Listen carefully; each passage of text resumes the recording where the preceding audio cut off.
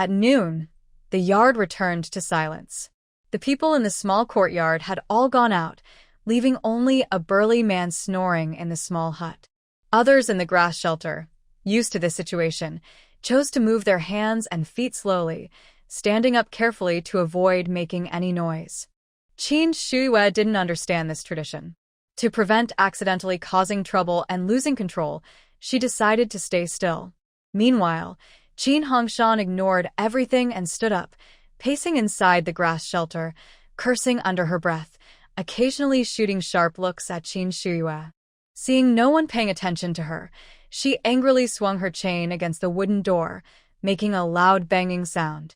At this moment, Qin Shuiwe, with keen senses, noticed movement coming from the main room. She immediately buried her head in her arms, listening carefully to the sounds outside. After about 2 seconds, the person who had been standing suddenly sat down in a neat squat position.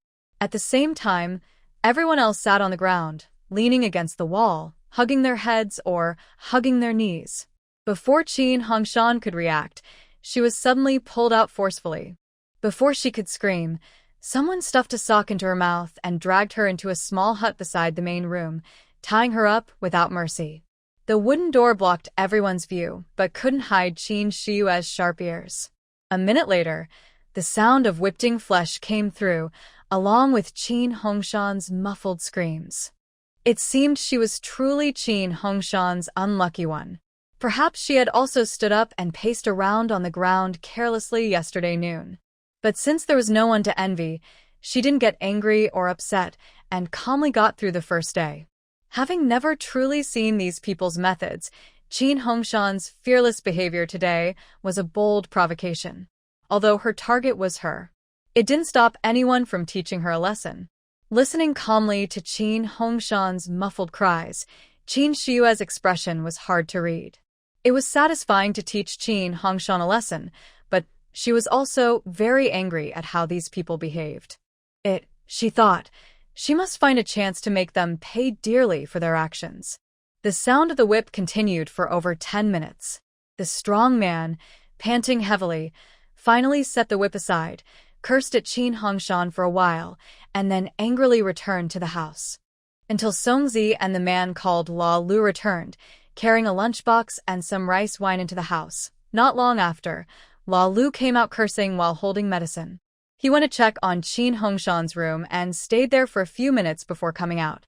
If there weren't recent rumors, I would have sent that woman away long ago. Songzi, you guys go over there. What do the people over there say? Those women will have to stay locked up for a few more days. But the one who can read and write, someone will drive her to Yanmen Market tomorrow night. But have you tried to see if she really can read or write? There was a brief silence in the air. I forgot. Hurry, get me the whole book. If that woman dares to fool me, I'll see how I deal with her. Soon, Songzi stormed into the thatched shed, scaring the others inside into a huddle, trying to hide their presence. You read for me? I will read. People. Only the people are the driving force behind creating world history. All reactionaries are just paper tigers, Songzi. I always feel like you're implying something about me, but there's no proof. With a serious face, confirming that Qin Shuiwe really can read, he didn't care about what she was reciting. His mood visibly brightened, and he turned to leave the shed. She can read, for sure. That's good. These people had eaten well and had no intention of caring for those locked in the shed. Soon, snoring filled the entire yard, even inside the shed, sounding very real. Honestly, these people are quite carefree. Quietly shifting his feet, the sound of chains clinking in the silent night was especially harsh. Qin Shuiwe slightly moved her fingers, held her breath, and before long, everyone inside the shed collapsed to the ground. Qin Shuiwe quickly took out a piece of wire from her space and sat on the ground, fiddling with it blindly. She was a trained doctor in her previous life, but honestly, she didn't know much about this kind of thing. So, her fiddling with the wire was all based on luck. Clearly, her luck was better than Meng Chongqing's. After 5 minutes, the chain snapped open. She quietly moved to the edge of the grass hut, stretching her muscles. She reached out and tried to unlock the door outside. She couldn't see the lock clearly and was worried about making noise and waking the people inside. Sweat dripped down her forehead as she worked for about 10 minutes before the door finally opened. Crouching low and hidden in the dark, she quickly moved to the window. She lit a stick of incense, held her breath for a minute, and then listened as the snoring inside stopped. Ancient wisdom is endless. The incense that can make people faint was something she found in old books, prepared especially for her undercover work. She had various types of sleep-inducing drugs, powder, liquid, and this incense. There's always one suitable for these animals. Once she confirmed everyone inside was asleep, Qin Shua strode in confidently.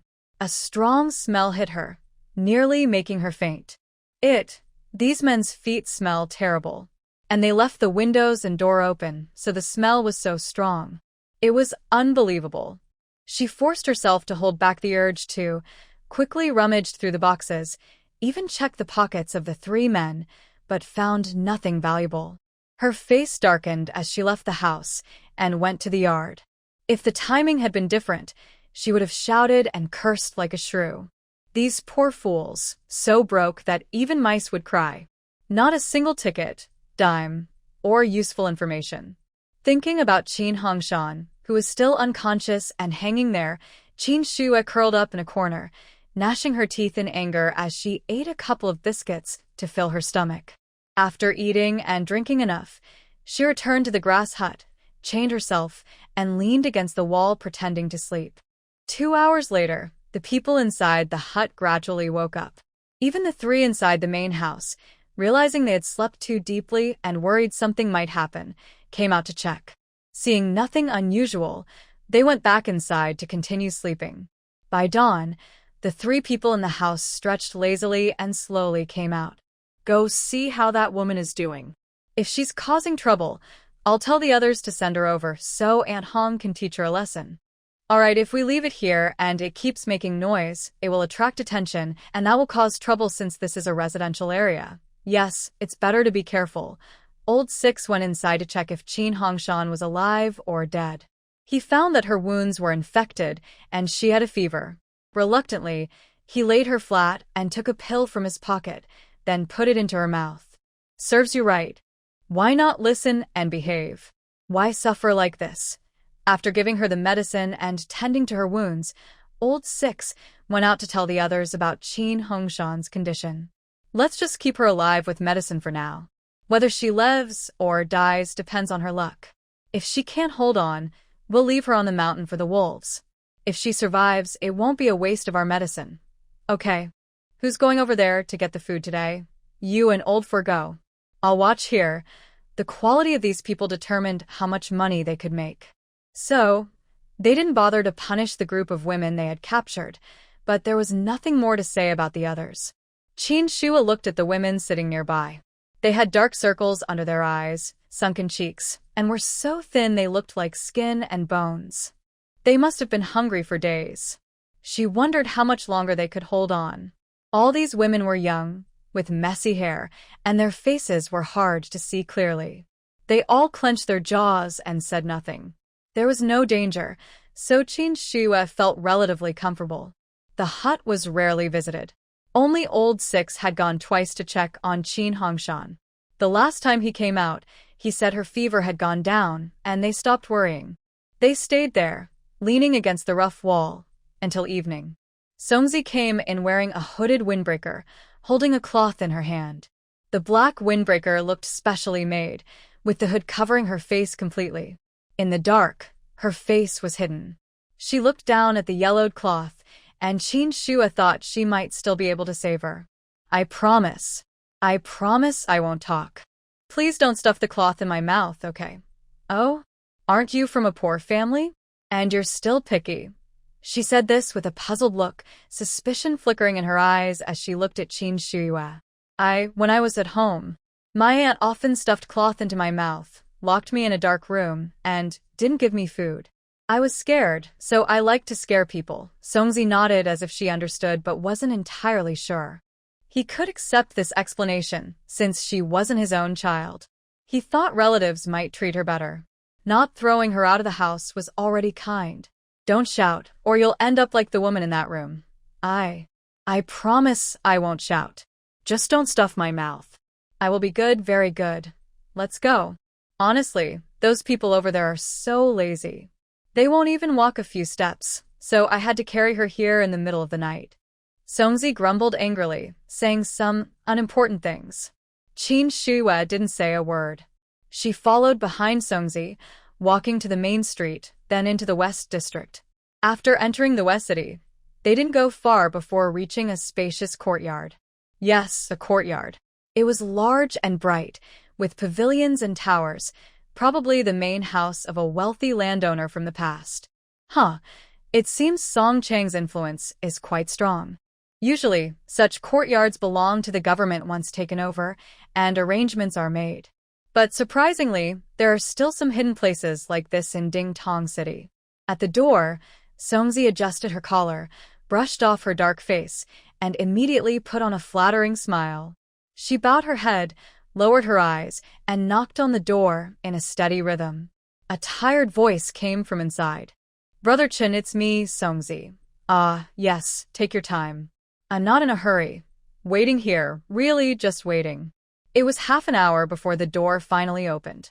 "Brother Chen, good evening." She nodded and bowed, almost kneeling to greet him. "Oh, Songzi, isn't that our great hero? I heard about your big achievement. The boss knows, and he said he wants to reward you. When you get the reward, don't forget your brother." Of course, of course. No one forgets that Brother Chen promoted me. Don't worry, I have it in mind. All right, come in. Matsuko took Qin Shuya into the courtyard. The first thing she saw was a large decorative wall. If someone didn't know better, they might think it was a wealthy person's home. Turning past the wall, she expected to see a clean, fresh, small yard.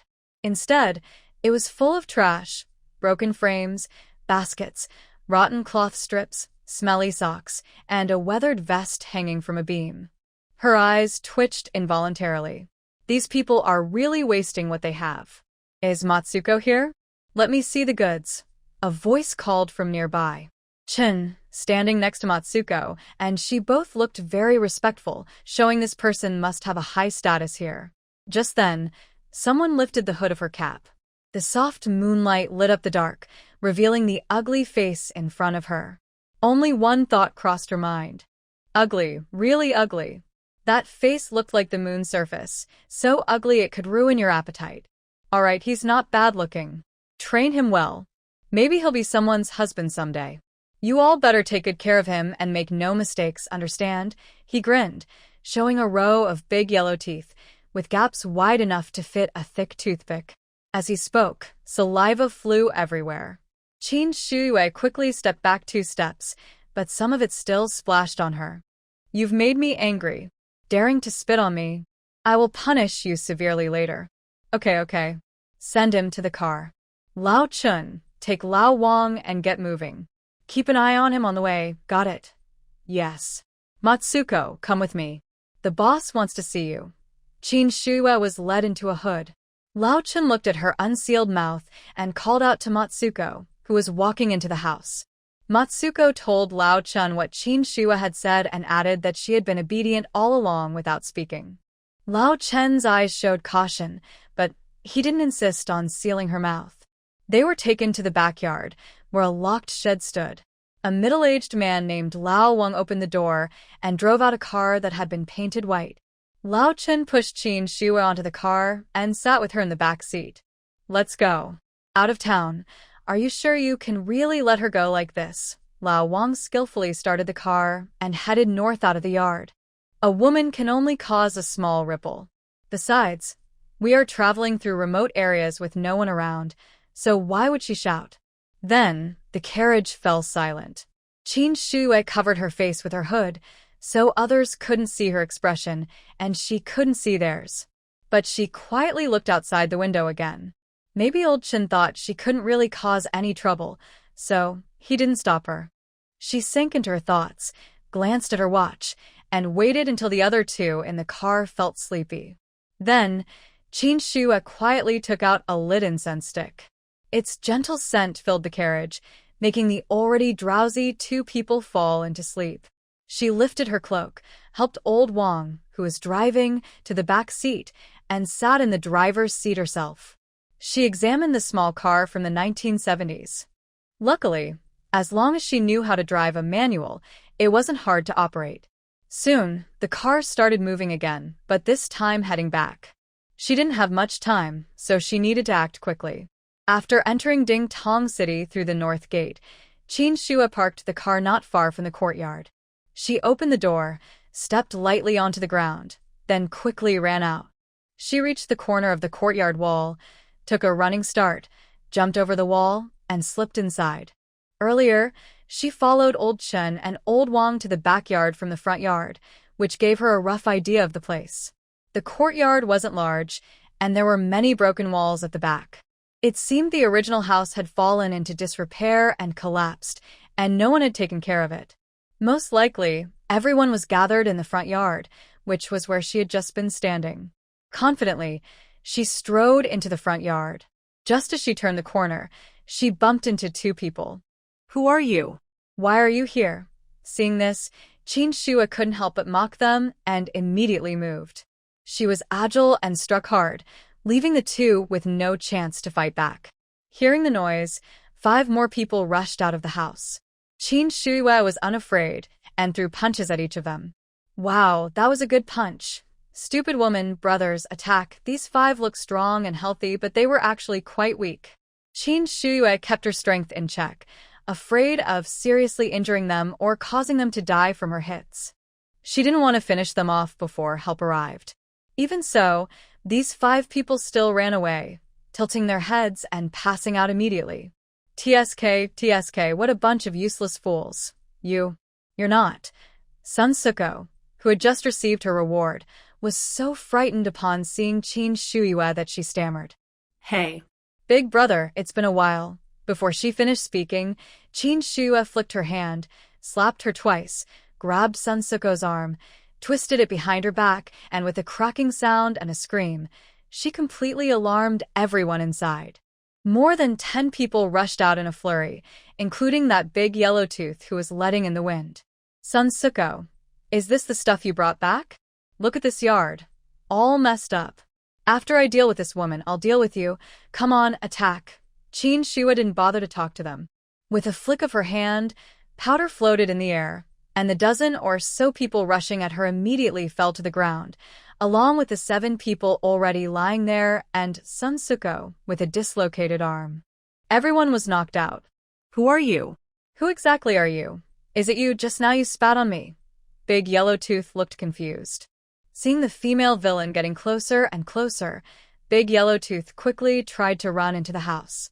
Qin Shua, not wanting to dirty her hands, kicked him down to the ground. Then, a series of quick kicks rained down on him like raindrops. I told you not to let in the wind. I told you not to spit on me. I told you to keep clean. I'm going to kick this dog out of here. Enough. Comrade, since we've met, it's fate. If our people were rude, can I, as the leader, make amends? Whatever your conditions are, just say them. Finally, she forced the boss behind the scenes out. With another deep kick, she knocked Big Yellow Tooth unconscious on the steps. Qin Shua lazily walked over to the boss, her eyes innocent as can be. Is there really compensation? Any amount is fine. Yes. How about we talk inside? This boss looked quite respectable, with a touch of elegance. Among the crowd, he could easily gain trust and goodwill. No one would suspect that he was the head of a human trafficking ring. Comrade, come with me. Qin Shua knew that besides the boss in the room, everyone else had been knocked out in the yard.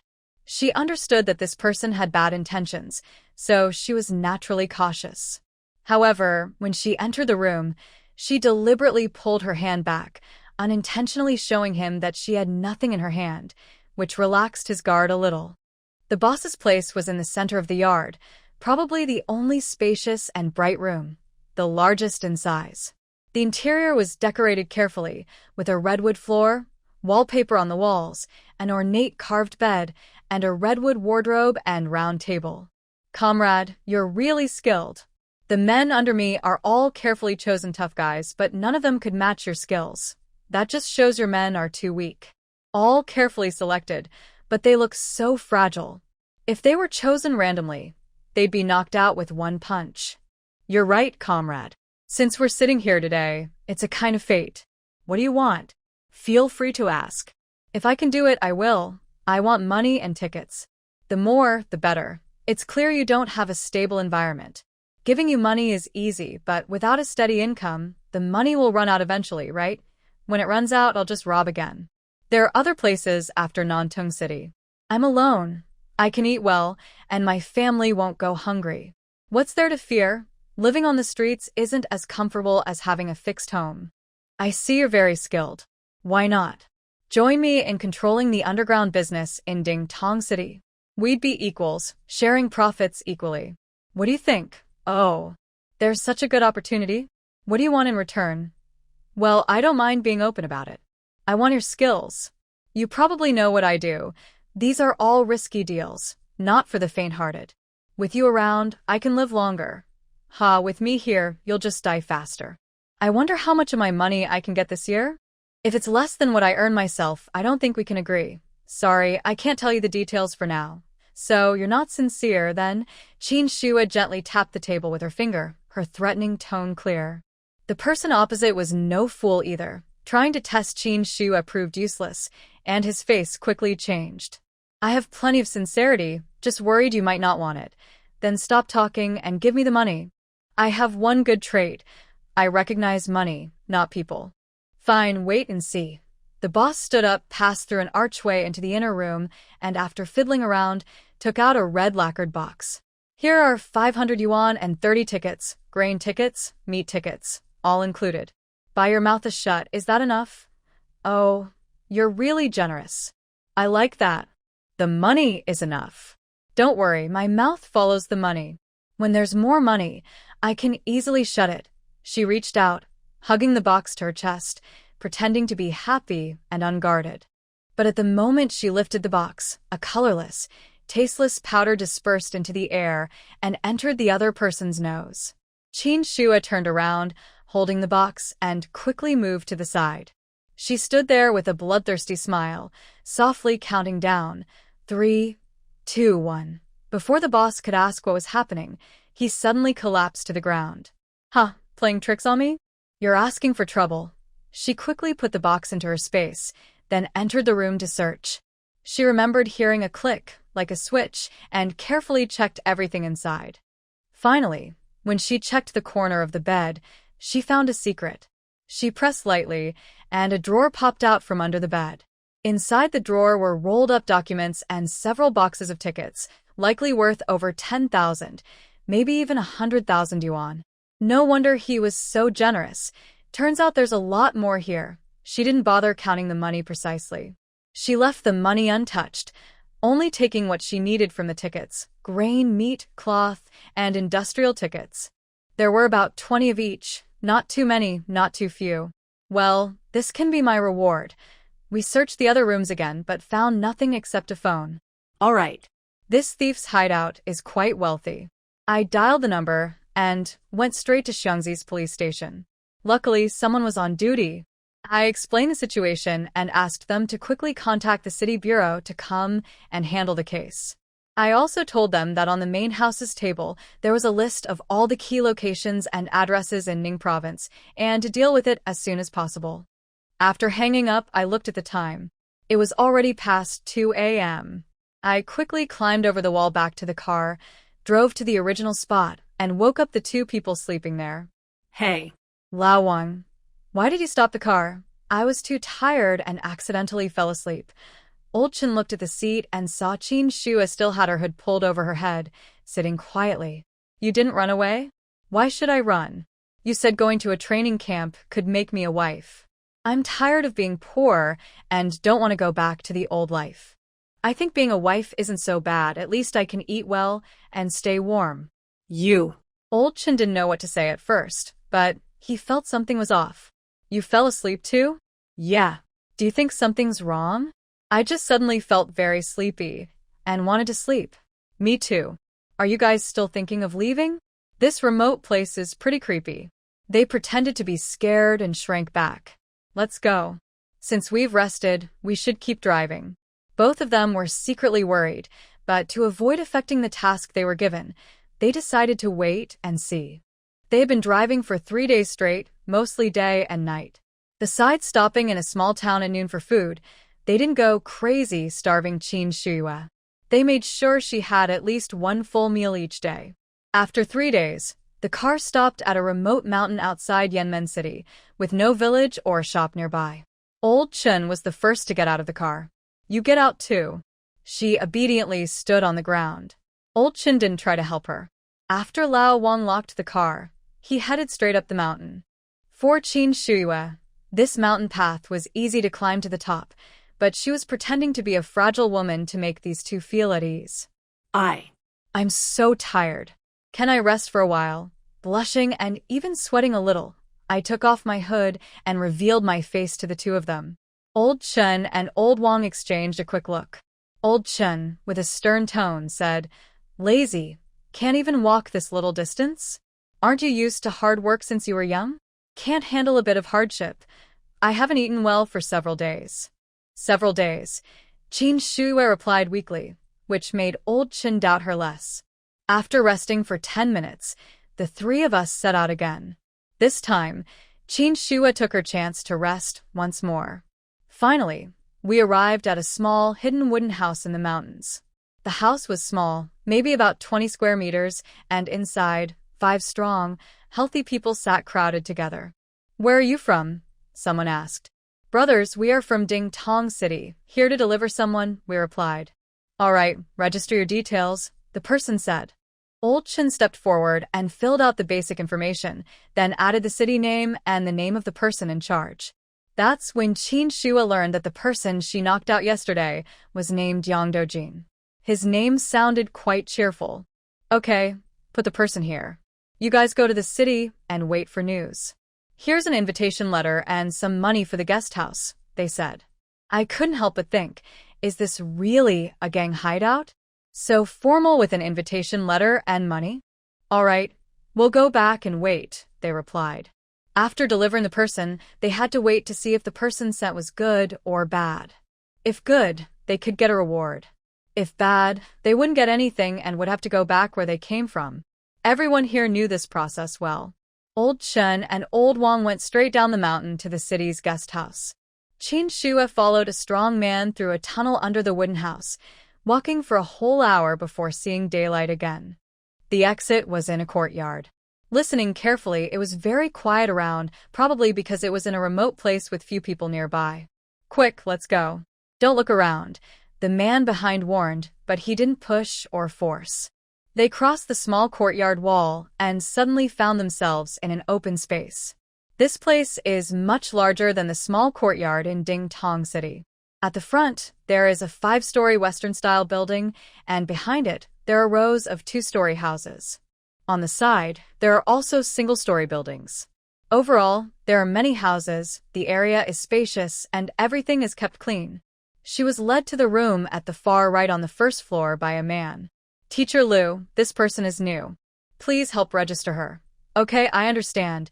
Teacher Liu first looked her over, raising her head proudly and rolling her eyes. After the man left, Teacher Liu sat there, looking down at something, not intending to pay her any attention. "Teacher Liu, what are your plans for me?" "Shut up. You're just a country bumpkin with no manners. Don't you know you shouldn't bother others when they're busy? Oh, how noble are you. Teaching in a den of thieves, thinking you're a cultured person. Watch your words." Huh? "If you're not honest here, you've got some nerve. Teacher Liu, you don't have children, right? If your kids knew their mother was here. TSK, they probably wouldn't want to see you. You're talking nonsense. What do you know? Only by earning money can I have a better future. One day, they'll be grateful to me. Fine, you just want this organization to stay forever so you can stay here safely and keep earning money. You. Get out. Get out. I won't register you. I'll lock you in the small black room. Teacher Liu, I can read and write, and I'm quite educated. Tell me. Would your leader really let someone talented like me slip away? Qin Shuya was so confident. Sure enough, after hearing this, Teacher Liu's face turned purple with anger, and she sat there panting heavily. "So, Teacher Liu, are you willing to process my registration now? Who? Who are you exactly? Me. Just a poor girl who's been bullied. Now I've found a place where I can turn things around, so I have to seize the opportunity. But, Teacher Lu, I have a bad temper. Anyone who offends me won't end well. I have nothing to lose, so I'm not afraid. As for you, well, that's hard to say. Qin Shuai does not want to be bullied here in the future. She thinks the final outcome for these people is uncertain, so there's no need to indulge them. In the end, Teacher Lu was threatened, but still helped Qin Shuai register, holding back her anger. This is the dorm key. Do you see that row of two-story buildings? The third empty room from the left is a shared room for 8 people. It has a porcelain basin and clothes for changing. If you want to buy more, you need to use credits. What are credits? Credits are a score that teachers give based on your attitude towards learning, your progress, and their impression of you. You need these credits to exchange for things at the procurement office. Can I go out? Teacher Lu looked at her and tried not to roll her eyes. No, alright, this training camp is quite formal. I don't know what Song Chong is thinking, coming up with so many tricks. In the end, isn't it just heading down a path of self-destruction? They're crazy, aren't they? While complaining, Qin Shuai walked toward the dorm that Teacher Lu pointed to. When she opened the door, she saw 4 bunk beds, with only 2 lower beds occupied. The others were empty. It seems they are really short of people here. She tidied up her belongings and sat on a thin mattress. Qin Shuai suddenly felt she should try harder, at least add a mattress and blanket. Although the weather isn't cold now, sleeping on this hard bed will definitely cause back pain the next day. Sigh, going from simplicity to luxury is easy, but going back from luxury to simplicity is hard. In the afternoon, someone knocked on the dorm door. A middle-aged woman with a stern face, similar to Teacher Lu, entered. It's unclear if people like her are seriously ill, but they always think they are superior. Dinner is at the cafeteria. Since it's your first day, you can eat 3 free meals. Here are the meal tickets. Also, after dinner, you'll have a test. Based on your score, you'll earn some credits. After the test, you'll find out which class you'll be assigned to. Also, you must call the teachers when you see them. If you forget, you'll lose 1 point. Do you understand? Qin Shuai raised an eyebrow and nodded silently. She was planning to just fake the test, but after hearing this, she became more motivated. The more credits she earns, the more she doesn't care about deductions. It seems that the better she studies, the more freedom she will gain. Maybe I should go to the front 5 floors to see what's happening there. At 5 o'clock, the other 2 people from the dormitory returned. When they opened the door and saw a stranger, they were first surprised, then nodded and started packing their things. By 5:30, they took their lunchboxes and went to have dinner. Seeing that Qin Shuai hadn't moved, they hesitated and softly reminded her, "It's time to go eat dinner." "Oh, okay." Qin Shuai followed them to the dining hall. There were 5 tables, with a large basin in the middle. When she looked closer, she saw it was stir-fried cabbage. Later, when you go inside, you need to take out your meal ticket first and give it to that teacher. He's quite strict, and if you don't, he might scold you. Okay, I understand. By the way, I'm Shu Wei. What's your name?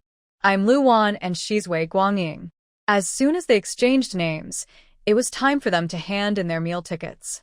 They each handed over a piece of paper about the size of a ration coupon, then sat at a table near the door. 10 people sat around a square table, standing quietly. Everyone looked different, some numb, some eager, some happy. Sit down and start eating. The man collecting the meal tickets gave the order. Everyone sat on their stools, opened their lunchboxes, and started eating without saying a word or looking around. Each person had a small bun, and they had to serve their own food. Whoever got there first had the best share. Although each person only had 1 spoonful of food, they couldn't fill it completely, just 1 spoonful. Even if there was a little soup left, it still counted as 1 spoon. At each table, there was always someone who couldn't get enough, ending up dipping their bun into the soup to barely fill their stomach. At Qin Shuai's table, the last one to get their share was Lu Wan. Although Qin Shuai had just arrived that day, she had already made up her mind when she heard the rules. Even if she couldn't be first, she definitely wouldn't be last. Lu Wan looked at her bowl, which had little oil and water in the soup. Thinking about the hunger she'd feel tonight, she felt wronged and started crying while eating. Qin Shuai glanced at her, sighed, and scooped some food from her own bowl into Luan's. No, that's not right. Luan saw the food and didn't feel happy. Instead, she was frightened and quickly reached out to try to push the food Qin Shuai handed her back. No, Shuyu, you can't do this, you. Oh, is this the new girl? Or a hero? Since you can't handle that dish, why not give it to me? A female classmate sitting nearby looked at Qin Shuyu with ill intentions and slowly stood up, walking toward her. Luan was frightened, grabbing Shuyu's arm and trembling as she stepped in front of Qin Shuyu. When Xian you, you're being too much. This is between us. It has nothing to do with you. TCH, country bumpkin. Don't you remember how you used to shrink away when you saw me? Now you're acting tough? I think you've gone a few days without a good punch and are missing your mom's fists. The people at other tables seemed used to this kind of scene and showed no intention of interfering. The person who had just collected the tickets only lifted his eyelids briefly to glance at this side, then looked away. Clearly, he wasn't going to get involved, since he wouldn't interfere. Why be afraid? Qin Shuyu protected Luan behind her and suddenly threw a punch, knocking Wen Xian flying. The scene fell silent again. The sounds of dishes being served and chewing stopped completely. Everyone looked at Qin Shuyu in shock, then at Wen Xian on the ground, frozen in place with no one making a move. The man standing at the door, usually expressionless, finally showed a hint of surprise. He looked back and forth at Qin Shuyu, curious and lost in thought. When Xian sat up, touching her painfully swollen face, and pointed at Qin Shuyu, shouting, "You wicked girl! You hit me with a secret punch. Sisters, attack her. I don't believe we can't take her down." Soon after, more than 10 people from other tables stood up and moved toward Qin Shuyu. Shuyu. What should we do? Wei Guangying pursed her lips and quietly took a small dagger from her pocket, handing it to Qin Shuyu. This is the dagger I traded all my credits for self-defense. Keep it. You need to stay alive first if you want to get revenge. Qin Shuyu weighed the sharpened dagger in her hand and nodded with satisfaction. Come on, little saplings. Are you ready to face the storm? She just looked at these people's expressions and saw that almost everyone had anger on their faces. This shows they often bully others, and because of the bad school environment, they have become even more arrogant. That was perfect for her, because she liked to deal with people like this. She wanted to see how tough they really were. She flipped her wrist, and her dagger flew into the air, stabbing straight at the person closest to Qin Shuyu. Before she could react, Qin Shuyu pulled out the dagger and stabbed at the next person. After stabbing 3 people, the first one fell to the ground and screamed. The remaining 10 people clearly wanted to back away. Qin Shuyu wouldn't let them go. She kept attacking, knocking all of them to the ground.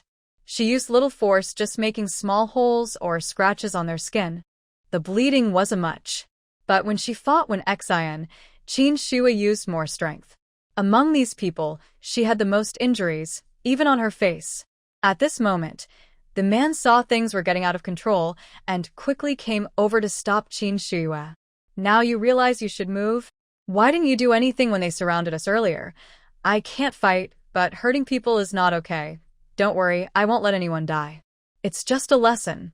If I punish them too harshly, maybe they'll come after me later.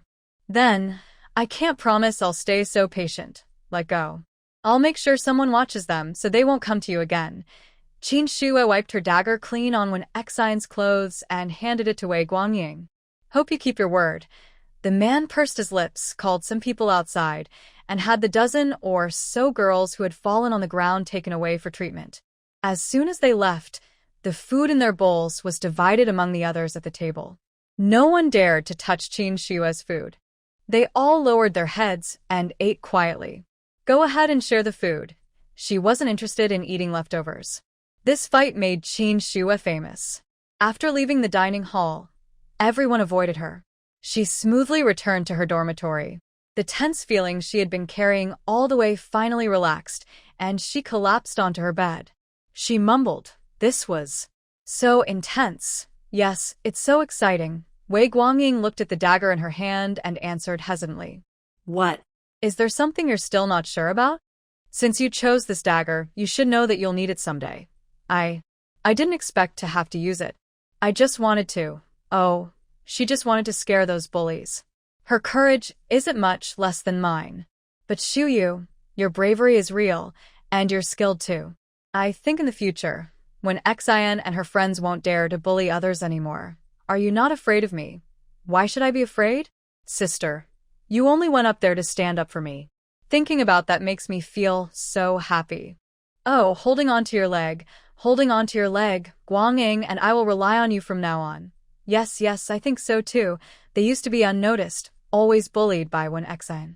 If she hadn't studied hard and saved enough credits to get a dagger, Wen Xian wouldn't have backed down so much. After today's event, she became even more eager to become stronger. She wanted to be brave and invincible like Shuyu, so that no one would dare to bully her anymore. The atmosphere at bedtime was very good. Luan chattered a lot about school life to Qin Shuyu, who, being new and unfamiliar with everything, gained more confidence. By the way, Luan, do you know what those 5 floors in front are for? That 5-story building is actually our ultimate goal. Huh? What do you mean? Why is there a goal? Is it because she hasn't heard about it before? Qin Shuyu sat up straight, leaned closer to Luan, and called Wei Guangying over. The 3 of them whispered about the story of the 5-story building in front. After their explanation, Qin Shuyu finally understood that the building was where the organization sent women to become wives. Each one was carefully selected and trained by the training camp, excelling in all areas and absolutely loyal to the organization. Talking about loyalty to the organization. How does the organization determine if these women are truly loyal? She wondered this in her mind and naturally asked aloud. I also heard from others that they send these women out for a while to do some tasks to see if they are really loyal. Qin Shuyu said nothing meaningful. She didn't clearly explain what the real issue was. To find out the truth, she would have to reach that point herself. In her past life, she took the college entrance exam on her own. She vaguely felt she hadn't studied hard for a long time. Unexpectedly, she ended up undercover and caught up in competition. Early in the morning, at 5 o'clock, Qin Shuyu was still asleep when Luan woke her up. She was very sleep-deprived. Being suddenly called, she was momentarily confused. She looked at the clock on the wall and, in disbelief, asked Luan, "Really? Do I have to get up at 5? Yesterday, because she changed her bed and the mattress was thin, she tossed and turned all night. She finally fell asleep around 1 a.m. and thought she wouldn't get up before 6 or 7. But now, 5 o'clock? Before she could settle herself, she automatically started to get up. Did Teacher Lu not tell you when you came in? About morning exercises? It's to build a strong body. Qin Shuyu was confused. Qin Shuyu exclaimed, "Wow, this school had successfully caught her attention. I argued with that teacher when I arrived. It's normal if she didn't tell me." "What? You dared to fight Teacher Lu. What's wrong? Did she look at you kindly when you arrived?" "Not at all. She always has a sour face for everyone. Only the staff on the 5th floor gets a smile. Honestly, maybe we're not worthy. Does she do that to everyone? By the way, how did you get kidnapped?" I wasn't kidnapped. My parents sold me to them." Qin Shuyu paused while dressing, looking at Luan with a hard-to-read expression. Mainly because she didn't know what expression she should have. "There are too many kids at home, and they can't feed us. My parents are very biased toward boys. To get money for my brother, they sold me. I've been here for 2 years, and I no longer care." Luan didn't say anything wrong. Although she knew this place was a den of thieves, it was more comfortable than her home. No beatings, no small dark rooms, no hunger, no cold. Her former family had become very faint in her memory. As time went on, she probably would forget them completely. "I'm not sold. I was kidnapped." After saying this, Wei Guangying went straight to the water room to wash up. "That's just how she is. Don't take it the wrong way. I understand. Some people appear cold on the outside but are kind inside, while others seem warm but are cold-hearted. That's just their personality." She only needed to stay with people she felt comfortable with and didn't need to care about others' opinions. After quickly finishing her wash, She went to the yard. About 50 people stood in 10 rows, neatly arranged. It was the same man from yesterday's cafeteria, looking stern and commanding without raising his voice. 1, 2, 3, 4. 55, 56. Good. No one is late today. Let's start today's training. As usual, the top scorer will earn 10 credits and a waiver from punishment. Qin Shue was surprised when she heard about the waiver. She quietly asked Luan beside her. Luan didn't dare speak loudly and answered softly. It means if you do something wrong today, you won't be punished. That's only for today. After today, will I still be punished for this? No. Since you used the waiver, this matter can't be brought up again. She nodded clearly and then made up her mind. The morning exercise was very boring: running, jumping, climbing, rolling, fighting. All these moves took 2 full hours. 55 people were exhausted and lying on the ground. Only Qin Shue remained standing, looking a bit like she stood out from the crowd. A few, like when Xian and others, had injuries but persisted through the pain. Here, there was no such thing as taking leave.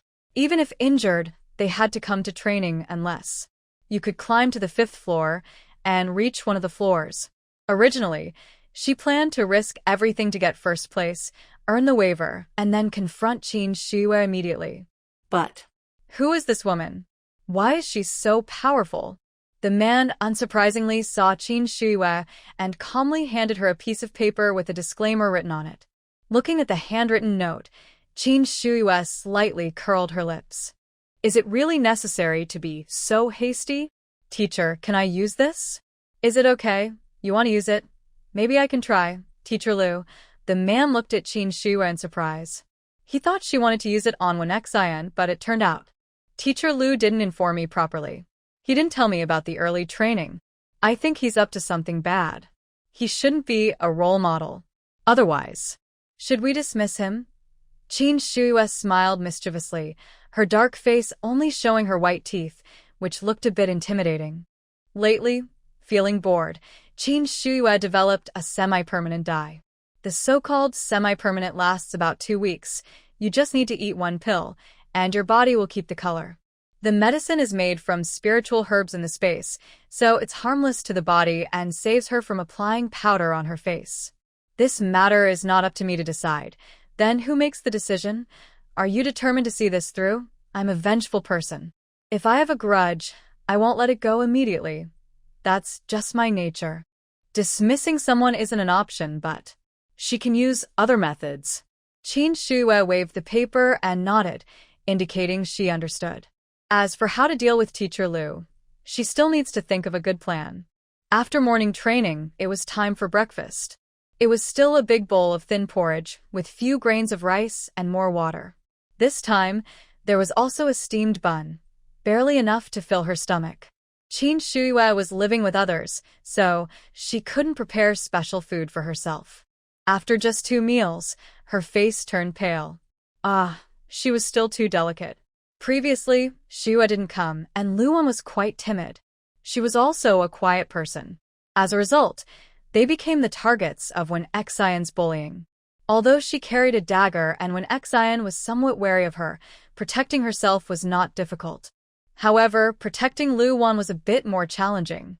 Luan didn't want to leave her behind, so she also got caught in some trouble a few times, which made her quite angry inside.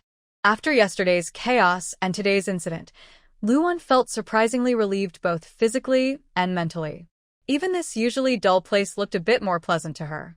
The 3 of them arrived in front of the middle room of a row of simple houses. Inside, there were neatly arranged tables, chairs, and benches. The walls were covered with newspapers that looked fairly new. The floor was concrete, and there was a podium at the front, but no blackboard behind it. Sit with us, someone said. Can we sit anywhere here? Luan asked. Yes, it's not fixed. Although there seem to be many rules here, most are quite relaxed. As long as no one gets hurt, most things are allowed, the person replied. Oh, that's quite humane. Luan nodded in understanding. They casually found a seat and sat down. Soon after, Xian and her followers, limping slightly, entered the room. They kept their distance from Qin Shue, each several meters away. If the classroom weren't so small, they might have even run out. A few minutes later, a middle-aged woman with a serious expression entered. She wore a deep gray coat casually draped over her arm. Her hair was neatly combed, her eyes slightly raised at the corners, her face slightly pale, and her lips pressed tightly. She didn't look very friendly. Sure enough, Qin Shiyue's thoughts were quickly confirmed. I see there's a new student today. You probably don't know my rules for class, but I don't have much time to explain, so you'll have to figure it out yourself, she said. Without much thought, it was clear she was talking about Qin Shiyue. Qin Shiyue squinted slightly, then smiled faintly and nodded, saying, "Okay, teacher." The middle-aged woman looked at her silently. In the past, new students often looked discouraged and unpleasant to see. But today, this one was different from usual. Today's lesson is to check everyone's previous learning. We'll see how well you've learned the rules and etiquette, she announced. Everyone remained silent, not daring to speak. Let's start with you, she said. A woman pointed casually at a young woman sitting in the front row. The middle-aged woman sitting nearby crossed her arms and looked at her with a stern expression. The young woman hesitated, then stood up. She adjusted her collar, clothes, and pants, and then confidently took 2 steps forward. Before she reached her 5th step, the middle-aged woman grabbed a thin stick from the table and swung it at her. "Ah, all you do is cry. After a year of training, you still can't behave properly. You're as clumsy as a pig.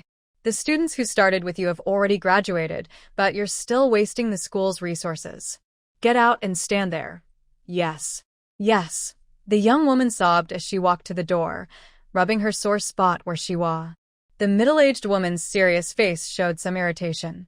She pointed at the next young woman to demonstrate. But the result was the same as before. By the time Qin Shiyue finished, 10 students had already been sent out. "Stand up." Qin Shiyue stood up, smiling happily, with a joyful look in her eyes. She tidied her clothes, crossed her hands at her waist, and crossed her legs, walking with a charming grace. "Not bad. Your gaze is just right, your manners are proper, and your posture is flexible. You have the qualities of a good wife." "Thank you, teacher." She slightly bowed, still smiling. She had attended many banquets in her past life and had studied etiquette carefully. There was no way this old woman could embarrass her. Suddenly, a strong gust of wind blew. Qin Shiyue kept her composure, resisting the urge to tear the person in front of her apart. Her face remained calm. The middle-aged woman was satisfied and put away the small stick. "You're qualified. Go back." "Yes, teacher." On the way back, she kept her hands down. She didn't want to get hit again by that old woman, or she might lose her temper and fight her. Wei Guangying and Lu Wan were clever. They followed Qin Shiyue's example and narrowly passed. The quick-witted ones also followed the crowd and safely returned to their seats. All 30 students finished their performances, and the class was over. The middle-aged woman looked at her watch, said nothing, and left the classroom. She also took the few people standing at the door with her. "Phew! That's a relief. That's a relief." Luan looked at the people walking away and patted her chest, feeling relieved. "Why did you get so scared?" "Shiyue, you don't know. That old woman is really tough. The people she took away will definitely be locked in a small dark room. It's a 3-day punishment, only 3 bowls of water and a simple bread each day. Going hungry is secondary. The real torture is being in that dark, gloomy room. From what that old woman said, this isn't her first time giving this lesson. Why do some people still fail? This school is very unpredictable. Even the rules and lessons are flexible. At first, that old woman was teaching us manners, like walking and smiling, separately. Today, she suddenly tested us without telling us what the test was about. Everyone was confused, which led to mistakes. If you weren't quick-witted, Guangying and I might have been among those who failed.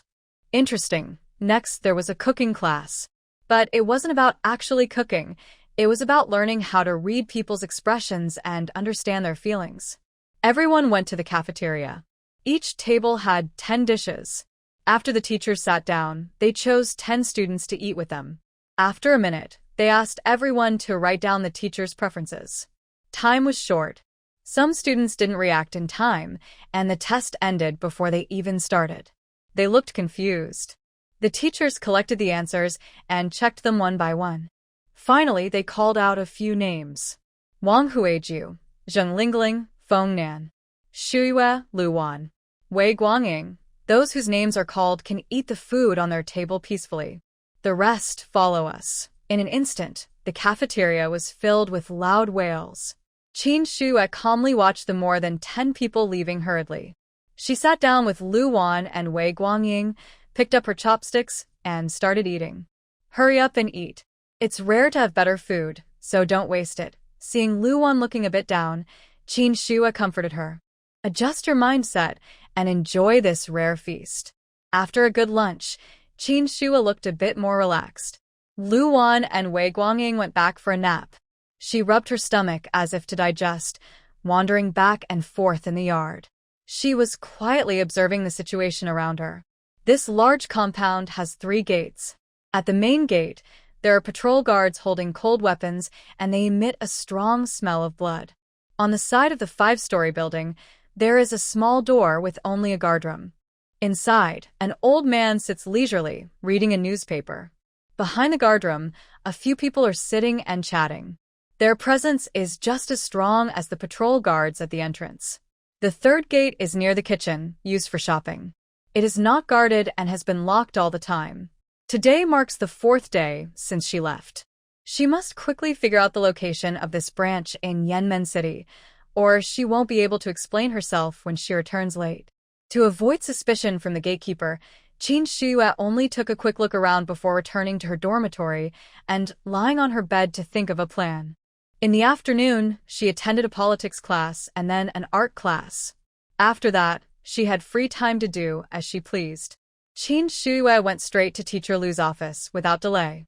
She pushed open the door. Teacher Lu looked up and saw the visitor, her face showing a moment of nervousness. What do you want to do? She had heard about what happened this morning. She had been worried all day, unsure how Qin Shuyue might retaliate. Teacher Lu, how about we make a deal? A deal. You probably know about my situation, right? I am free and wild. Can't stand being wronged. If I punch you, do you think you can withstand it like Wenqin? No, what do you want? Just say it directly. Be honest. My request isn't unreasonable. Just tell me each teacher's personality and the courses they teach. That's it. That's simple for you, but very important for me. Deals are just about mutual needs. This time, Teacher Lu didn't stutter or hesitate. She listed all the courses at the school, though she didn't go into much detail about the teachers' personalities. But Qin Shuyue didn't mind, because she got an important piece of information from Teacher Lu. That is, many courses are not taught here but at other locations. This so-called other place is probably another branch of Yanmen City, right? Why aren't those people on the 5th floor coming to class with us? They were selected and sent to each family to become the head of the household. So, their classes are different from yours. After they are assigned to leave, you will also be screened, and finally, you will move into that building to receive new education. Understood. I hope the teacher keeps today's conversation secret. Otherwise, you know the consequences. I know. If you don't say anything and I don't say anything, no one will know what we discussed today. Thanks. She pushed open the door, walking while processing the information she heard. Once back in her dorm and sitting on the bed, she decided to investigate the situation on the 5th floor tonight. After dinner, as night deepened, everyone returned early to their dorms to rest. In this era, there were no entertainment options, especially in this fully enclosed hideout. Shuyue, have you ever thought about where you'd go or what you'd do if you could get out? No, I haven't. What about you? At first, I always thought that even if it was hard, tiring, or I had to beg for food, it was better than staying here. But later, I gradually stopped thinking about it. The hope of leaving became more and more distant. Now, I just want to stay alive. We will get out. We will definitely leave. Perhaps Qin Shuyue's firm words made Lu Wan's silent heart come alive again. Shuyue, if I could leave, could I go with you? Since you're alone, and I am alone too, we could find a big group to settle down in. We could work from sunrise to sunset, live simply, and be self-sufficient. Even if it's hard and tiring, at least we would be free. Okay, I'll take you with me when I leave. Neither of them mentioned Wei Guangying because they both knew she had family. If she could leave, she would definitely go back. Just as they thought this was obvious, Wei Guangying suddenly spoke. I can leave too. Take me with you. Guangying, don't you want to go home? Luan sat up from her bed, surprised, and asked. My home. I've been away so long. If I go back, my reputation will be ruined. My parents are factory workers. If I cause them to lose their jobs because of me, my brothers and sisters might complain. Not going home is the best choice. At worst, I'll just send a message to my family. Guangying's words made Luan fall silent for a while, finally sighing softly.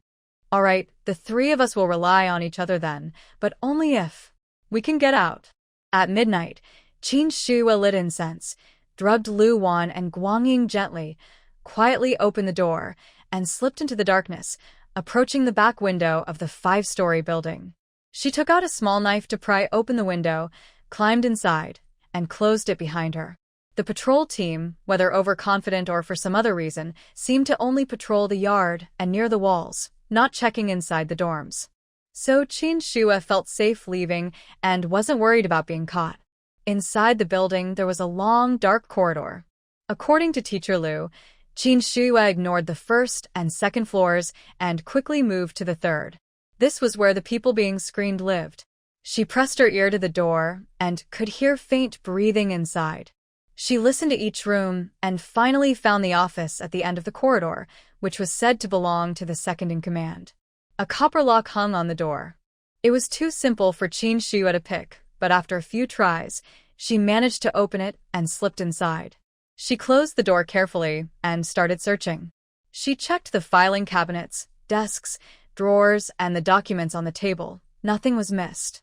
Finally, she found what she needed in a file box.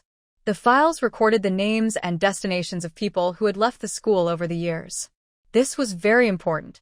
She knew she couldn't take the files with her. Such secret information, if taken tonight, would cause the entire school to go on high alert tomorrow. It would be very difficult to investigate other locations then. After thinking for a moment, Qin Shua searched through her space for a while, took out her phone, and saw it was fully charged. Her heart relaxed a little.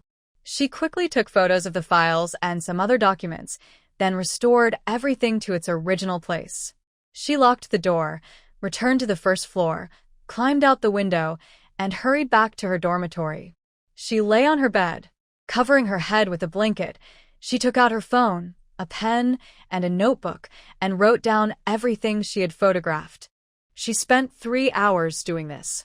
She rubbed her aching forehead, thinking that the two people had taken the magic incense and wouldn't wake up halfway through. She quickly slipped into her space.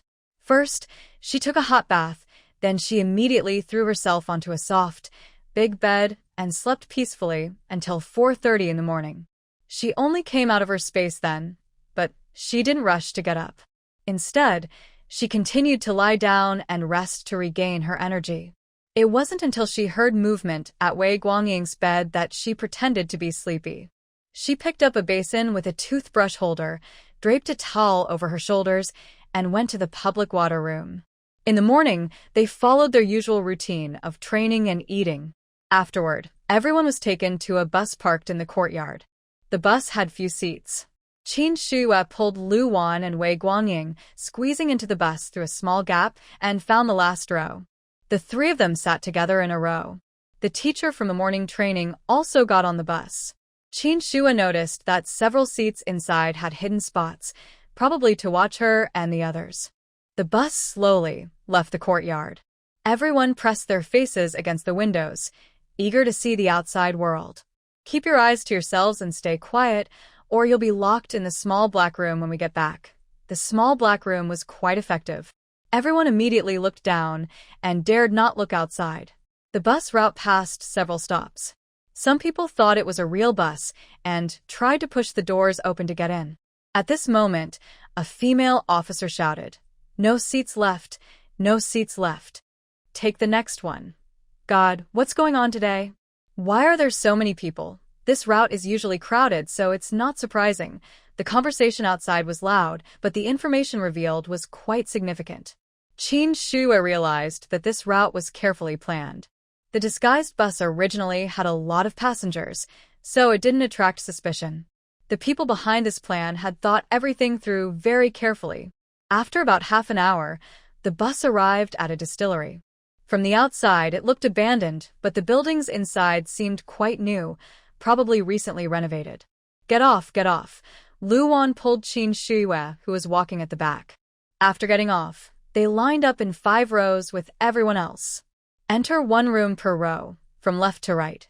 The 3 of them stood in the same row and were naturally assigned to the same room.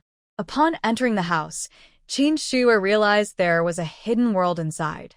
The floor was made of redwood, complemented by a full set of redwood furniture. Half of it was arranged in the living room and the other half in the bedroom. A curtain separated the 2 areas. Now, come here to draw lots. At this moment, a man with a slicked-back hairstyle carried a box into the room, raised his hand to show the items inside, and signaled everyone to come and draw lots.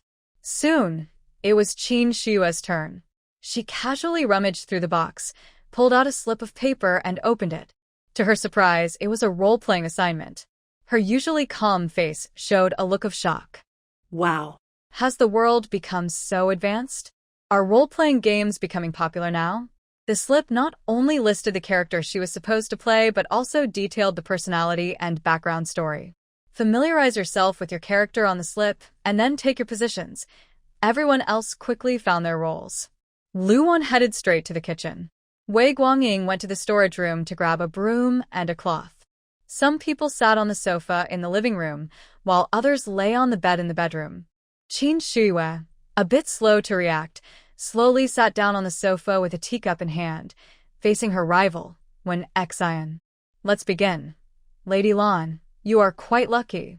Your son is lively and handsome, your daughter is obedient and sensible, and your husband loves you so much. Truly a winner in life. But I heard your brother-in-law has been very busy lately. Is he working on something important? I haven't seen him around the estate much recently. I usually don't ask about my husband's work. Even if I do, I wouldn't understand. I might accidentally say something I shouldn't, causing trouble for him. You shouldn't ask either, or it could lead to problems. When Xian didn't expect Qin Shue to be so direct. She froze, unsure how to respond. When Xian come out, yes, teacher. When Xian glared at Qin Shue with annoyance and reluctantly moved behind the slicked-back man, lowering her head as if lost in thought. Next, Qin Shue engaged in a lively debate with everyone. After making Wen Xian leave, she finally understood that all the characters were the wives of different families. Of course, they were all wives on a mission to gather information. She was the wife of a man being spied on. As long as she protected her privacy, didn't arouse suspicion, and stayed true to her role, she wouldn't make mistakes. Sure enough, she fought until the very end. Shue, come over here. Standing aside, Qin Shue watched as the people with different roles used their skills to steal secrets from the host and successfully deliver them to the person in charge. I didn't realize until now how surprising it was. That sneaky rat Song Chong managed to stay hidden for so long, probably because of the women he trained. The role-playing session ended, and everyone was taken to a classroom to listen to various methods of stealing secrets. This time, Qin Shue finally saw how it was done. After the lesson, they didn't stay long. Qin Shue didn't have time to investigate further and was quickly taken back to the original yard by the car. The day passed quietly. In the evening, Qin Shue normally drugged the 2 people in the dorm and slipped out of the room. This time, she didn't explore the yard but planned to go outside. She remembered the route from this morning very well. Although it was a bit far, if she ran at full speed, she could reach the place in about the same time as a bus. As she expected, running full speed along the route she knew, she reached the dilapidated yard she had visited during the day in half an hour. After searching around, Qin Shue found that the walls were all the same height. She couldn't find a short wall to climb, so she had to resort to climbing over the wall. Once on the ground, she quickly headed toward her target, which Bai Tian had pointed out earlier. The security here was as strict as at the school. During the day, she also saw quite a few men here. The list she got from the 5th floor yesterday only included women, so she guessed there must also be a list of men here. Qin Shue didn't know much about this place, only that the classroom's office was nearby. Whether there was a leader inside depended on luck. But today, her luck wasn't good. She flipped through 7 or 8 pages without finding what she wanted. Just as she was about to keep looking, she suddenly heard voices nearby. "Did you get the notice today? I have no idea what they're doing upstairs. They need people so urgently, but the training isn't even finished. If they send people out now, it might cause trouble. You're asking me? I can tell you, but you have to promise not to tell anyone. Otherwise, both of us will be in trouble. All right, you know some inside information?" I keep my mouth very tight. "Hurry up and tell me. I heard that the young master's biggest rival has returned. It seems something is going on. The young master is anxious and wants to move the plan forward. They're already preparing to send people to Beijing. Our trainees here, even soldiers, can't beat them. Can they really do it?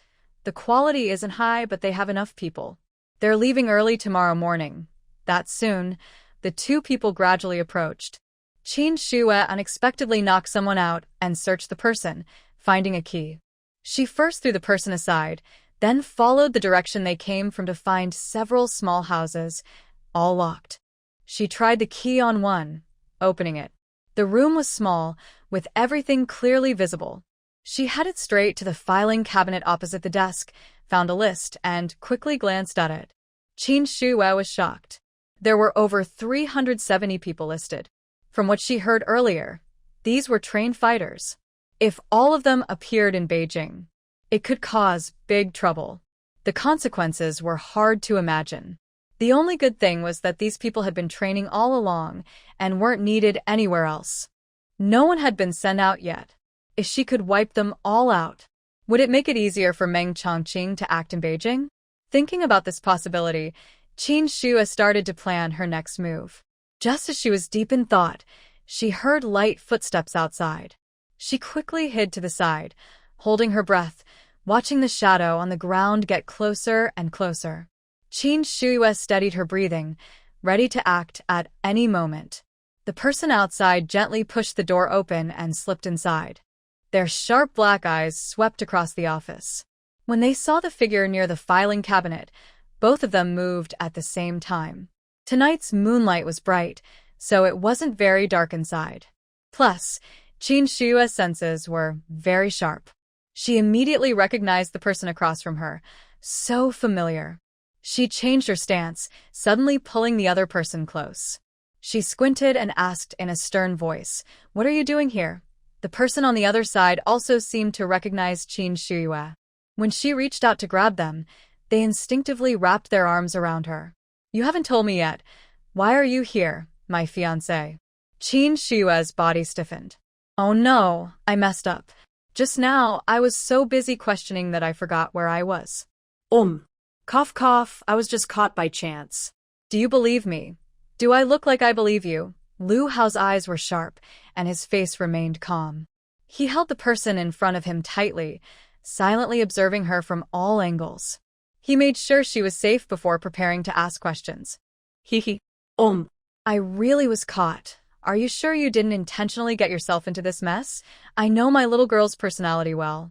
Besides, before I left, I talked with Meng Chongqing for a long time. I know their plans. I don't understand why the girl in my arms wants to set a trap for Song Chong, but as long as she wants to do it, I will support her unconditionally. That's why I am here today. When I go back, I will send people to investigate Song Chang's actions. At first, I had no information. But after Meng Chongqing returned and went straight back to the Meng family, I don't know if he was sincere or just pretending. He confided a lot in the Meng family. Although they are a bit naive, Meng Chongqing is still part of the family. No matter how angry or upset he was before, family bonds can't be broken. When he came back, the Meng family treated him warmly and even gave him many good things to make up for any hurt. Song Chong, used to having everything his way, couldn't sit still. He kept making small moves, which gave me a handle to follow. Based on Meng Chongqing's words, I found out about the Yian Gate base. I arrived tonight and didn't even have time to settle down before I came to check. It was such a coincidence that I caught a mischievous little cat. This. I have my reasons. Just know that I have a serious grudge against Lin Yan. Huh? Why Lin Yan, not Song Chong? Qin Shuo was stunned at first, then quickly reacted and asked instinctively, "Did you see Meng Chongqing? Did he tell you anything that you have secrets with other men that I shouldn't know?" Qin Shuo? Qin Shuo. A loud alarm rang in her mind. Qin Shuo rolled her eyes, thinking about how to come up with an excuse to cover up this matter. "All right, you don't need to keep turning your eyes like that. If you don't want to talk, I won't ask. When you're ready to tell me, I'll listen." "Yes." "Thank you. Where are you now? Are you safe?" "I'm still in a pretty safe place, just at the girls' training camp. We're learning some intelligence-gathering skills." "Oh, and here, take this." She took out the handwritten list from her pocket and handed it to Lu Haoqing. "This is the camp's list. There are also lists of people sent to various families, which will help you move around Jing City." Lu Haoqing took the list and quickly read through the pages. He was deeply shocked inside. Are there really so many? Looking at a name which represented a family involved in military or government work, he roughly estimated that there were about 60 households on these pages. They covered all departments, even including a clerk from Jing City's war zone. Yes, this camp was built just 3 years ago, and so many people have already gone out. It shows that Song Chang's plans have been in motion for quite some time. Since the day he pushed Meng Chongqing out of the Meng family, his plan has already started. What should we do with this? This list is very important. I need to deliver it personally to the leader. I also think this list might end up on the desk of a high-ranking official. On my way here, I overheard 2 people talking. They said the young master from Jing City can't wait anymore and wants everyone here to head to Jing City early tomorrow. Everyone? Do you know how many people are here? What are they doing? There are over 300 people. Just look at this list. Most of them are men, trained fighters. But I only found the full list of personnel, not the list of those sent out.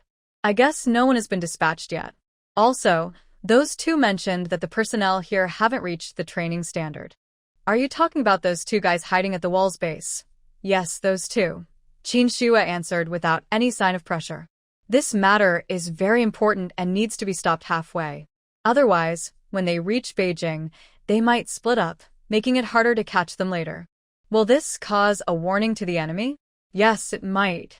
Although we have a list now, we don't have enough evidence to directly accuse Song Chong. As soon as he makes a move and gets caught in the act, he could face multiple charges. Even the Meng family might get involved. The Meng family probably isn't involved in this. They didn't know anything at first. If they had known, they wouldn't have protected Song Chong. I understand that. But right now, Song Chang's household registration is under the Meng family's name, so they are considered family. They will have to be investigated. If he's innocent, the top leaders won't falsely accuse a good person. This investigation might take some time. The Meng family could suffer a lot during this process. That might be good. Maybe it will make the Meng family more cautious in the future. Qin Shuo. The Meng family really is full of clever people. It's one thing that everyone in the family is not very smart, but it's a big problem that they have Meng Chongqing, who is very bright, yet he's still a troublemaker. What did the Meng family do in their past lives to deserve this? If you go back yourself, who will handle things here? A few battalion leaders came with me. They will take care of things here. Also, you should leave that training camp quickly. If we cause a disturbance there, it could be very dangerous. I can stay there and work with you secretly. Maybe I can find out more information. As for the danger, I can protect myself, so it's not a big problem. You just refuse to listen to me. Lu Haoqing clenched his teeth and gently shook Qin Shuo back and forth, not too hard, mainly because he cared. I promise I'll be safe. Trust me just this once, okay? If I see anything suspicious, I'll leave immediately. Deal? You said it yourself. You must protect yourself well. Don't worry, I value my life a lot. After chatting for a while, they decided to secretly take away the 2 who had fainted. Otherwise, when they wake up, there might be trouble. Qin Shuo helped carry the people outside the wall and went straight back to the girls' training camp dormitory. She pretended nothing was wrong and lay on her bed, falling asleep until dawn. After waking up, the routine of morning exercises, meals, and classes continued until evening, when it was time to turn off the lights and sleep. Suddenly, an alarm sounded throughout the training camp. Everyone sat in shock, unsure of what was happening. What's going on? What's the situation? What's that ringing sound? Why is there an alarm? Lu Wan, who was timid, held on to Wei Guangying with one hand and Qin Shuiwei with the other, tightly pursing her lips as she looked outside at the teachers running back and forth in the yard. The alarm only sounded for a minute, but it left everyone feeling anxious and unsettled. Is it over now? What exactly happened? We don't know. Let's wait and see. Qin Shuiwei patted Lu Wan's hand to comfort her. 20 minutes later, the door of the dormitory was forcefully pushed open. In came the meticulous, middle-aged woman from before. From now on, everyone must stay in the dorms. Later, a teacher will come to guard the door. Except for necessary personal needs, you must report to a teacher if you need to leave or get help. Do you understand? Teacher, did something happen? That's not for you to ask. After speaking, she slammed the door shut. The room fell into silence. What should we do? Wei Guangying turned around and went straight back to his bed, lying down on it. Shuiwei, you. I just go to sleep. No matter what happens, Wei Guangying and I are here. Don't be afraid. If you're really scared, you can move your bed next to mine. No. I'm not afraid. To prove she wasn't scared, Lu Wan quickly ran back to her bed, took off her shoes, and pulled the blanket over her head, moving so fast she looked like a blur. Qin Shuiwei sighed, feeling helpless, and lay down with her. She was still wondering if the commotion at the training camp was related to Lu Haoqing. Could it be him? Stopping someone? How did he stop them? Where did he stop them? Lost in thought, she gradually fell asleep. She slept until the bright morning. I opened my eyes and stayed in bed for a while. When I got up, I saw Lu Wan sitting there, distracted and lost in thought. Wei Guangying was sitting beside her. Neither of them spoke, and the atmosphere felt a bit strange. What's wrong? I asked. Just now, a car came in and people got out. They were holding weapons. I was so scared, Lu Wan replied. Weapons? What kind of weapons? I inquired. Heavy weapons, she answered. Wei Guangying knew Lu Wan wouldn't answer further, so he responded for Qin Shuiwei. Any other news? I asked. I vaguely heard something about arrests and martial law, but I wasn't sure if I heard it right, Wei Guangying said. Arrests? It seems that Song Haoqing has really made progress. Two fierce-looking strong men replaced the guards at the door, scaring Lu Wan so much she didn't dare go to the bathroom. This situation lasted for 2 days, without any results. On the 5th day, when everything was completely sealed off, the door finally opened. This time, a military vehicle drove in. Qin Shuiwei looked out the window and saw that the person getting off was Song Chong. However, his face looked much younger and more disheveled than the last time they met. He also looked quite angry, probably because he didn't get a good deal in Jing City. Idiot. Who is it? Who leaked the training camp secrets? Go and bring me the person responsible for the management list, Song Chong ordered. Yes, young master, replied a stranger who appeared suddenly. The man hurriedly ran towards Song Chong and knelt down with a thud. Young master, the list is here. It's not lost, he said nervously. No way. If it's not lost, then the people I assigned to each family should have been cleared out overnight. How could they find those people so precisely without a list? Do you think I'm stupid? Song Chong snapped. Young master. It's not me. I swear I am loyal to you. My whole family's lives are in your hands. How could I betray you? The man insisted. His words softened Song Chang's expression a little. He knew deep down that the list was lost and that the man in front of him had nothing to do with it. But after all the trouble he had in Jing City, he had to find a way to vent his frustration, or he'd suffocate himself. Go. Drag her away and give her a good beating. It's a good thing she didn't lose her life over such an important thing. Frowning in irritation, Song Chong waved his hand and stood in the yard, talking to the instructor in charge of morning training. Has anyone in the training camp behaved strangely recently? Not at all. Everyone attends classes daily, and there are records on the attendance list. At night, all the gates are guarded strictly, and patrols are arranged. With such high walls, it's impossible for anyone to sneak out or in. Could it be one of our own people? That's hard to say. The lists haven't been stolen. Maybe someone took them to record somewhere else, or they kept records on site. But either way, it easily raises suspicion. Check thoroughly. And I heard there's a new person recently sent to the training camp from Ding Tong City. Thinking that the annoying person was from a town under Ding Tong City, Song Chong felt this newcomer seemed suspicious at this time. Go, bring her here. Young master, are you suspecting her? Why? Can't I suspect her? Song Chong squinted, giving a stern look at the person in front of him. I was just asking, young master. I'll bring her right away. Good, go. Soon, the instructor pushed open the door to Qin Shui's room. Shui, come out for a moment. Shui, you. Luan quickly grabbed Qin Shui's sleeve, worry and anxiety on her face. Watch her closely, patting Luan's hand comfortingly. She then spoke to Wei Guangying. I understand. Be careful yourself. Following the instructor into the yard, Qin Shui stood openly in front of Song Chong, allowing him to look her over. What is your name? Where are you from? I'm from Jiangling Town, Ding Tong City. Who else is at home? A few poor relatives. Besides causing trouble, they have no other use. Do you know what kind of place this is? Don't you hate it? Hate what? The food here is enough, and the dormitory is quiet, so I sleep comfortably. I also have new clothes to wear. I heard that if I study well, I can become a top person and live a good life. Who would want to live a stressful life? You're quite optimistic. There's nothing I can do. My parents died early, and a lot of relatives are always bothering me. I have a bad temper, so I get angry easily. I don't want to die. Living gives me endless possibilities. Did you go to school? I went to school for a few years.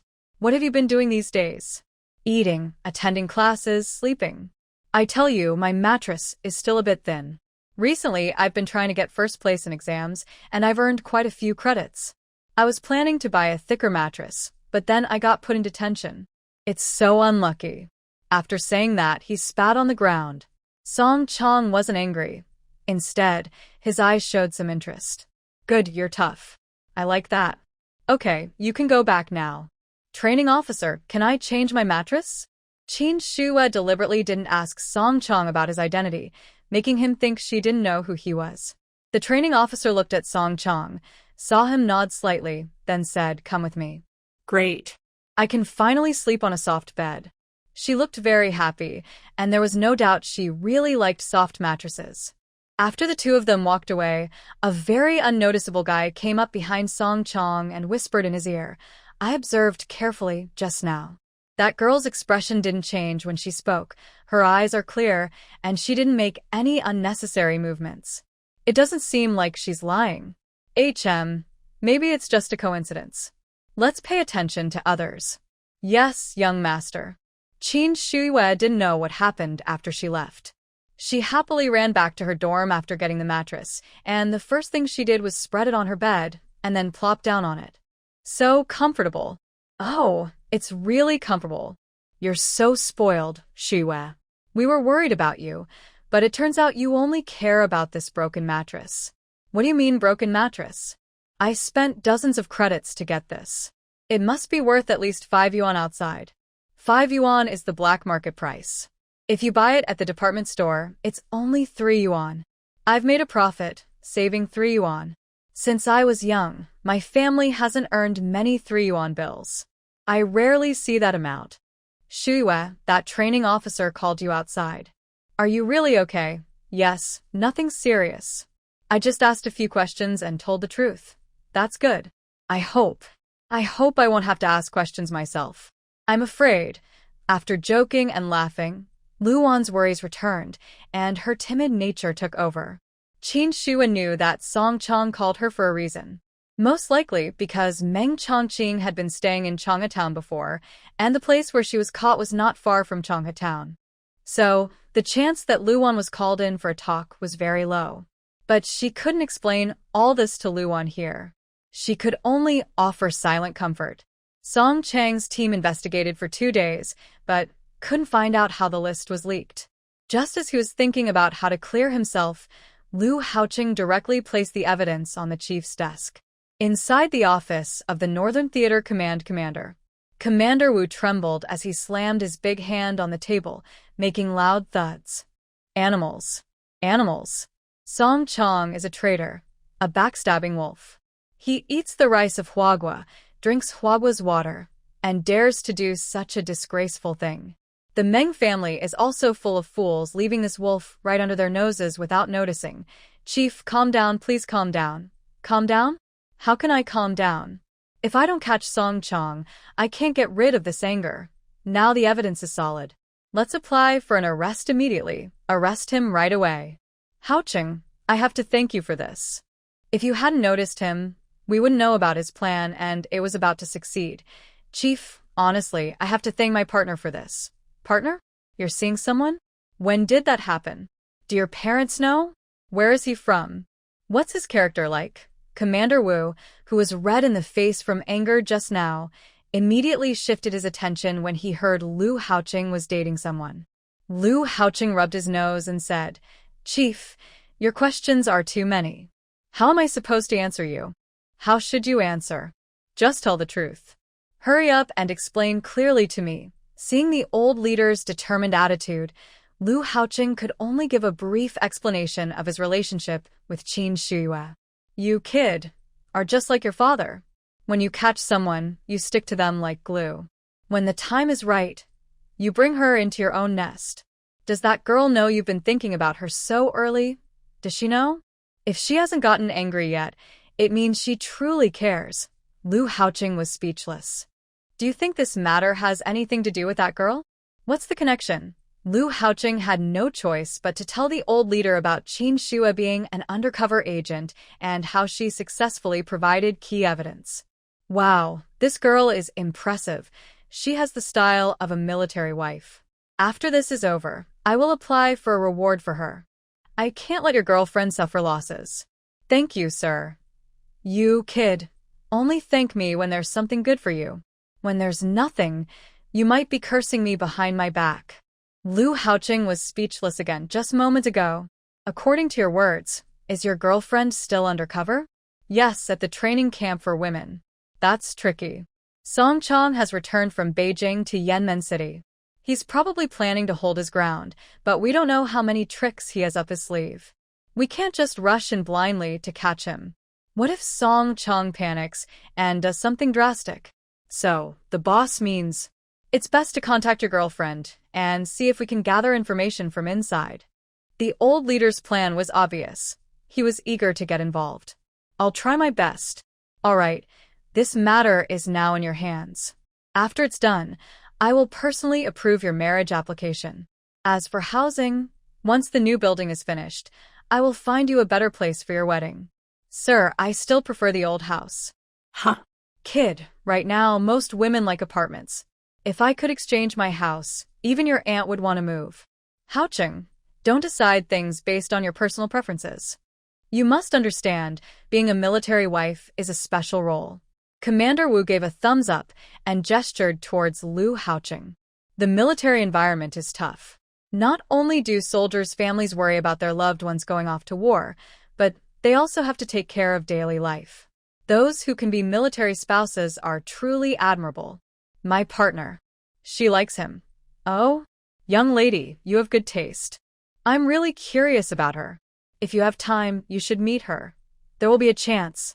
Luo Haoqing smiled, tidied up the documents on the table, and held them in his hand. Commander, I plan to leave today for Yanmeng City to see if I can find out any news. Yes. When necessary, involve local police and government agencies to help with the arrest. If they don't cooperate, call me directly, and I will handle it. Understood, Commander. Luo Haoqing saluted and turned to leave the office. After he left, Commander Wu, increasingly angry, picked up the phone and dialed a number. When it was answered, his tone was very harsh. Old man Meng, you old fool. Do you think your stubbornness is contagious? Huh? Your whole family is so stubborn that you can't tell right from wrong. For a moment, All that could be heard was Wu's loud curses inside the room. Outside, the guards felt uncomfortable listening to the harsh words. It was too direct. Qin Shu observed for 2 days and noticed that Song Chong hadn't made any further moves. The training camp was still closed. She felt she couldn't wait any longer. That night, she secretly drugged Lu Wan and Wei Guangying and quietly ran out of the dormitory. The guards at the gate had already been removed the day after Song Chong arrived. Probably, Song Chang's people were short-handed. Later, Qin Shua didn't see that group in the camp, so they must have been sent away. Now, the patrols in the yard had increased at night, but for Qin Shua, it wasn't very difficult. Since practicing the moon spirit technique, her movements had become lighter and more agile. Avoiding patrols was no problem. Soon, she reached the back window of the 5th floor, took out a dagger, and pried open the window lock. She climbed into the corridor on the 1st floor. Last time, she only went up to the 3rd floor. She hadn't been to the remaining 2 floors. She had previously asked Teacher Liu, who said that the 4th and 5th floors belonged to the young master, and others were not allowed to enter. That young master was probably Song Chong. Because Song Chongshi is quiet and doesn't like to be disturbed, a metal door was installed at the staircase on the 4th floor. To enter, one must go through this door, but it makes a loud noise. It's dark and silent around, with no insects chirping. If she dares to open the door, it will immediately alert everyone. At the corner of the 3rd floor corridor, Qin Shue carefully considered the layout of the building. In the end, she decided she needed to climb in through the window. Since she found a way, all that was left was to try it. Qin Shue opened the innermost window on the 3rd floor corridor, leaned out, and pressed herself against the wall, holding her breath to listen for any sounds upstairs. There was a faint breathing sound, so it seemed like someone was asleep. She gently pulled the window open, found it wasn't locked, and lit an incense stick. The scent drifted inside with the breeze, entering the person's body. After a while, the breathing became steadier. Only then did she quickly open the window wider and climb inside. Qin Shua tiptoed to the bed. When she saw who was lying there, she raised an eyebrow unconsciously. What a coincidence. Isn't this the unlucky person who lost the list and was punished by Song Chong? Actually, this person only suffered because of her. But thinking carefully, no one here is a good person. Their current situation is their own fault, and it has nothing to do with her. She felt quite innocent about the whole thing. The person on the bed was still deeply asleep because of his injuries, giving her a chance. But this person probably knows something. Should she ask? She decided to act on her thoughts. Qin Shua took out some makeup, applied it to herself, changed into new clothes, and put on a pair of high-heeled shoes. In no time, she looked like a handsome young man. She took out some medicine for the unlucky person to smell, then slapped him across the face. The person was immediately awakened. Who? Who the dares to hit me? Ouch, ouch, that hurts. Hiss, Song Chang's kid, he's really ruthless. The unlucky person sat up on the bed, still lamenting his bad luck, not noticing the person in front of him. What a big heart he has. If he doesn't lose things, who will? If he doesn't get hit, who will? Qin Shua almost wanted to praise him. Well done. Who are you, Song Chong? Oh my goodness, who are you? Why are you in my room? You. Don't come any closer. I will call for help. Go ahead, call if you want. The unlucky person's confidence suddenly collapsed. You should take the dagger off my neck.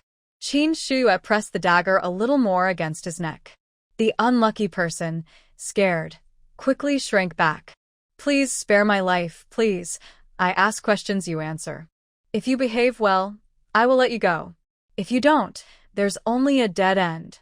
I don't like to waste time, so think carefully before answering. The unlucky person hesitated.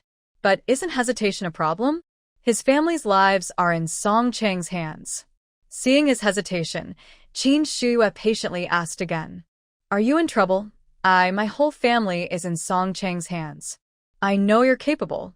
Can you help me save them? Since Song Chang arrived, patrols have increased a lot. Moving freely among so many people shows he's very capable. He doesn't want to spend his life being threatened by Song Chang's family. Maybe today, there's a way out. Hearing this, Qin Shua understood why Song Chang was so sure the man wouldn't betray him. It was because his family was being held hostage. Looking at this person's attitude, it's clear he's held a grudge against Song Chang for a long time. Maybe today there will really be some gains. Tell me about your situation. I was just a small troublemaker in Yanmen City. By chance, I met Song Chang. He's generous and treats me well. I became like brothers with him. Later, he told me he wanted to build a school and asked me to help manage it. At first, I hesitated because the government's stance on this wasn't clear yet. I was afraid of breaking the law. I initially refused. But then he revealed his identity openly and promised my family a good life. Meat every meal, fine grains daily, a big house, and a proper job for my son. I was moved. Song Chang acted quickly and managed to get my son into the third textile factory within a few days. He also bought a big house to bring my mother from the commune, claiming it was so I could take good care of her. But later, I accidentally found out his secret and realized his true intentions. He was using my family to threaten me. I could only keep compromising, falling deeper into this trap, with no way to escape. So, what do you want? Do you want me to save your family?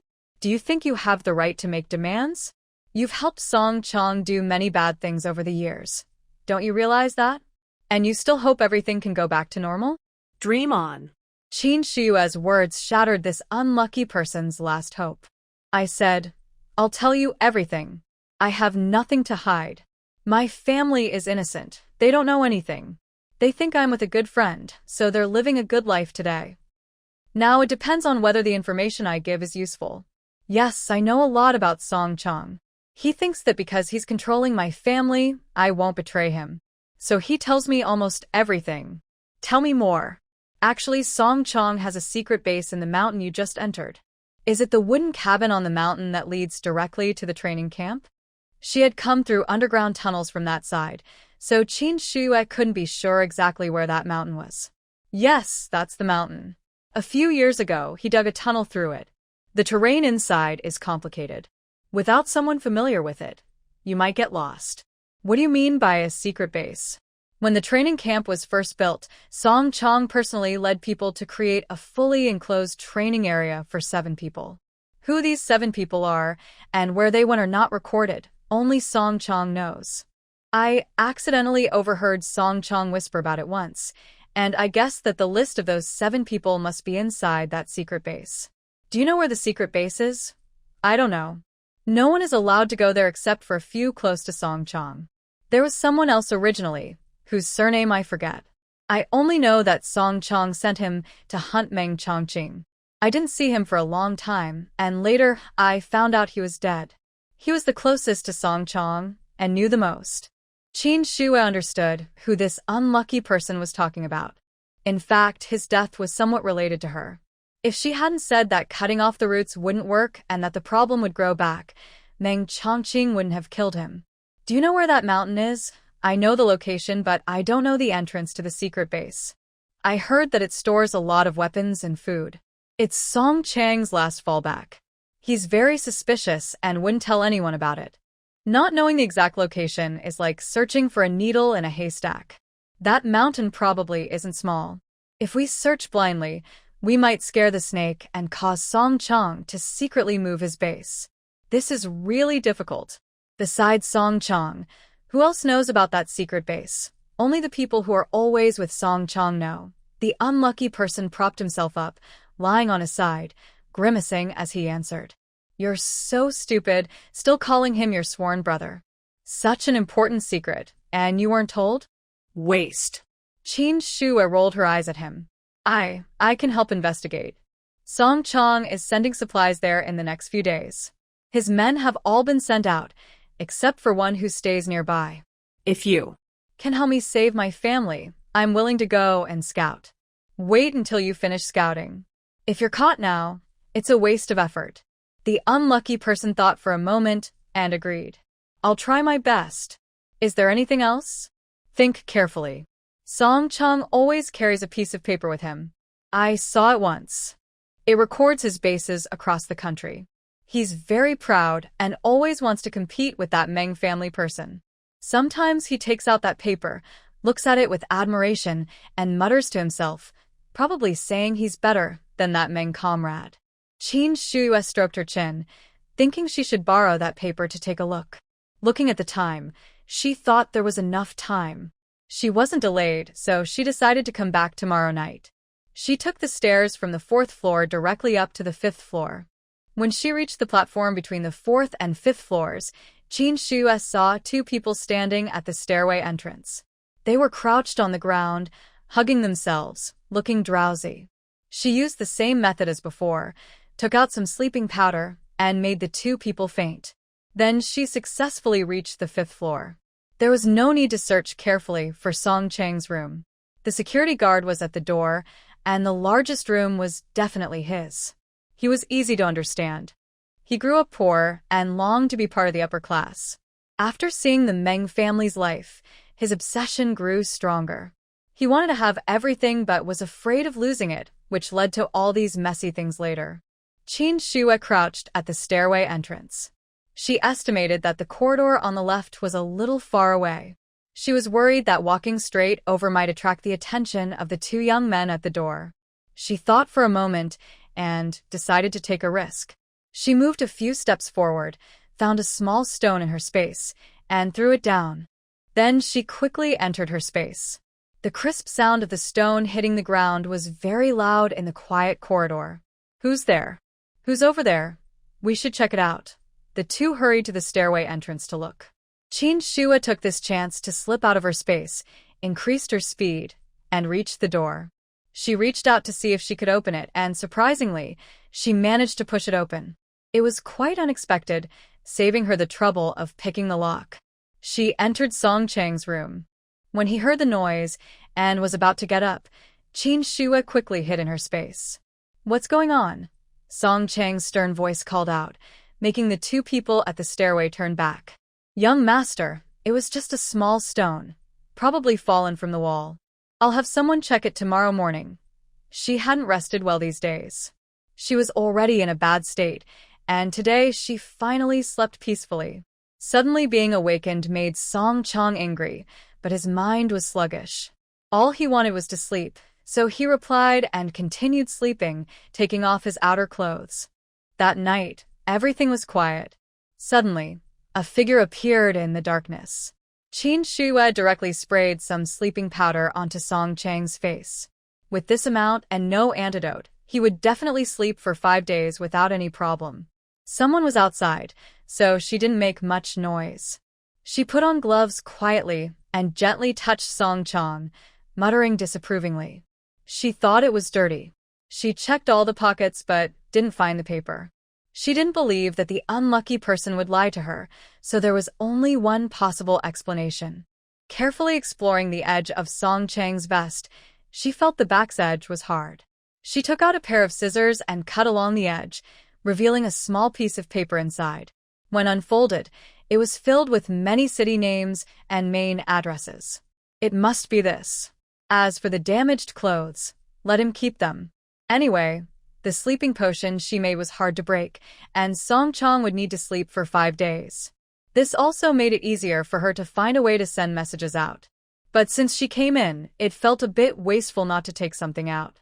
Next, Qin Shuya kept searching hard. A box of Unity? A box of receipts? Oh, these are from Jing City. No problem, keep them for future use. What's this? She found a book hidden in a corner. Wow, a leadership quotes book?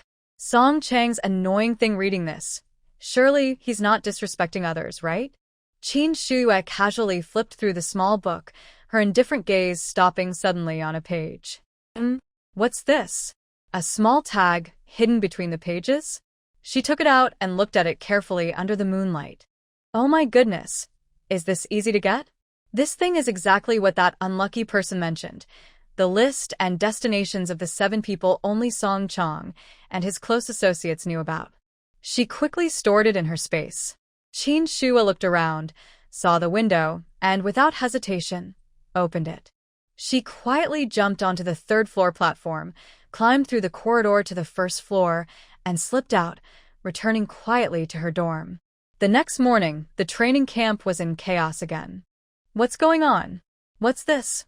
Luan leaned against the window on the door, peering outside at the people running around. From initial fear to now calm, she looked completely used to it. "I don't know. I see them all running toward the 5th floor, and there's also a doctor. Someone is sick? Anyway, it's none of our business." "Sleep.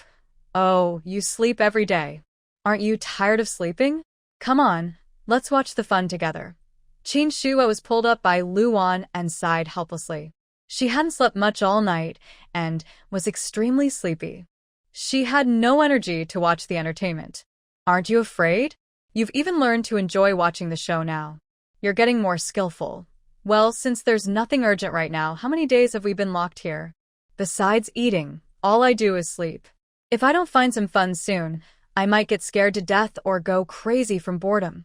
Her words made sense, and Qin Shua didn't want to argue. She stood up and squeezed with the others at the door, watching what was happening outside. Suddenly, among a few hurried doctors, she saw a familiar figure. Once she confirmed Lu Haoqing had sneaked in, Qin Shua was no longer anxious to leave. She calmly sat on the bed, waiting for someone to come.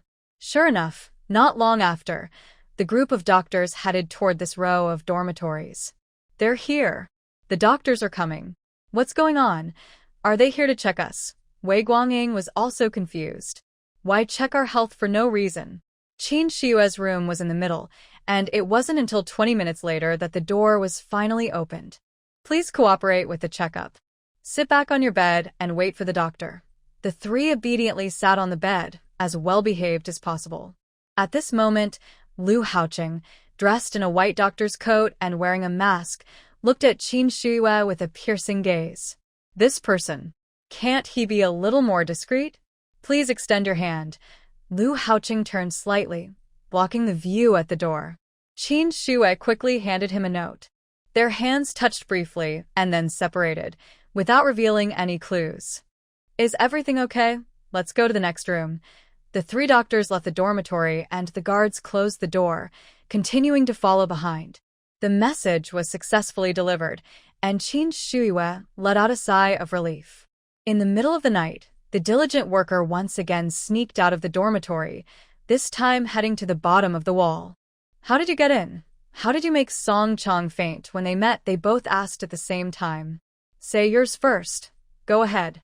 Lu Haoqing remained silent. Qin Shua also stayed quiet for a moment before speaking first. "The sleeping drug, I gave him a dose directly. He won't wake up for 5 days. My little partner is quite tough.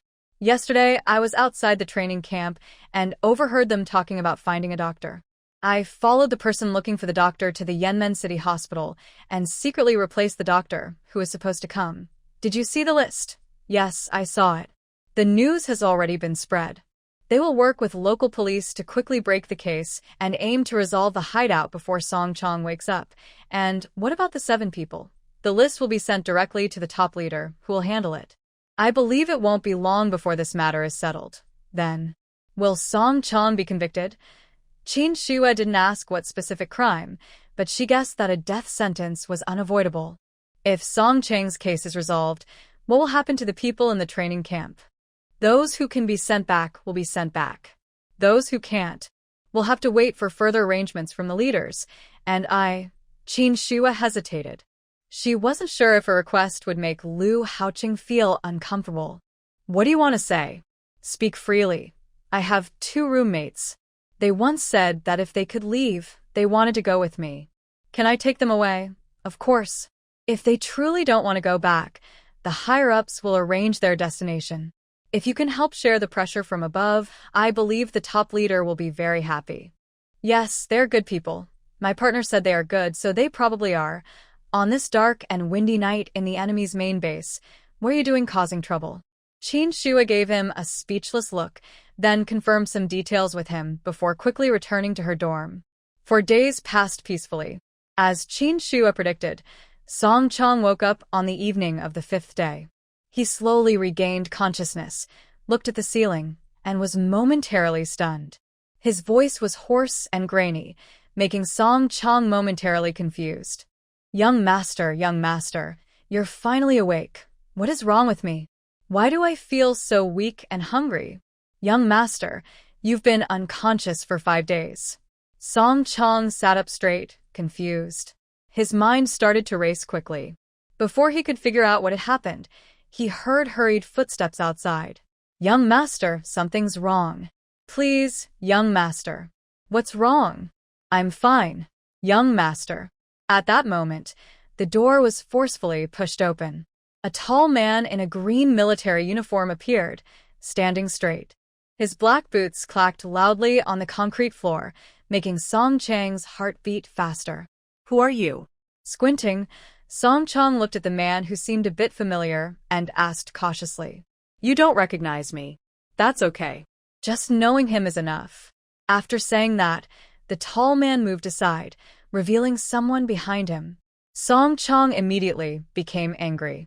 Meng Chongqing, you're so ambitious. Why did you come back after leaving? It's all your fault. It's because of you that I was driven out by the Meng family. Ha! Now even stealing things is so bold? That's the Meng family, Meng Chongqing's family. What does it have to do with someone with a different last name? You're just a clown living under someone else's roof, sneaking around in the shadows, using tricks. You're useless. No, I am a member of the Meng family. You are just a discarded child kicked out of the Meng family. Only you would think like that. But thinking about your future, I've decided not to argue with a dead man. When Meng Chongqing said this, Song Chong suddenly remembered. This was his base, his secret hideout. If Meng Chongqing appeared here, it meant he was doomed. No, it's not over yet. He still has many strongholds and underground connections in Jing City. He can start over. Song Chong, do you think we only found this one place? Do you think we only dared to come in here? What do you mean? Realizing suddenly, Song Chong looked back at his clothes. The neat edges were now messy and swinging in the air, as if mocking his failure. It's you, isn't it? Song Chong stood up and shouted at Meng Chongqing. You don't even know how you lost. That's so sad. All right, if there's anything, let's talk about it in prison. Lu Haoqing waved his hand, and immediately more than 10 soldiers with weapons rushed in behind him. They knocked down everyone inside the house, took out ropes, and tied everyone up tightly, including Song Chong, who was no exception. The bound Song Chong looked at Meng Chongqing with a dark expression, wishing he could tear him apart. Enjoy the rest of your time. I'll be waiting for the day you are executed. Since we used to share the same roof, I'll see you off and watch how you die. These words are truly deadly and heartless. After Song Chong was captured, he was quickly taken to Beijing by Meng Chongqing and the others from the team. Lu Haoqing stayed behind to handle the aftermath. Actually, he chose to stay voluntarily. Captain, everyone in the training camp has gathered. Lu Haoqing, dressed in green camouflage combat gear with black military boots, stood tall in front of everyone. His shoulder badges shone brightly, his slim waist was cinched by a belt, and his cold gaze swept over the faces of the crowd. I know most of you were either kidnapped or sold here. Now, if you want to go home, stand on the left. If you don't want to go home, stand on the right. You have 5 minutes to decide. The dozen or so women in the training camp remained silent. All right, 5 minutes are up. Now, make your choice. Qin Shuihua was the first to stand on the right. Anyway, she didn't care what she chose, but she wanted to consider Lu Wan, so she was the first to finish her decision. Sure enough, after her choice, Lu Wan and Wei Guangying followed suit. Once someone started, it became easier for others to follow. In less than a few minutes, everyone had made their decisions. Qin Shuihua roughly estimated that less than 1/5 wanted to go home. Everyone has made their choice? No one wants to change their mind. Everyone remained silent. 2nd Battalion Commander, record those who want to go home and arrange for the soldiers to send them back. Yes, Commander. 3rd Battalion Commander, for those who don't want to go home, ask about their wishes, communicate with the government, and arrange suitable places for everyone. Yes, Commander. The 2 battalions began to move. Just as Lu Wan was relieved to finally gain freedom and go back with Shu Yu, Lu Haoqing walked straight toward them. Frightened, Lu Wan hid behind Qin Shuyu, clutching her clothes tightly, with a nervous face. Are you coming with me? Or are you going alone? Qin Shuyu, Lu Wan, Wei Guangying. Something suspicious. Lu Haoqing raised an eyebrow and asked, You don't want to go home? Or do you want to go back to the army with me? Although the housing hasn't been approved, the marriage application has been accepted. It's not impossible to take you there. Lu Wan, wow, that's a lot of information. Do you have to make everything known before you'll stop? You're my fiancé, so why can't I say that? Besides, I no longer need you to be undercover. The main suspects have been arrested, so there's nothing to hide anymore. Qin Shuyu, this man was secretly saying things, and his intentions were obvious. I've been gone for a long time. When I left, I told the squad leader I was going to pick herbs in the mountains. It would take about 10 days. It's been almost 2 weeks now. If I don't go back, the squad leader will be worried. It's okay. I called the squad leader earlier and told him you're with me, so he doesn't need to worry. First act, then report. Definitely a planned move. Then I can't go back with you. I still need to take them back to the Chaoyang squad. Lu Haoqing looked displeased as he glanced at the 2 people standing behind the girl. He wanted to refuse but didn't say anything, only sighing. All right, be careful on the way. I'll be back soon. I know. He looked deeply at Qin Shuyu, then turned around and had someone buy 3 train tickets for the return trip. Here, call me when you arrive. Do you understand? Where should I call? To the army. Once I finish my work here, I'll come back. Okay, I understand. He told Lu Wan and Wei Guangying to go inside and pack a few clothes, then asked Lu Haoqing to get an ID card. Only then did he lead the 2 to the train station. Standing at the entrance of the waiting room, the 2 people still looked a bit dazed, unable to believe they were truly free. Is this the train station? Yes, we need to get off at Ding Tong City. Ding Tong City? Shuyu, are you from Ding Tong City? I'm from the local team. You need to think carefully. If you settle down there, you'll become a farm worker facing the land every day. If you leave with the soldiers, maybe you'll find other options. We just want to go with you. Yes, we want to go with you. Once they decided, there's no turning back. No regrets once you leave. No regrets. All right, let's go. She helped them buy tickets and get on the train. Even once seated on the hard seats, they kept touching things here and there, still amazed. This is a train? It's so interesting. Even Wei Guangying, usually calm, couldn't help but look around a few more times. Is this train running? Of course it is. How else would it take us home? I've never seen a train like this before. I haven't either. It takes 4 hours to reach Ding Tong City. Do you want to sit and rest? Okay. Although they said that, their curiosity didn't stop. They started exploring outside their seats, walking around until they got tired and sat back down. Shuyu, what's your relationship with that officer? We're engaged. Oh, so you came here just to save us? That didn't seem wrong. Qin Shuyu just nodded. No wonder. Now I understand why I felt strange when I saw you before. Turns out, you came for this training camp. Qin Shuyu smiled quietly, not saying much more, as some things couldn't be explained easily. The train traveled all the way to Ding Tong City. After staying overnight and taking a bus, they finally returned safely to the Chaoyang team. Hey, Dr. Shuyu is back? Really, Dr. Shuyu, you're finally back. I've been working these days and pulling my arm. Dr. Su can only help ease the pain, but it's still not quite right. Can you take a look? Me too. Lu Wan and Wei Guangying looked at Qin Shuyu, who was surrounded by people, feeling confused and unsure what expression to show. Is she still a doctor? Looks like. Her medical skills should be pretty good. Yeah, I guess so. The scene was lively with people coming and going in layers. All right, villagers. I just got back. Let me rest a bit. Tomorrow, if you have anything, come over. I'll see each of you. Okay, just wait for that. Once they received the clear message, everyone quickly dispersed. Let's go home first. Later, we'll take you to the team leader to handle the paperwork. Suddenly, I feel like we met a fake Shuyu. Ever since Qin Shuyu removed her disguise yesterday, Luan had been in a deep daze.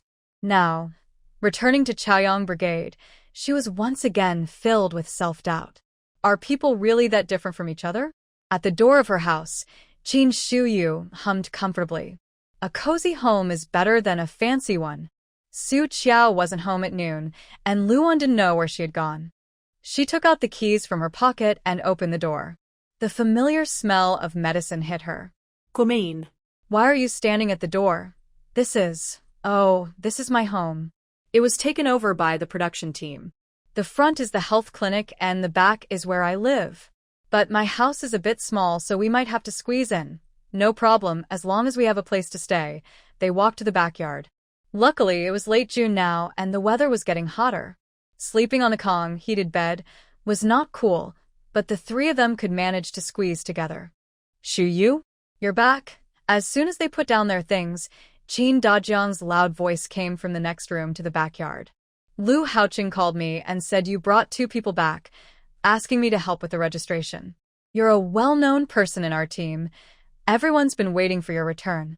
Since you just joined the production team, news has already spread. How could I not know? About these 2 comrades, the team leader, how will their household registration be handled? Wanting to register in our team is simple, but once the household registration is set, it's hard to change. You 2 young ladies should think carefully. Lu Wan and Wei Guangying didn't hesitate. They came from poor backgrounds and had endured a lot. Being in the production team suited them better. Team leader, we've decided. We want to stay in the production team and work hard here. Good. You're good comrades. I'll help you with the paperwork. Tomorrow, you can go directly to the city's police station to register. As for housing, the old health clinic has 2 rooms, but they haven't been cleaned up yet. I just received the news and haven't had time to prepare them. No problem, team leader. Just tell us where the rooms are and we'll clean them ourselves. All right. Shu knows about it. The rooms have been renovated before. Just clean the place and set up 2 beds and some furniture, and you can move in. Thank you, team leader. Thank you so much. No need to thank me. Stay peacefully in the production team. Later, come to me to get some grain. When you earn work points, you can exchange them for supplies. I must say, team leader Qin Dajiang is truly qualified. He's fair, attentive, and very united. That's why the Chaoyang team has developed so well, no worries about food. They mainly eat coarse grains, but compared to other teams that work hard all year and only get half a full stomach, they are quite fortunate. Oh, by the way, Qin Hongshan has returned. How is she? Qin Dajiang didn't consider why Qin Shua asked and simply said, not very well. When she was sent back, she had bruises all over and a fever. She was sick for 7 days. Su Qiao tried many methods and finally she broke the fever, but she also made her a bit confused. Yes, she's dazed and sometimes awake, sometimes not clear. I guess Li Huilan will come to see you once she hears you're back. Come to see me? I won't treat her. Well, it's up to you. I've already prepared the registration materials. I have some other matters to attend to, so I'll leave first. Okay, thank you, Uncle Dajiang, for coming all this way. Oh, no need to thank me. Just take care. I'm leaving now. After Qin Dajiang left, Qin Shua handed the documents to Wei Guangying and Luan.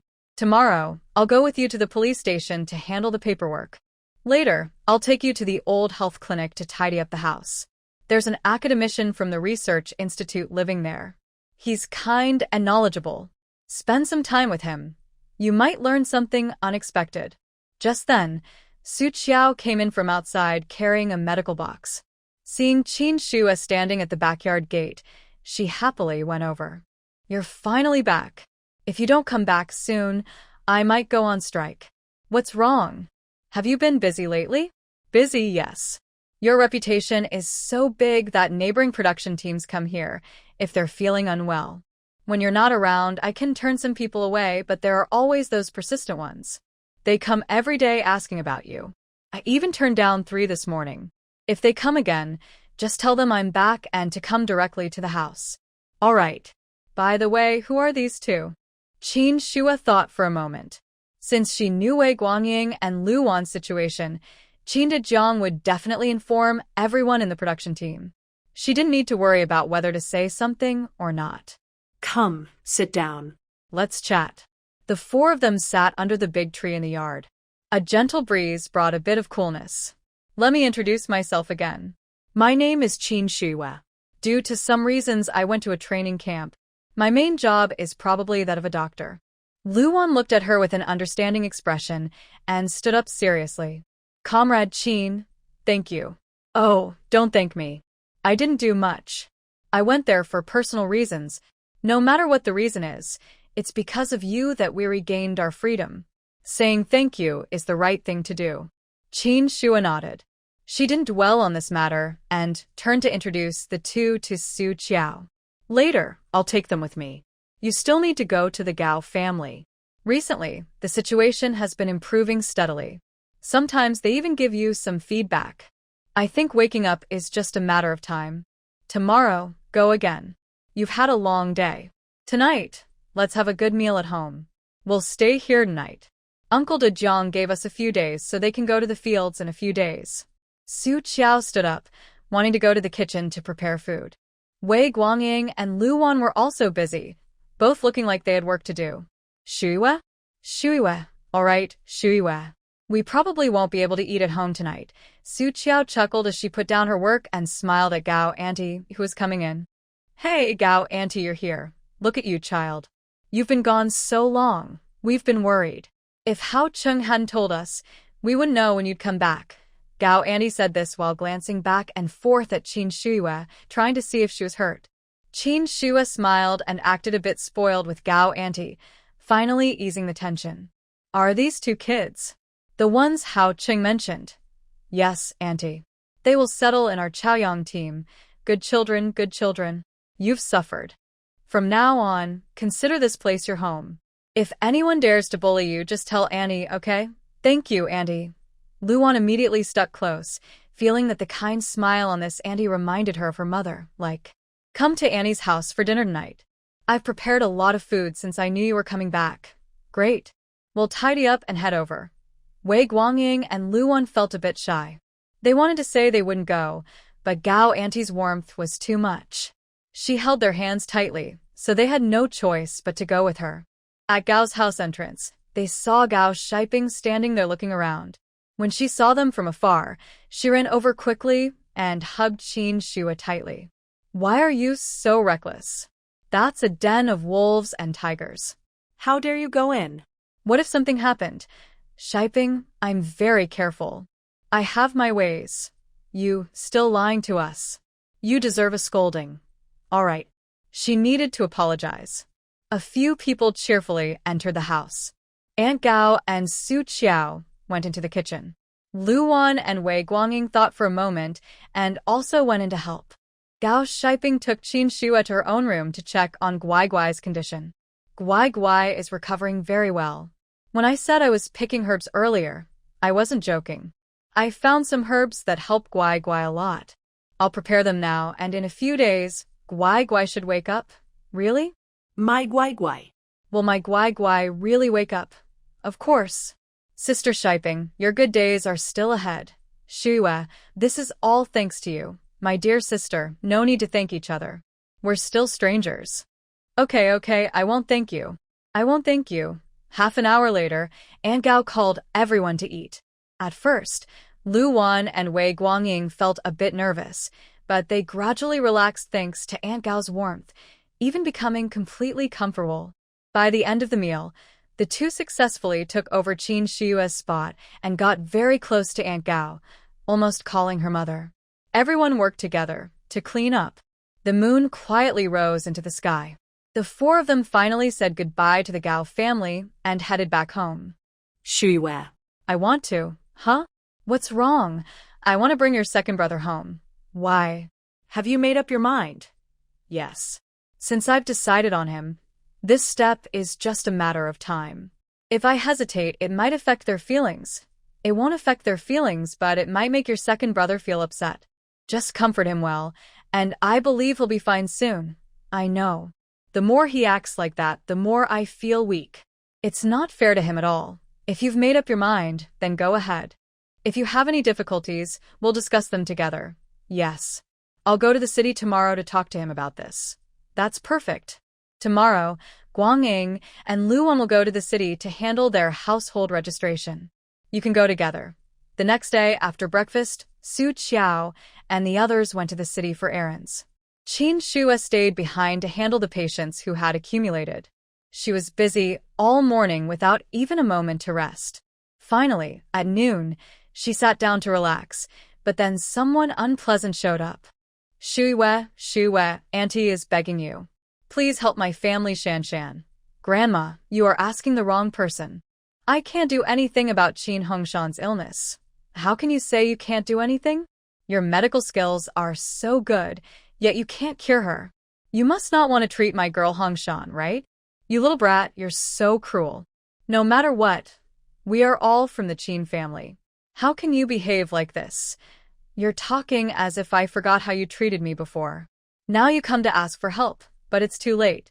We have already compensated you for everything we owed. We even returned the money in full. Are you still holding a grudge? That money is what I deserve.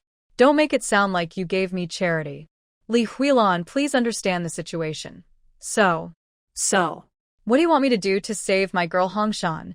Qin Hongshan's illness is in her brain. I believe you've been to the hospital too. The hospital can't do anything. My medical skills are good, but not better than the specialists. The brain condition is complicated. It's not impossible to treat, it just takes time. But she doesn't want to waste her time on them. Li Huilan spat and turned back to her house. She saw her daughter smiling foolishly in the yard. Her heart ached. She scolded and pulled her daughter inside, making her sit on a stool. Then she started complaining to Qin Yongping. That little brat Qin Shuiwe is just an ungrateful wolf. I used to treat her so well, but she repaid us with ingratitude. Hongshan is her sister, but she's so cold-hearted. Qin Yongping sat there, looked at Li Huilan with a blank face, and said something unrelated. Take leave this afternoon and come with me to your mother's house. What? Why do we need to go to my mother's house? Didn't your mother introduce a fool to Hongshan before? Now that Hongshan is like this, we should ask if she still wants him. Qin Yongping, Hongshan is your daughter.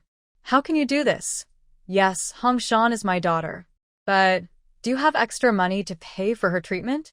The money we used to go to the hospital was all from our family savings. It's better this way. She can stay honest and not cause trouble for me all day. Besides, that family doesn't lack food or resources.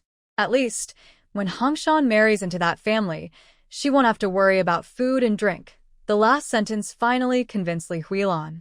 She actually understood deep down that this illness couldn't be cured. The doctors at the hospital had made it very clear.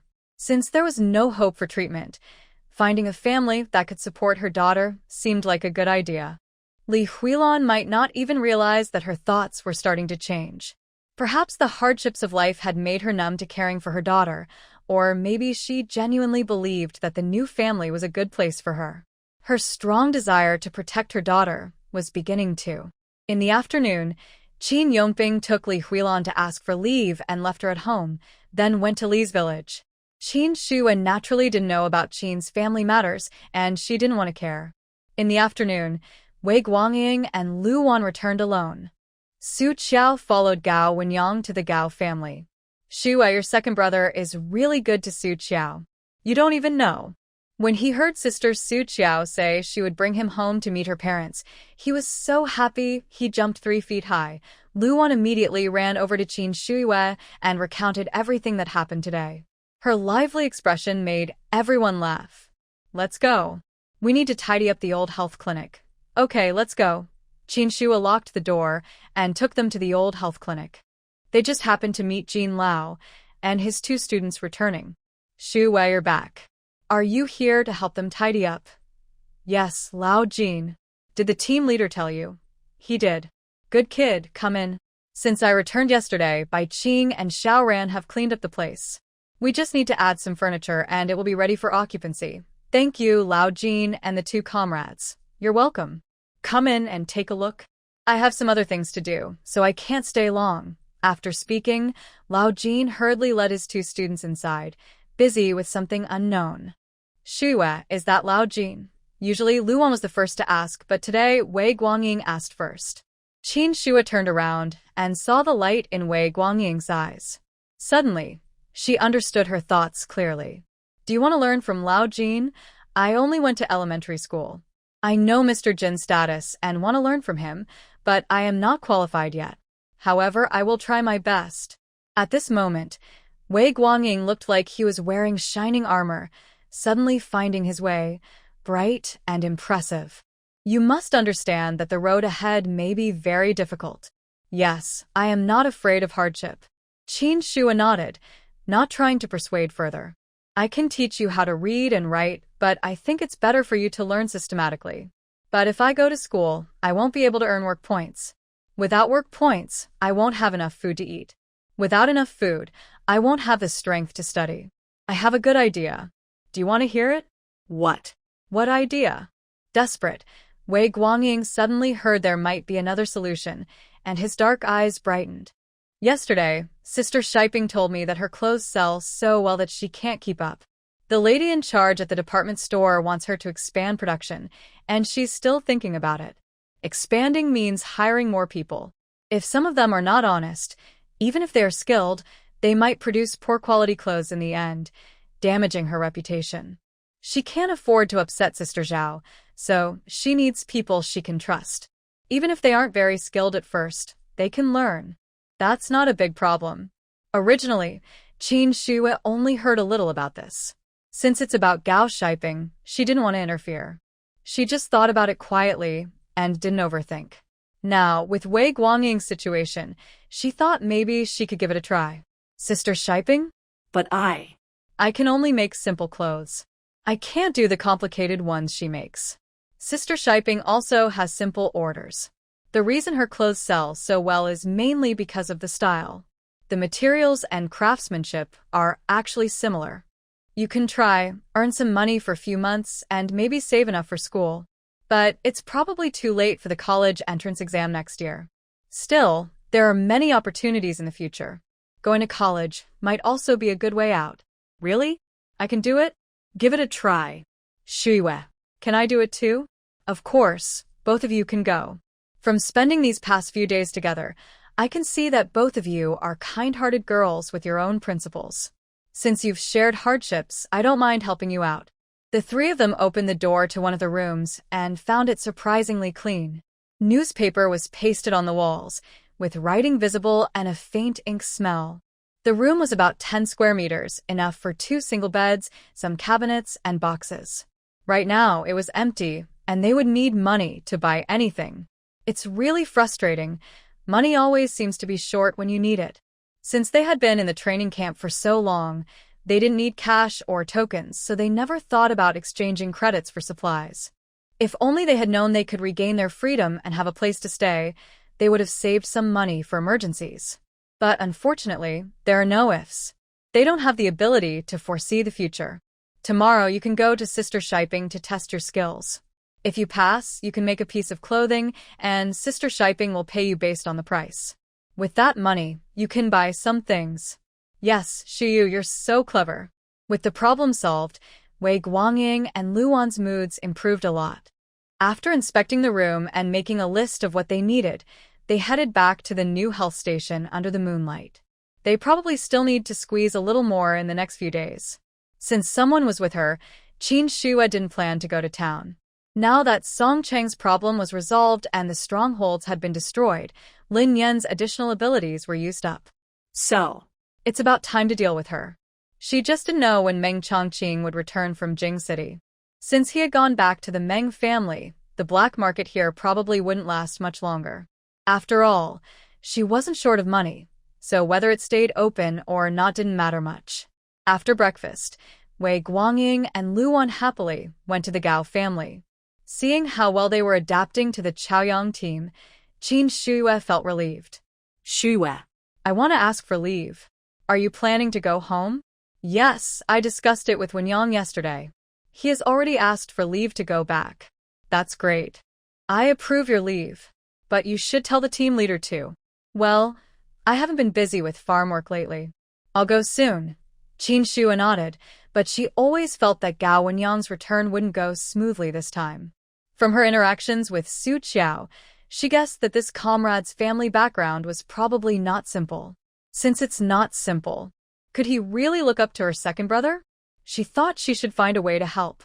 If she could make her second brother's marriage go smoothly, it would also be a good deed. This past few days, I went to Chongqing and met some good author friends. We had a great time talking, so my updates are a bit slow. I only posted 4,000 words daily. Once I rest a bit, I'll catch up with the remaining words for everyone. Thanks so much. Wei Guangying and Lu Wan told the team leader, then went to the Gao family and started learning to make clothes behind Gao Shiping. They often did chores at home, so they were familiar with making clothes. However, because their family was poor and they had never used a sewing machine before, it took them 2 days to learn how to operate one. By the time Qin Shuiwe went to help Guai Guai with his doctor visit, these two already knew how to use it. Is one sewing machine not enough? Maybe we should buy another one. Yes, I've been thinking the same.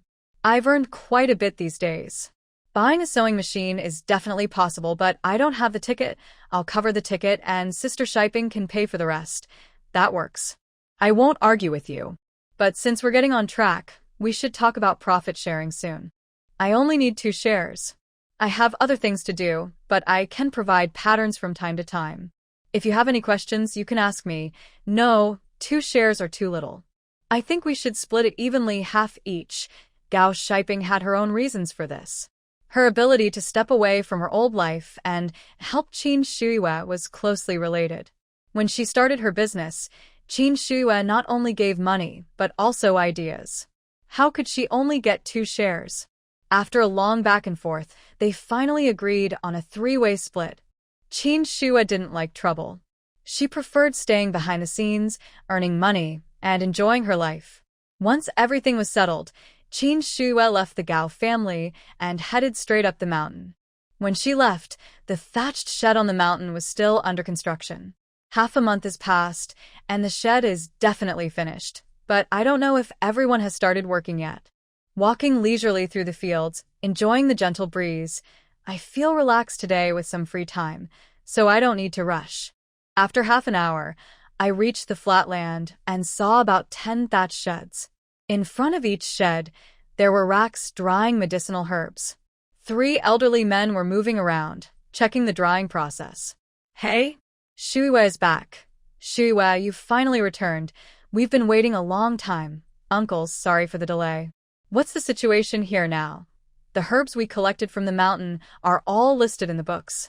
The 3 of us studied their habits overnight and made a plan to ensure the herbs are harvested and processed smoothly. The ones we collected earlier were sold by the team leader. I heard from the pharmacy people that they handled it well, so we continued. Otherwise, we wouldn't have much confidence. Since it's their first time working alone, they were a bit nervous, but luckily the final result was good. Otherwise, wasting so many herbs would have cost a lot of money. Thank you, uncles, for your help. Girl, you really go where there's danger. That bandit's den isn't a safe place. We heard the team leader's words and were worried for days, but you're doing an important job. We understand the risks and benefits, but we're still a bit worried about you. There is danger, but everything is under control. I'm glad to hear that. Come on, Shuiwe. Come see the herbs we're drying. This batch is almost ready, and we can sell it soon. Qin Shuiwe pinched the herbs in her hand, checking the drying process carefully. She examined each batch and found that everyone handled it very well. Truly experienced people are invaluable. I'm also asking old Jean to help check the growth of the medicinal plants. If possible, we could plant more on a larger scale so everyone wouldn't have to stay on the mountain all the time. Everyone thinks the mountain is good. Working isn't tiring and the sleep is better. Sometimes the food improves too.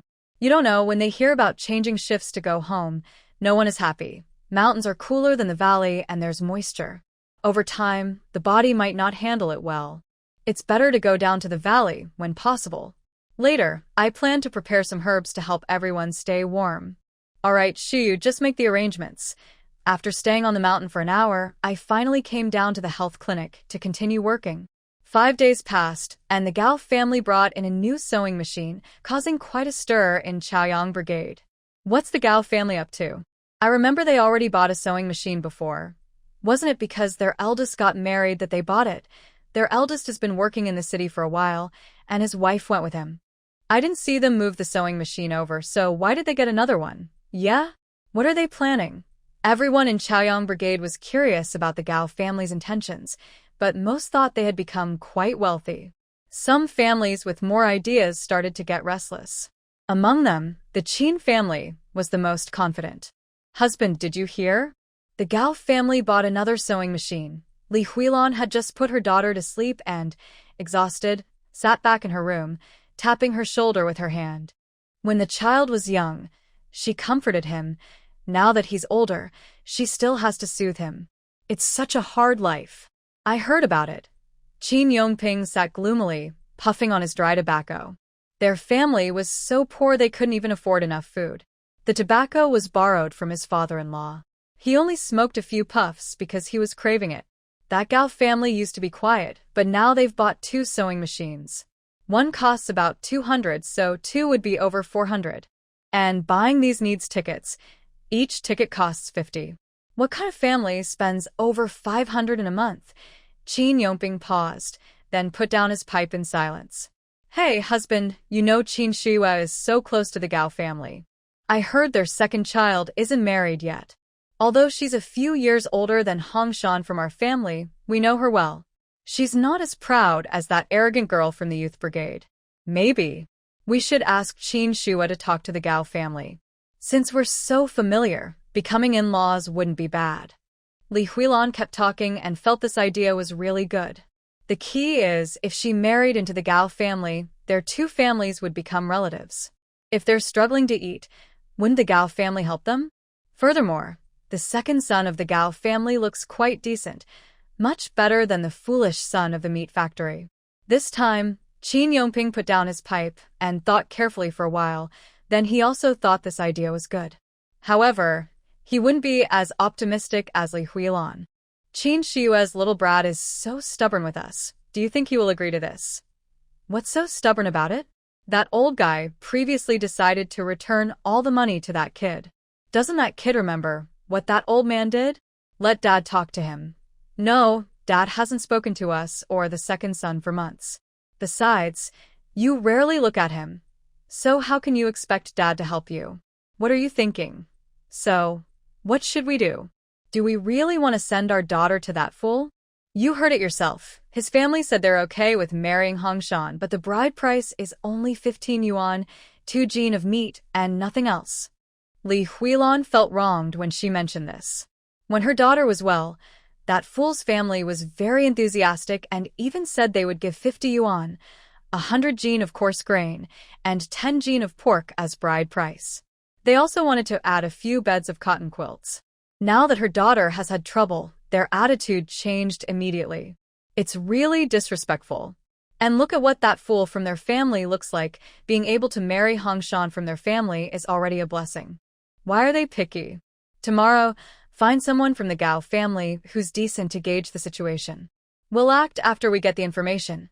Clearly, Qin Yongping knew that marrying his daughter to the Gao family would bring more benefits than marrying her to that fool, so he wouldn't miss this opportunity. "Okay, I understand."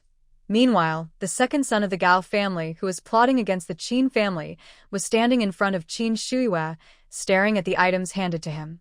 He almost dropped his chin to the ground. Sister, you, tell me. "How much money is here?" "Second brother, there are 1,000 yuan, dozens of grain coupons, a dozen meat coupons, 3 sewing machine tickets, 5 bicycle tickets, 6 watch tickets, and 2 radio tickets. Plus, there are cloth coupons and industrial coupons. You can take them all, sister." "Are we done for?" Gao Wenyang looked at the money and tickets, trembling with fear, afraid that even raising his hand might disrespect the money and tickets. Because he felt he didn't deserve it. He didn't deserve to have them. "Second brother, you can keep these safe. When you get to Su Qiao's house, if her parents don't agree, just use money to persuade them. Keep trying. It's okay. After you're done, my sister still has some left, so don't hold back for me." Suddenly, he realized that the big boss was actually in their family. Wow, so wealthy, truly unimaginably rich. Sister. Your brother is going to meet the future father-in-law. Is it okay for you to let me spend money like this? Isn't that a bit too much? Second brother, it's better if I don't have to spend, but what if I do? There's a what if. Gao Wenyang felt completely overwhelmed. Yeah, what if? Have you thought about why Su Qiao hasn't taken you home all this time? She's always silent about her family matters. There must be a reason. Maybe her family is rich and powerful, or maybe they are poor and prefer boys. But I think all these issues can be solved with money. Don't you agree? Yeah. That's right. Gao Wenyang was not only confused, but suddenly felt numb all over. He had guessed before why Su Qiao hadn't taken him home, but no matter how quick his mind was, he never expected such a reason. Sure enough, everything still depended on his sister. He wiped his face and slapped himself twice, making Qin Shue raise her eyebrows in surprise. Sister. Thank you, brother. I'll find a way to pay you back with this money. Second brother, I have a secret to tell you. Don't tell anyone else, okay? Don't worry, sister. You can trust me. I won't say a word. Qin Shue stepped closer and whispered in Gao Wenyang's ear. Second brother, this money was stolen from a bad place. Rest assured, no one knows where it came from. Remember, when you throw the money, do it with confidence. Don't be timid or sneaky. If people see us, they'll think we're embarrassing our family. Duh. Now he wanted to cut off his ears, pretending he didn't hear what was just said. He wondered if it was still possible to undo it. Brother, sister. You really are something. Gao Wenyang sincerely admired her and gave her a big thumbs up. That's right. Qin Shue happily accepted the compliment without hesitation. All right, with that said, my brother can now spend money confidently. He straightened his chest, feeling that spending this money was like helping the community. Suddenly, he felt very important and proud. That night, Gao Wenyang returned to his room and tossed and turned, unable to sleep. It wasn't because of anything else, but because he'd never seen so much money in his life. He wondered if leaving it openly in his pocket was safe. But if he put it somewhere else, the plan to spend the money wouldn't work. He spent the whole night thinking about where to hide it. When morning came, he had dark circles under his eyes. Second brother, you can't do this. It's just meeting your future father-in-law. Why do you look so strange? Gao Wenyang, with his wild hair and yawning, heard his father's teasing and rolled his eyes but didn't argue. It was better to keep quiet, or he'd have to come up with an excuse later. After breakfast, he went back to his room and fell into deep thought again. The whole night wasn't enough. Otherwise, he wouldn't have dark circles now. Hurry up, Gao Wenyang. Qiao is here. Okay, coming. Forget it, he thought. He'd just put the money in his pocket. Since he stole it from a hideout, losing it wouldn't matter. He hurriedly stuffed the bills into all his pockets, even unfolding a large cloth to hide some in his hat and shoes. He planned to spend only this special money for now. Carrying his bag, he appeared at the door and reached out to stop Su Qiao, smiling as he said, "Sorry, I know you don't need to say anything." "I understand," she replied. How could she not understand? Her dark circles and tired eyes made it obvious. Did his sister and Su Qiao already figure things out? What? Oh, let's go quickly, or we'll miss the bus. Okay. All right. Holding hands, they both wore happy smiles and moved forward toward their future. Youth is truly wonderful. Aunt Gao thought about her silly son, who was also going to get married and have children. She couldn't help but feel that time was rushing everyone into old age. Today, isn't it to help my daughter make a few more clothes? I don't need to worry about my son's matters. That boy gets anxious easily. Oh, I forgot. Aunt Gao patted her thigh and hurriedly went straight to Gao Shiping's house. Forget about her son and her size. She pushed all those thoughts aside. Wei Guangying and Lu Wan made 5 pieces of clothing together. After paying for materials, they earned 35 yuan, which meant each of them got 17 yuan and 50 cents. That same day, they found a skilled carpenter in the village and ordered 2 beds, 2 single wardrobes, a chest of drawers, and 2 desks. It only cost 5 yuan in total. Since making the furniture took some time, they didn't move out immediately. They told Qin Shue about it when they returned. For Qin Shue, having 2 people live in her house was just a little crowded, so she didn't mind. It also helped ease their worries. Over time, Gao Shiping also checked and believed that they were honest and skilled. In the end, she decided to keep them. They were naturally happy. It's better to be comfortable. No one wants to work hard in the fields just to earn points. That day, the health clinic was quiet. Qin Shua sat there, organizing some practical prescriptions from her past life, preparing to mail them to Lu Haoqing in the city tomorrow so he could submit them. She was focused on writing the formulas when Li Huilan's hesitant voice came from the door. Shua. Are you busy? Qin Shua looked up and saw who was at the door. She didn't even want to respond and kept her head down, continuing to write. Shua, I'm your Aunt Gao. Shua, I haven't seen you in a long time, so I came to visit. Seeing that Qin Shua ignored her, Li Huilan didn't get upset. She kept talking to herself. Qin Shua was patient and could ignore her easily. But since it was noon and many people were passing by, she was uncomfortable with everyone watching her. Li Huilan, stop pretending to be kind and caring just because you're worried about the younger generation. If you're not disgusting, I am. Just say what you need to say, and if there's nothing, then get lost. You little girl, your words are still so harsh. But since I'm your Aunt Gao, I have my reasons. I won't argue with you anymore. Qin Shua. Are you okay? Really, some people have no shame and think they're unbeatable. You've taken this to the extreme. It seems you only came to me today because you needed something, so you had to put your face on the ground and step on it. Look at what you're saying, Shua. We're all family. There's no need to ask for anything. Auntie knows you're a filial child and won't let us elders suffer. Li Huilan was still trying to persuade Qin Shua. Suddenly, Qin Shua grabbed a fire poker from the side and swung it directly at her face. Li Huilan quickly dodged to the side, but in doing so, she tripped over her left foot with her right, falling to the ground. Qin Shua, what are you doing? What am I doing? I'm hitting you. After saying that, she swung her arm and charged again. How dare you hit me? You. You better tell the team leader. Go away, go now. If you don't leave, you're a bad person. Hurry up and get out of here. Seeing the fire poker coming toward her, Li Huilan was so scared she jumped up and ran away crying. Some people watching from afar naturally pointed and talked about what they saw.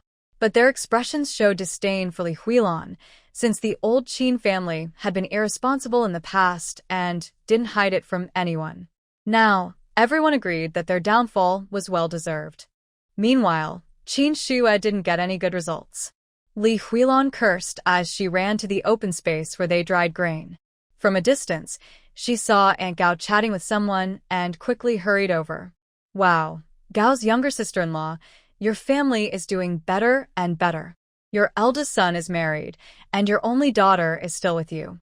I see you're ready to enjoy family happiness. I didn't see you working in the fields today. As the saying goes, kindness is returned with kindness. Aunt Gao was not unaware of social manners. Although she didn't get along with the Qin family, since they were all in the same team, she still showed a polite attitude.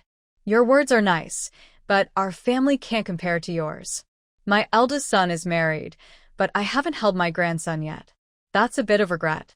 Unlike the Qin family, whose youngest grandson is already grown up, chubby and adorable, an elderly woman standing nearby agreed and added her comments, making the atmosphere quite friendly. Li Huilan saw that Aunt Gao's attitude towards her was quite good, and she immediately felt hopeful. She smiled even more brightly. Uncle Gao, I say this, but everyone probably knows our family situation. My daughter is like that. It's all because of that bad human trafficker. He kidnapped my daughter and beat her badly. She's hanging on to life. You don't know how worried I was when she came back, covered in blood. The only thing I can be thankful for is that my daughter's innocence is still intact. After speaking, she couldn't help but shed a few tears. Aunt Gao looked at the elderly woman beside her and showed a helpless smile.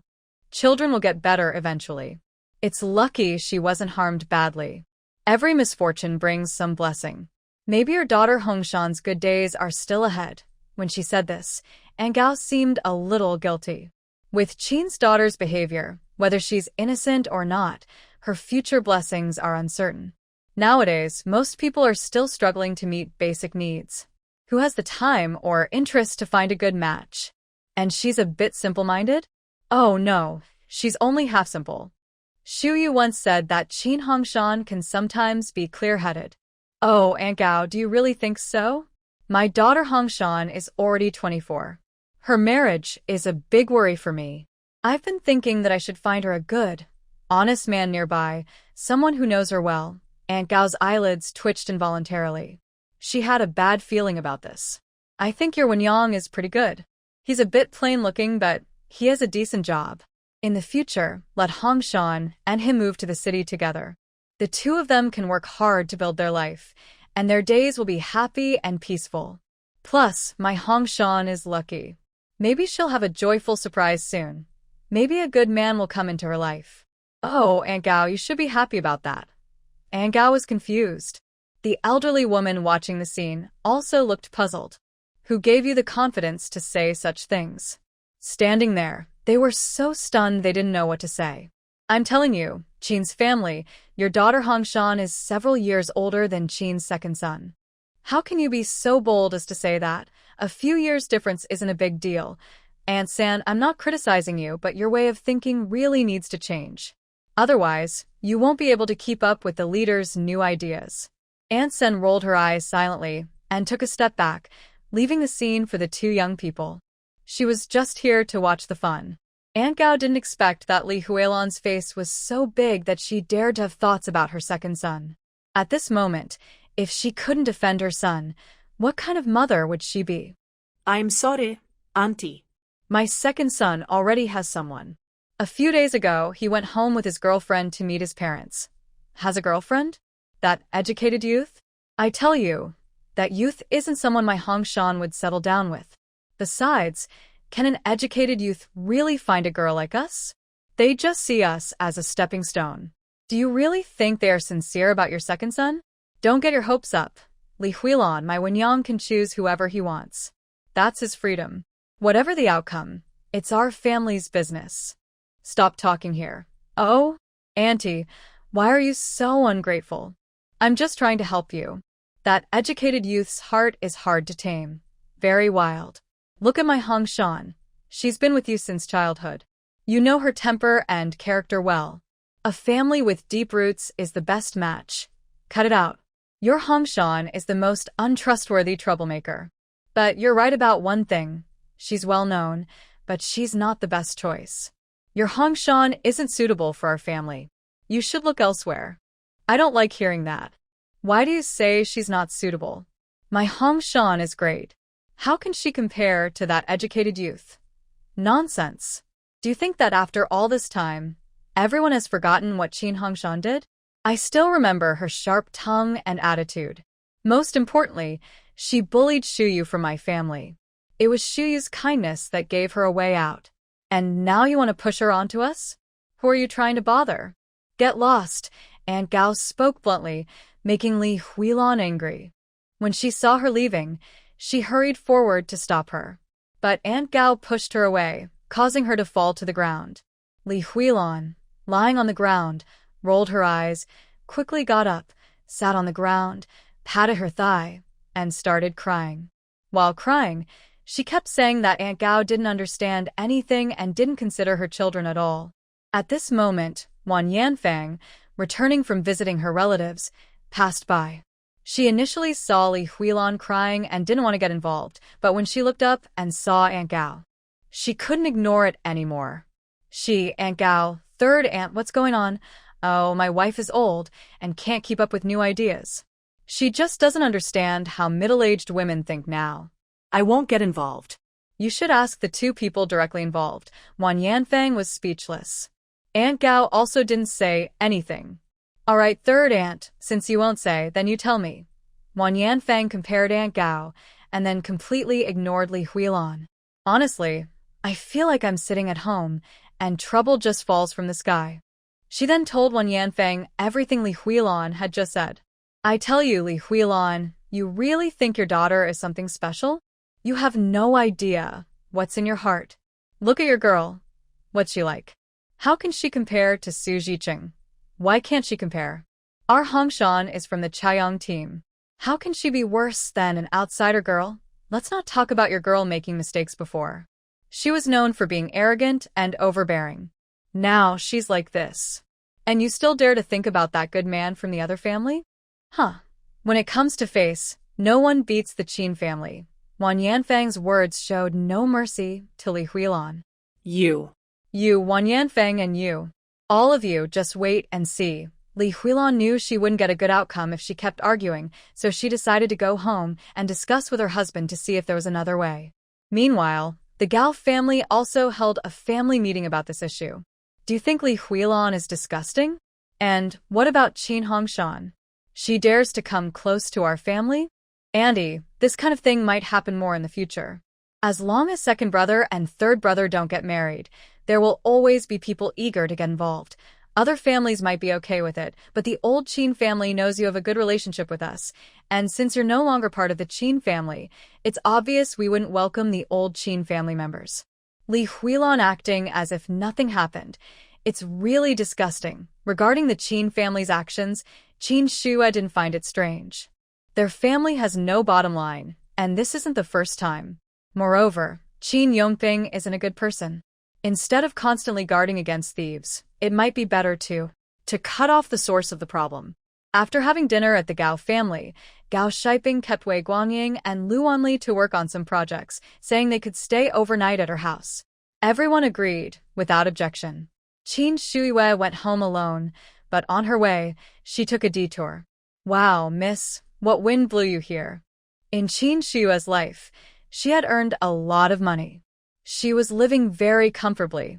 When she had free time, she would pick easy jobs to earn some points.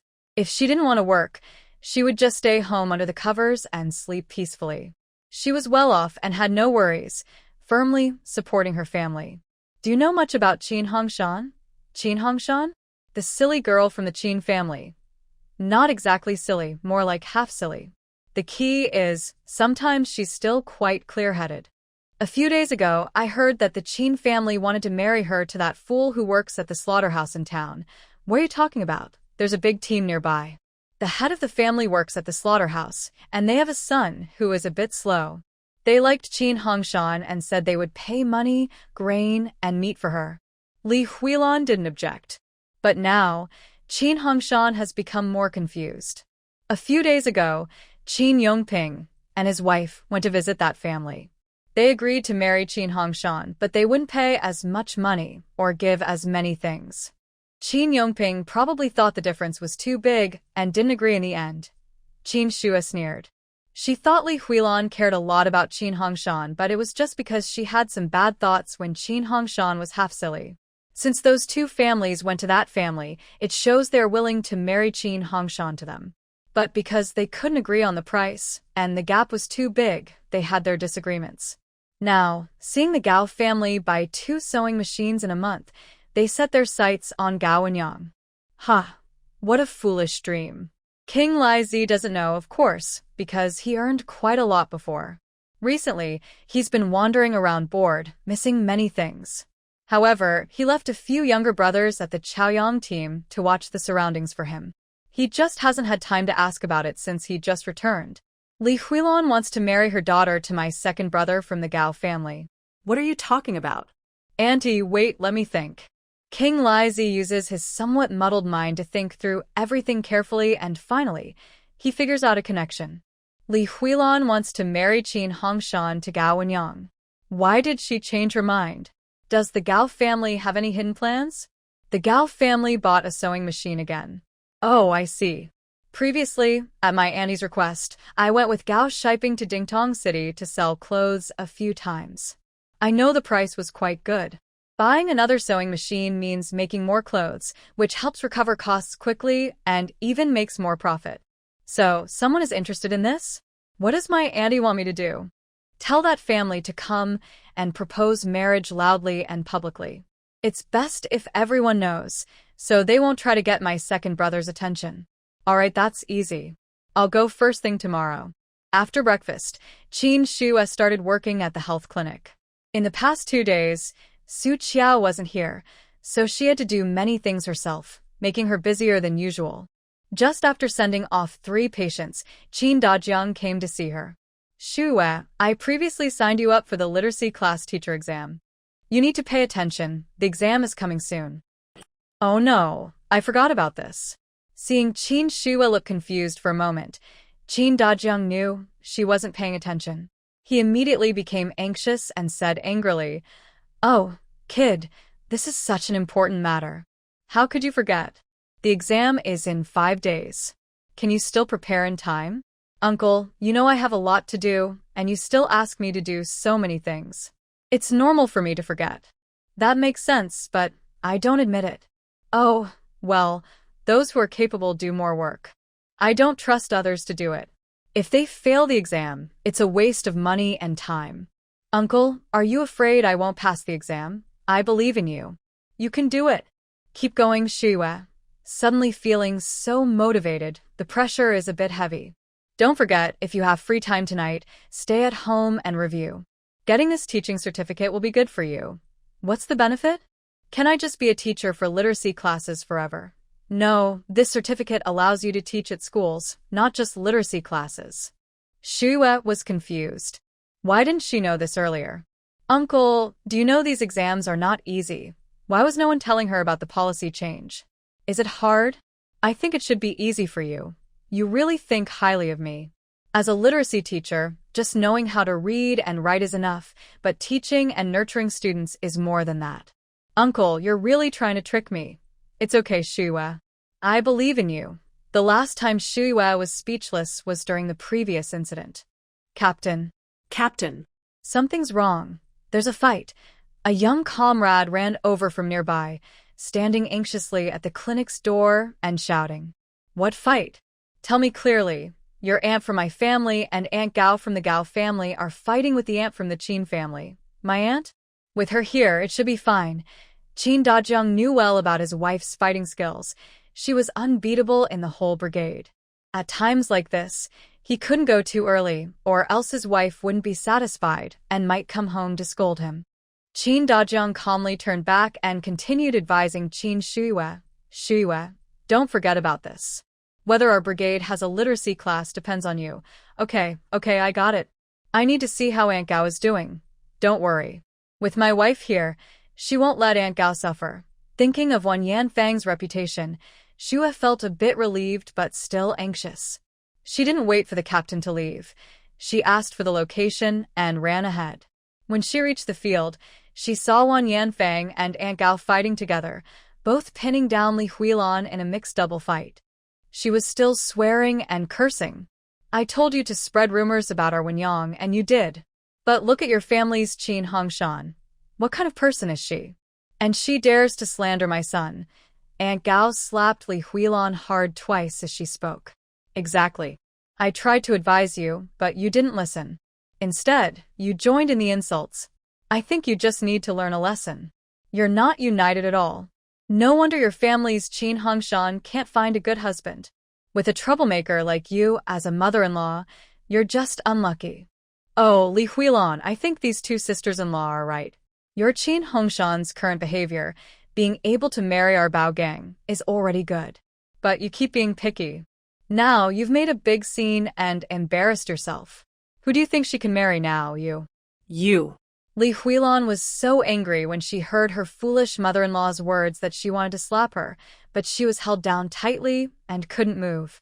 Oh, Wan Yanfang, don't think that just because you're the wife of the team leader, you can hit people whenever you want. When the team leader comes, I'll make sure he makes you pay. Pay? Pay for what? Just because you're rude and talk back, you think you can get away with it? My hands are itchy, and I want to hit you. I told you to watch your mouth and stop insulting my son. Let me tell you, Li Huilan, my son, and Su Jiqing have already gone to meet their parents. Whether this marriage works out or not, my son has made his choice. You can't just stick your nose in. Qin Shihua watched the lively scene from behind the crowd. After a while, Qin Dajiang finally arrived late, looking very reluctant. All right, stop fighting, he said softly, so quietly that anyone more than 10 centimeters away couldn't hear him clearly. Everyone seemed used to this kind of situation. No one reminded him that the team leader had arrived. They all turned their heads back to watch the show. It wasn't until Wan Yanfang was tired from fighting and straightened up to stretch her muscles that Qin Dajiang pushed through the crowd and walked over. I told you to stop fighting. Why are you still hitting? I didn't hear you, she replied. It's because of these people. They're so eager to watch and talking so loudly. I had a hard time squeezing in here. It's not your fault you didn't hear. The people who were blamed looked awkward and silent. Qin Shue finally saw clearly how timid Qin Dajun was in front of his wife. I was just saying, oh, you hit me in the waist and now I feel pain. I'll leave the rest to you. This blame is all on him. Okay, you go rest nearby. Everyone who just ate some old dog food. Uncle Gao also pulled his wife aside and gently comforted her. Meanwhile, Li Huilan, who was beaten and bruised, was lying on the ground, crying alone. This scene. It's quite pitiful. Since Li Huilan can't speak now, you two tell us what really happened. Li Huilan, catching her breath and ready to speak when the team leader asked, looked up in fear at Qin Dajun. Before she could say a word, Aunt Gao spoke first. Team leader, it's like this. Aunt Gao explained everything that happened a few days ago and today, including her own understanding. But no one paid much attention to these details. Wan Yanfang, standing nearby, angrily added her own comments, which helped clarify the situation. As for parts she didn't know about, there's no need to mention them. The reason these three fought was because of the foolish man's proposal to marry. Li Huilan came here early in the morning to work. When she received her task, she saw Wan Yanfang and Aunt Gao walking from a distance. She quickly thought everyone was around, so she started talking nonsense, saying her daughter would marry into the Gao family. She also said that Su Qiao, the educated youth, was clinging to the Gao family just to do some easy work before returning to the city. Basically, she was implying she was lazy and not interested in the second son of the Gao family. As she spoke, she got more and more excited. Some people, unhappy with her, stopped Aunt Gao and asked whether what she said was true. Aunt Gao, angry, slapped Li Huilan several times. The two immediately started fighting. Seeing this, Wan Yanfang also cursed and helped Aunt Gao to deal with Li Huilan. They had been fighting for a few minutes and hadn't had enough yet when the foolish man's mother arrived. She stood at the edge and started shouting, asking where Li Huilan was. Everyone pointed, and she looked down. Good grief, Li Huilan was already beaten into a pig's head. She was so happy, she couldn't stop laughing. But she didn't forget her purpose. She said that Li Huilan had previously discussed conditions at her home, and after some negotiation, her family agreed. So she hurried over to propose the marriage. Everyone looked at Li Huilan with curious eyes. They silently thought to themselves, serves her right. She got what she deserved. When Aunt Gao heard this, she was furious because Li Huilan had already made plans with someone else and was still trying to interfere with her son. She attacked without holding back. Wan Yanfang also got excited, and the two of them started a new round of playful fighting. Is it true, Mother Baogang? Did Li Huilan really come to discuss the marriage of the two children at your house? Yes, that's right. Our team leader also knows about it. When Li Huilan came, many people saw her. Well, to be honest, it's your family matter. I shouldn't interfere. But Li Huilan, since you discussed marriage with Mother Baogang and you're also interested in the Gao family, I think that's very shameless. It's clear you weren't innocent in getting hit, but hitting someone is never right. Now, you two should apologize to Li Huilan, and then this matter will be over. Wan Yanfang and Aunt Gao looked at each other, and Wan Yanfang spoke first. Sorry, Li Huilan. Even though your words are a bit sharp and make people want to hit you, I should control my temper. I will be more careful next time. Yes, sorry about that. I will also try to control myself next time. Everyone was silent. Don't you want to listen to what they are saying? All right, since they apologized, you two should go home and discuss your family matters properly. But Li Huilan, since you've already discussed things with them, don't suddenly change your mind and cause trouble. I won't get involved in that. Everyone disperse now. The team leader waved his hand and he and his wife left. Then Uncle Gao and Aunt Gao also left. Only Li Huilan sat on the ground, stunned, feeling a mix of emotions inside. But maybe it was just one feeling. When Qin Shue returned to the health clinic, she felt uneasy. She took a detour at the fork and went to the Gao family. Auntie, are you okay? Me? Fine. Auntie? What's wrong?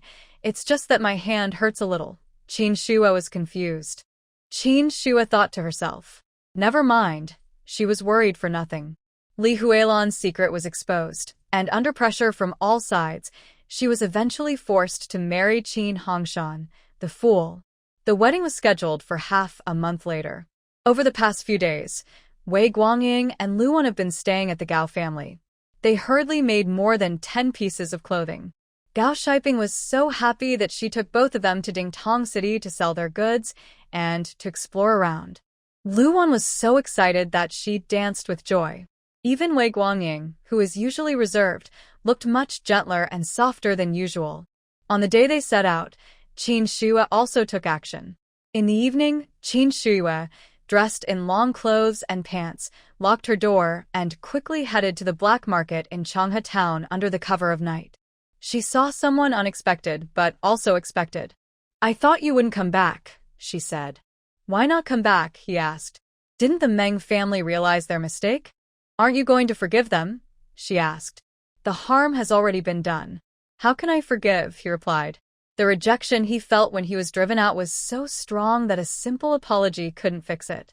The long, turbulent journey of fleeing and escaping left deep scars on Meng Chongqing.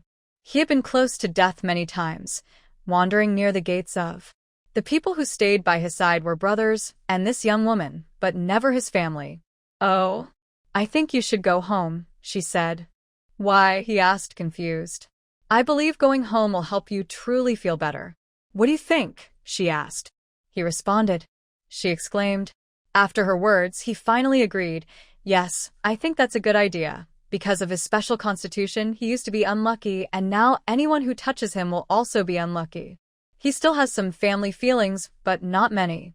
Compared to the times he almost lost his life, everyone sharing bad luck together isn't a big deal." "All right, I understand," he said. "Are you here today about Lin Yan?" she asked. "Yes, after solving Song Chang's problem, there's no need to keep Lin Yan anymore," he replied. Song Chang is the most hated villain in this story. His bad deeds caused a lot of irreversible damage, and by the time they found out, it was too late. Now that his issues are resolved, everyone is happy. Lin Yan is a person full of secrets. I once had someone investigate him, but they found nothing. Moreover, Meng Chongqing paused for a moment, looked at Qin Shua carefully, thought for a bit, and then continued. "Besides, Lu Haoqing from your family also checked him several times, but found no abnormalities." "No abnormalities, yet his behavior is very strange. That's what makes it most frightening. I don't know much about her situation. After she arrived at Chaoyang team, she repeatedly targeted me, trying to take things from me. I also accidentally found out her relationship with Song Chang, so I thought of setting a trap for her. Since you all haven't found any abnormalities, does that mean it's hard to directly accuse her? Because the people who interacted with her are ours, and there's no real evidence linking her to Song Chang. Plus, I don't want to reveal certain things too early, so I have to think of other ways. I have an idea. Do you want to hear it?" The two discussed quietly and finally agreed on a plan. "Let's do it that way. Yes, happy cooperation." Qin Shua raised her teacup to signal Meng Chongqing. Meng Chongqing smiled gently, slowly lifting his cup, and the two lightly clinked their cups in the air before drinking together. That bold gesture made it look like they were drinking wine, not tea. "Are you planning to stay in the black market forever?" After finishing the main business, Qin Shua asked a few more questions with some curiosity. "Let's talk about that later. Besides, you probably won't stay in Chaoyang team forever. Maybe we will meet again in Jing City. I'm really looking forward to that. For now, I won't leave. Even if I do, I'll tell you. Don't worry." Qin Shua finished her tea that Meng Chongqing poured for her, then stood up and left directly. Unknowingly, Meng Chongqing stared blankly at her departing figure, unable to regain his focus for a long time. Before returning to Chaoyang team, Qin Shua called Lu Haoqing to update him on her situation, especially about the medicine. Lu Haoqing promised to inform the higher-ups as soon as possible before hanging up reluctantly. Of course, it was Lu Haoqing who was reluctant to part. It's not that Qin Shua doesn't want to say more, but she is now at the post office, and two people behind her are waiting to make calls. She can't say anything warm in front of so many people, so she can only feel sorry for her husband. After hanging up, She wandered around the town, looking for a quiet place. She took some things out of her space and headed straight to the small courtyard rented by Gao Wenyu and Yang Huihui. This small courtyard is not far from the post office, located in the middle of an alley. The house is a bit old, and the noon sun can't shine in. It feels a little oppressive at first glance. The wall around it isn't very high, which looks unsafe. She knocked on the courtyard door, but there was no response. Qin Shuiwei was confused. It shouldn't be. At this time, Yang Huihui should be at home. Is my sister-in-law at home? As soon as she finished speaking, the main door opened. Yang Huihui peeked out her head and asked softly, "Who is it?" "Sister-in-law, it's me, Shuiwei." "Oh, it's Shuiwei. Come in, come in." "What's wrong, sister-in-law?" When Qin Shuiwei saw Yang Huihui's shy look, her heart skipped a beat. She quickly took her hand and looked her over from head to toe. Yang Huihui took a deep breath, forced a smile that was worse than crying, and shook her head, saying she's fine. "You're saying you're fine, but you looked scared just now. When I knocked, you didn't open the door right away. Did something happen?" "I'm really fine, Shuiwei. Come inside." Seeing that she wouldn't say more, Qin Shuiwei didn't ask further. She followed Yang Huihui into the house. Inside, there were 2 stoves, one big and one small. Ahead was a door, with a cupboard beside it. Opposite the cupboard was a table and 2 stools. Because the house was low and small, it was quite dark inside. After entering, Yang Huihui turned on the light. She warmly welcomed Qin Shuiwei onto the kong, a traditional bed, then boiled water and brewed tea. She also took a package of pastries from the cupboard and placed them on the table for Qin Shuiwei to eat. "Don't busy yourself, sister-in-law. Sit down and chat with me for a while. I'll go back after that. Don't leave today. Stay here. We'll sleep together tonight, and your brother can sleep in the room next door." Originally, Qin Shuiwei wanted to refuse, but after seeing Yang Huihui's expression just now, she changed her mind. "Sure, but sister-in-law, you need to go with me to make a phone call to the team, or else I worry that Annie and the others will be worried. Okay, you drink some water and rest a bit. We'll leave soon. My brother brought back a meat ticket yesterday. Although we can't get good spots now, we can still buy some. Tonight, I'll cook something delicious for you. Sister-in-law, there's no need to trouble yourself. Look, I already bought everything." She took a basket from her side and handed it to Yang Huihui. Yang Huihui lifted the cloth cover, revealing greasy twisted donuts, pork belly, a small bunch of chives, and a tiny bag of flour. "These chives are really nice, growing so well. Do they sell these now?" "Of course, I have my ways." "That's a secret." All right, secret. Perfect timing. Tonight, we'll make dumplings to eat." After chatting for a few minutes and drinking a bowl of tea, they linked arms and went out to make the call. The call was made directly to the team office. She asked Qin Dajiang and the Gao family to be informed. After hanging up, Qin Shuiwei suddenly had an idea. She took Yang Huihui back to the black market. Yang Huihui had never been to the black market before. Seeing the room filled with items for sale, she was completely confused. Qin Shuiwei took this chance to find Meng Chongqing, whispered a few words to him, who nodded and waved to call Lao He. She gave some instructions and Lao He turned and left. "Sister-in-law, is there anything you want to buy?" I don't really want anything. It's my first time here, so I'm a bit curious." "Sorry, Shuiwei, I feel a bit embarrassed. Sister-in-law, you're just too polite. Next time, if you need anything, just come directly. This black market is run by my friend. The prices are reasonable, and since it's in a pretty remote place, there aren't many people here. You don't need to worry about getting into trouble." She looked at Meng Chongqing standing under the eaves. He nodded politely at Yang Huihui, showing his approval of Qin Shuiwei's words. "Okay, I understand." Yang Huihui, who is naturally cheerful, was not shy when she saw Qin Shuiwei's friend. She smiled brightly and greeted him.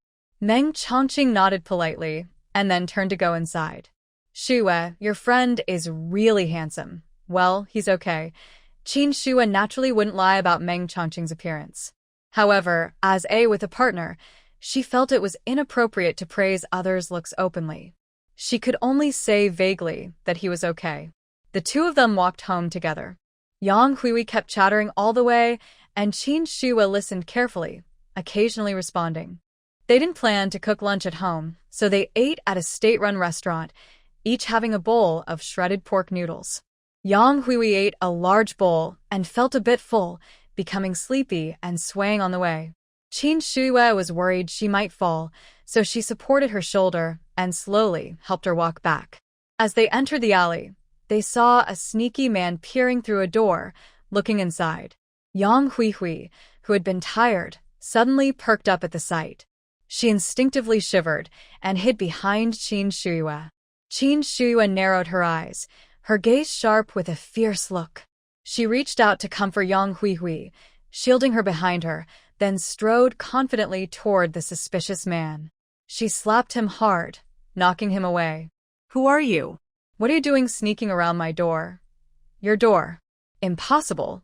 Isn't the lady of this house named Yang? The man rubbed his aching left cheek and answered instinctively. After answering, he looked up at Qin Shuiwe, and his eyes lit up. Wow. Such a beautiful, even prettier than that big, clumsy wife. With this face. If he could win her over, everyone would look at him differently in the future. He quickly got up, tidied his clothes, and stepped closer, smiling with a greasy grin. Comrade, are you here to find someone? I know this area well. If you're looking for someone, just tell me. I can help, but I won't do it for free. When the time comes, he looked at Qin Shuiwe with ill intentions, sizing her up. Yang Huihui wanted to rush over and protect her, but Qin Shuiwe held her back. If you don't want those eyes of yours, I wouldn't mind digging them out. Oh? Still a fiery one. What can fiery temper do? Still depends on us men to survive. Stop pretending. Let me tell you, this is my territory.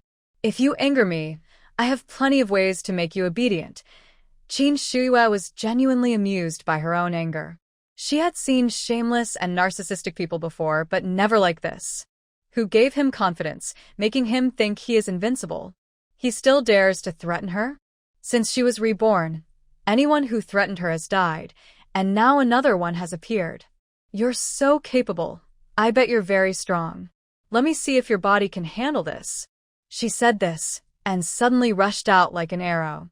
This time, she didn't use her hands but kicked with her foot, making sure not to miss any part of her body. In the end, she kicked the man's private parts. The man's scream of pain suddenly stopped, and he collapsed to the ground. Yang Huihui was momentarily scared but quickly calmed down. She looked around and saw no one, then grabbed Qin Shuiwe and tried to leave the alley. Let's go quickly. Pretend we were never here. Sister-in-law, sister-in-law. It's okay. Someone will handle it. While Yang Huihui was confused, two strong men came from the end of the alley. Yang Huihui wanted to hide behind Qin Shuiwe, but then, for some reason, stood in front of her and pushed her away. She said anxiously, "Let's go quickly. I'll handle this." Even though she was scared to death, she was still thinking of Qin Shuiwe first. Qin Shuiwe felt a warm feeling inside. It's okay. I know those two. Huh? You know them? Qin Shuiwe went forward and said to the two men, "Sorry we're late." It's okay. It's good you came. Check what this person has been doing wrong and let your family's leader handle it. Okay, I'll take him back now. The two men carried the person on their shoulders, waved goodbye to Qin Shuiwe, and disappeared at the alley's entrance. The whole process was very smooth. After they left, Yang Huihui was still stunned, not knowing what had just happened. Let's go home. Ah. Okay. Yang Huihui followed blankly into the house and sat there in a daze, not knowing what she was thinking. Qin Shuiwe poured a cup of hot water into her hand and sat across from her, waiting for her to calm down. Are you afraid because of that man? After taking a small sip of water, Yang Huihui thought for a moment before speaking. That person is the landlord's son. When you and I first came to rent the house, I didn't see him. Then one day, he suddenly appeared at my door. He asked me a few questions as the landlord. I thought the landlady was nice, and since he looked clear-headed and not malicious, I talked to him a bit more. Who knew? Since then, he kept coming to my house from time to time. I knew it was wrong. At first, I politely refused twice, but he didn't seem to understand and kept coming. Later, I couldn't hold back and scolded him. She paused, then continued. Then he stopped pretending and showed his true face. He even threatened me, saying if I didn't talk to him, he would cause trouble at the post office and make your brother lose his job. I was so scared I didn't dare speak. I was also afraid to tell your brother because he might get angry and confront him. That guy is a troublemaker who can do anything. But your brother is different. He has a good job and a good family. If something happened because of this person, she hesitated. I'm worried about the consequences we can't handle, so you've just been enduring it all this time? I knew you looked upset at first. Even if you didn't tell my brother, you should have told me. She hesitated. I thought you're a woman too, so, I don't fully understand your situation yet. But it's not too late to start. This place isn't safe. The wall isn't high. If my brother isn't home during the day, we could deal with this bad guy. Maybe there are other problems too, she asked nervously. Then, what should we do? Qin Shue stroked her chin, thought for a moment, then suddenly brightened her eyes. I've got an idea. Let's move somewhere else. Move? Where to? How about near the black market? Yang Hui followed Qin Shue's idea, thinking about the terrain around the black market, and quietly gave a reasonable answer. That place is even more remote than here, right? Not afraid of being remote. There are fewer residents and fewer people. Most importantly, there's a black market there. If anything happens, they can step in to help. The main point is, it's not far from where my brother works and close to the pharmacy. Every time I go to town to sell herbs, I pass by there. It'll be more convenient for you in the future, so you won't have to make a special trip here. You have a point when you say that. And when you rented this place because it was lively and relatively safe. But now, more people seem to bring unnecessary trouble. Okay, you can tell the landlord tomorrow to move out. If she refuses, say you'll report her son to the police for misconduct. But what about my reputation? And your brother? Don't worry, she won't dare. I will have someone watch her. Just joking, Meng Chongqing has plenty of people. He never lacks for help. All right, I trust you. With a clear plan, Yang Hui felt much happier. In the evening, Gao Wenyu came home. Seeing Qin Shue, he asked kindly and was happy to hear everything was fine at home. After dinner, Qin Shue told Gao Wenyu everything that happened today.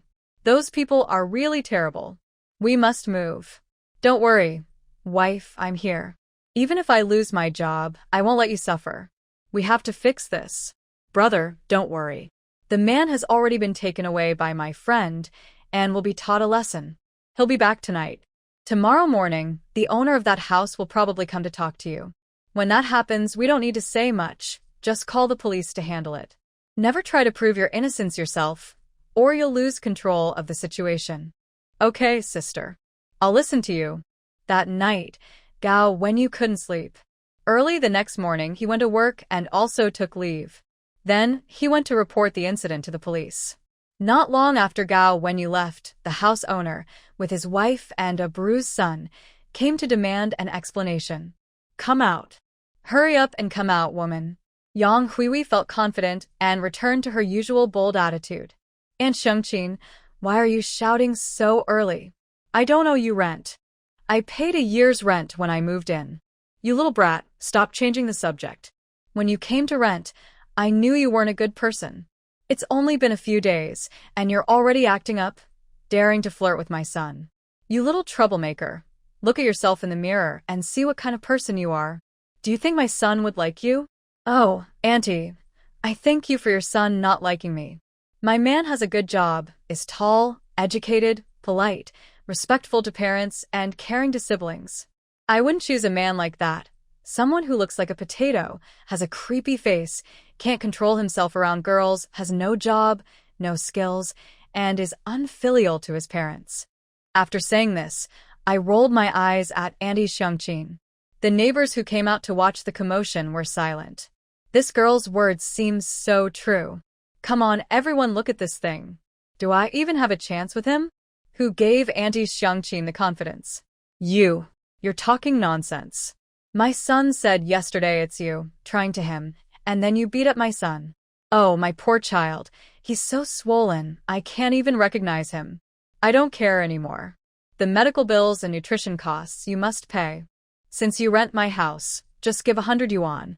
100 yuan? Wow, old Zhang's family really dares to ask for that. My husband's monthly salary is only 20 yuan. Yes, my son earns a bit more, just over 30, and she asks for 100. By the way, did old Zhang's son really get beaten by these two women? It doesn't look like it. How strong could those women be to beat that fool like that? Let's wait and see. Most people are still rational. It's also because Annie Xiangqin isn't usually well-liked, so no one believes her story. Qin Shua crossed her arms and stood behind Yang Huihui. She believed it was more meaningful to handle things herself than to ask others for help. So she silently stood behind Yang Huihui, giving her a strong sense of security, but didn't speak. Annie, if your son isn't a scoundrel, can he be beaten? I've been living here for a while. Who doesn't know? I didn't speak up before, because I thought the house was good and didn't want to move. I tolerated it again and again. But don't think my patience means I'm afraid of you. You. What excuses are you talking about? Anyway, my son was beaten by you, and you have to pay. Fine, antie. You want an answer today? I'll give you one. Just wait and see. Yang Huihui no longer wanted to waste words with her. People like her didn't need to be reasoned with. Just act directly. Seeing Yang Huihui silent, the neighbors around kept pointing at their family. For a moment, they didn't know what to do, so they quickly looked at their own man. The head of the Zhang family glanced at his wife, then smiled foolishly and walked over to Yang Huihui, saying, "Miss, look at how my son is behaving. He hasn't even made a move. You've beaten him up quite badly, which is a bit too much. It's normal for us to ask for some medical expenses. Or, if we all compromise, you can give 50 yuan. I promise, once you take this 50, my son won't bother you again. I think, with your family's way of doing things, I can't trust your promise. Justice should be decided by the police. Whatever the police say, we will listen. If we need to pay, we will pay without hesitation. This is too much. It's just a small matter. Why waste government resources? Young girls like her, their awareness isn't high. Let the older man take a small loss. Just give 20 yuan, and this will be over. The Zhang family still wanted to extort money, clearly crazy for cash. Even Qin Shua found it amusing. Yang Huihui didn't speak anymore. She just watched the Zhang family quietly, making the three of them feel nervous. At this moment, 5 people appeared at the alley entrance, led by Gao Wenyu. Look, the police are here. Oh, now let's see how the Zhang family will handle this. This will be interesting. The crowd looked on with some schadenfreude. The 3 members of the Zhang family looked visibly panicked. Comrade police, we're here. This is our home. Gao Wenyu led the group to the door. The 4 officers looked sharply at the crowd and asked in a steady voice, "Who is Zhang Maoyuan?" Hiding behind the Zhang couple, Zhang Maoyuan looked around nervously and weakly said, I am. This comrade Gao Wenyu accuses you of harassment and bothering his wife. We will investigate this matter. Come with us. No, I didn't do anything, comrades from the police, I didn't. It was them, they hit me. Look at my face, I was beaten by them. This is false accusation, false accusation. What exactly happened? Whether it's false or not, we need to investigate clearly before making a conclusion. Please come with us now.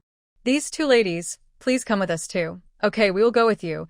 Qin Shua and the other 2 were not afraid. After all, they had done nothing wrong. However, the Zhang family hesitated and kept making excuses. This made the 4 officers already have a rough idea of what was going on.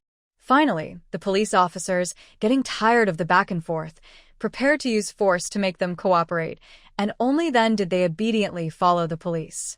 The Zhang family members were kept in one room, while Qin Shue and the others were taken to another room for detailed questioning. When the officers learned Qin Shue's name, they suddenly stood up excitedly, their faces full of joy. The 3 women looked confused and stared blankly at the excited officers, exchanging puzzled glances. Are you Comrade Qin Shue? The Qin Shue from the Chaiyang team? Finally seeing you in person, Comrade Qin Shue. On behalf of those you rescued, we send you our highest respect. After speaking, the 2 officers saluted her solemnly. This made the three women even more confused, especially Gao Wenyu and Yang Huihui, who had not been home recently and didn't know that Qin Shiyue had secretly done something big. Thank you, comrades. This is what every citizen of Huagua should do. No need to thank us. Comrade Qin Shiyue has a high sense of awareness. Her selfless dedication is a role model for us. You are very modest. Qin Shiyue awkwardly touched her nose. She had taken quite a bit of money and tickets from Song Chong, which were still lying in her space. Her selfless act somehow made her feel a little uneasy. It's just a coincidence. Let's get back to the main business. There is no need to ask again. With Comrade Qin Shiyue here, we believe the wrongdoers are definitely not from your side. However, for safety, we need you to stay here a little longer. Our colleagues have already visited the residents in that area. Based on our experience, the Zhang family members have suspicious eyes and seem to be hiding something. We are questioning them now, and we will inform you as soon as we have results. Okay, we will wait here for a while. You can look around freely, just don't leave this yard. Thank you very much. After the police officers left, Gao Wenyu and Yang Huihui looked at Qin Shiyue with curiosity. Sister, what did you do to earn such respect from the police? Yeah, Shiyue, you're too modest. Why didn't you call me if something good happened? Haha. It's nothing, really nothing. The couple both gave a look like, do you believe me or not? Tell us quickly, or I'll ask my mom about it when I get home. Yes, tell us. Faced with their questions, Qin Shiyue simply explained what she had done a few days ago. You're really brave to go to that place? Yes, Shiyue, that's so dangerous. Are you okay? Did you get hurt? No, I'm fine. Really, I'm fine. I came back safe, so don't worry. Although Gao Wenyu didn't agree with Qin Shiyue's actions, since it had already happened, there was no point in arguing. He just told her to think carefully next time and to pay attention to her safety. That was the end of the matter. The three of them didn't wait long. About an hour later, the two police officers returned. We have enough evidence now. It's clear that Zhang Maoyuan was at fault first. You were acting in self-defense. Although your response was a bit excessive, we can overlook that and pretend we didn't see it. The Zhang family wants to settle this privately. What are your plans? Big brother, sister-in-law, you can decide what to do. Hai Wenyu thought for a moment and looked at Yang Huihui to share his opinion. Wife, I want to handle this matter officially and not privately. People who do bad things probably have done it more than once. If we let him go this time, he will likely do it again. Others might not be brave enough to stand up for justice like we do. For everyone's safety, I think we should let him go to reflect and change. I agree with you. Let's do it that way. Police officer, we don't want to settle this privately. Whatever needs to be done, just do it. However, we decide not to rent that room anymore. The Zhang family must return all the money to us as compensation. All right, that's fair. We will handle it. If you want to go through official channels, it will take 3 days. Come back after 3 days for the result. Okay, understood. The three signed the documents and were then taken out of the room. In the corridor, they saw the Zhang couple sitting on the ground, looking a bit defeated. When they saw Qin Shiyue and the others come out, the Zhang couple suddenly rushed forward. They knelt down with a thud in front of them. Please, please, let my son Mao Yuan go.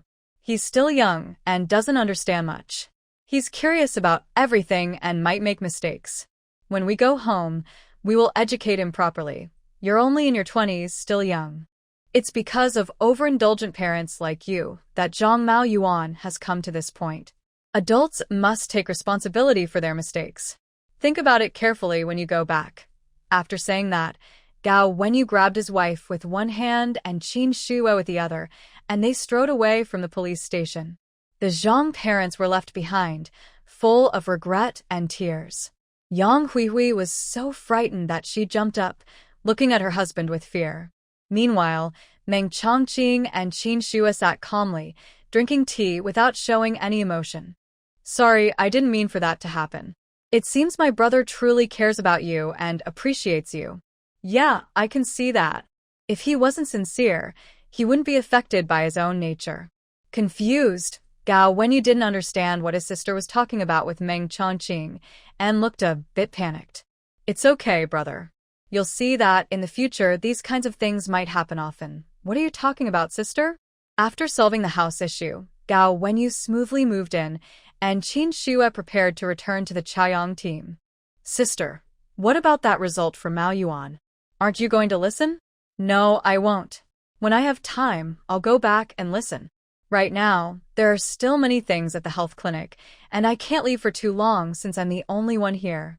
I also don't know how things are going with the second brother. Probably. Nothing serious. Qin Shue didn't sound very confident. At this moment, Gao Wenyang, who had followed Su Qiao home, was just like Qin Shue, completely lacking confidence. Looking at the beautiful two-story house in front of him, Gao Wenyang, who was once full of hope, seemed to have his spark extinguished. His eyes lost their shine in an instant. Su Qiao looked at the familiar house, took a deep breath, and said quietly, "Let's go." Both of their steps were heavy. When they reached the front door, perhaps because they had prepared themselves mentally, Gao Wenyang looked a lot more relaxed. "Don't be afraid, I'm here. Whatever happens, leave it to me. I'm afraid you can't handle it." It's okay. "I have a secret weapon." Thinking of his sister's instructions before she left, Gao Wenyang clenched the national grain coupon in his pocket, feeling more confident instantly. "Chow chow, I'll knock on the door. Stand behind me. If you want to, then." Please. Su Qiao didn't argue with Gao Wenyang about this and quietly stepped back. Gao Wenyang raised his hand and gently knocked on the door. Inside, a clear voice responded, "Who is it?" Hearing this voice, Su Qiao froze, a look of surprise crossing her face. "Little sister, it's me, Su Qiao." Inside the house, hurried footsteps sounded. As the footsteps approached, the door opened with a bang, revealing a slightly yellowed, innocent face. Second sister, you're back. Come in quickly." Seeing Su Qiao, Su Zhan was so happy she completely ignored Gao Wenyang. In her eyes, there was only her long-missed sister. "I'm back, because I have something to do." "Jinjin, where are Mom and Dad?" "They're upstairs. I'll go call them, but..." Realizing what was happening, Su Jin finally noticed the man who had been following her second sister. His face was a bit paler than others, with clear features, dressed neatly. He was about 1.8 meters tall, making her look small at 1.6 meters. His smile was sincere but not overly flattering, giving a fresh feeling that made him hard to dislike. "This is your future brother-in-law," Su Jin gasped, her jaw dropping to the ground. Her sister was really impressive. After years away in the countryside, she finally came home and brought back a man. Although he looked pretty good, her sister's hometown was a rural area, so she wondered if this man. "Big sister, are you sure about this?" Su Jin asked cautiously, but her eyes showed her true feelings clearly. "Yes, I'm sure. Don't worry, I'm not that confused. Go find Mom and Dad." "Okay." Su Jin hurried upstairs to call her resting parents. Her loud voice woke everyone in the house. 20 minutes later, Su Qiao's parents, grandparents, and elders all sat on the sofa in the living room, constantly watching Gao Wenyang. Fortunately, Gao Wenyang remained calm, looking at the elders with a smile, barely showing any nervousness. He had passed the first test. "What's your name?" At this moment, Su's father broke the silence first. "Hello, uncle. My name is Gao Wenyang. I work at the grain station in Changha Town. You have a job?" Su's mother looked at Gao Wenyang in surprise, then turned her questioning gaze to her daughter. "He's telling the truth, Mom." Su Qiao, usually cold, showed a few more smiles when she saw her family. "Well, not bad. She has clear eyebrows and bright eyes. Her gaze is pure, and she is confident without arrogance. She's a good comrade." Grandpa Su carries an air of authority. If it were someone else, they might be scared stiff, but Gao Wenyang has felt this kind of presence many times before, so he remains calm. This alone has won the hearts of the Su elders. "Uncle, Aunt, Grandpa Su, Grandma Su, we came suddenly and may have caused trouble. Please forgive us. These are some small gifts from us. Please don't think they are too simple." After speaking, he opened his bag, revealing 4 cans of malted milk, 6 bottles of Western-style liquor, 8 pairs of double happiness symbols, and various cakes and candies. These gifts were prepared by 2 people. When Gao Wenyang saw the generous gesture, Su Qiao was already surprised. She calmly watched her family's changing expressions and felt very happy inside. Finally, someone else was also surprised with her. Wow, so many things. It must have cost a lot. Wenyang, you are too generous. Do you earn enough to spend like this? The Su family, who had been somewhat relaxed earlier, now looked shocked again at the gifts. Their good feelings toward Gao Wenyang also changed. This kid, maybe he doesn't understand how to live frugally? Where does he get so much money? Gao Wenyang has always been the smartest among his 3 brothers. He went to school and has a decent education. Besides being a bit less emotionally aware when it comes to relationships, he is very skilled at handling problems. Naturally, he understood what Su's mother meant. Qiao Qiao is both beautiful and intelligent, gentle and steady. She is kind and filial. When my family found out I was dating her, they felt she was too good for me. They also appreciate how well you, uncle and aunt, have raised her. If I could marry her, I would be climbing too high. So, the elder's attitude must be clear and respectful. I grew up in the countryside, but my family still has some savings. Since I decided to meet her family, I must follow proper manners. Gao Wenyang spoke sincerely, explaining his family's situation and attitude, which reassured the Su family. Qiao Qiao, what do you think about this? The Su family is very open-minded and doesn't care much about social status. Especially towards Su Qiao because of other reasons, they always felt they owed her something. So, they naturally wanted to ask for her opinion. Mom, Dad, Grandpa, Grandma, Wenyang treats me very well. His parents are also kind, and the family gets along peacefully. I used to work in the fields with everyone to earn points, but now I help at the clinic with his sister. The work is light and I can earn quite a bit. Oh? Wenyang's sister is a doctor. Yes, she is. Wenyang's sister is very talented in medicine. Even the military leaders have sent people to work with her. Really impressive, Mother Su couldn't help but exclaim. She looked at her father-in-law, knowing he was the most familiar with military affairs. I've heard about this. It seems the Northern War Zone sent people to find a medicine recipe. When they got it, they sent some researchers to study it. Now, they are preparing to produce it in large quantities for military supplies. I hadn't thought much about it before, but now I realize it's connected to this young man in front of me. Su Qiao's sister is actually someone we recognize. My mother has a good relationship with Shu Yu's mother. Sadly, Aunt Heenan passed away unexpectedly, and Shu Yu's relatives didn't treat her well. My mother felt sorry for her friend's daughter, so she often brought her home. She grew up with us, and is very loyal to her friends. When she grew up and became capable, she still remembered kindness and took good care of us. She even arranged jobs for my older brother and me. That girl is really impressive. She's grateful, talented at a young age, and it's lucky for your family. Old Master Su nodded kindly. He explained Wenyang's sister's background openly, not hiding anything, and he looked at her with more respect. Good child, your family is thoughtful. You've come a long way, and must be tired. I'll help you tidy up your room. Rest well, and we'll have dinner together tonight. Thank you, Annie. This was the first hurdle into the Su family, and it was passed. Wenyang's heart finally felt at ease.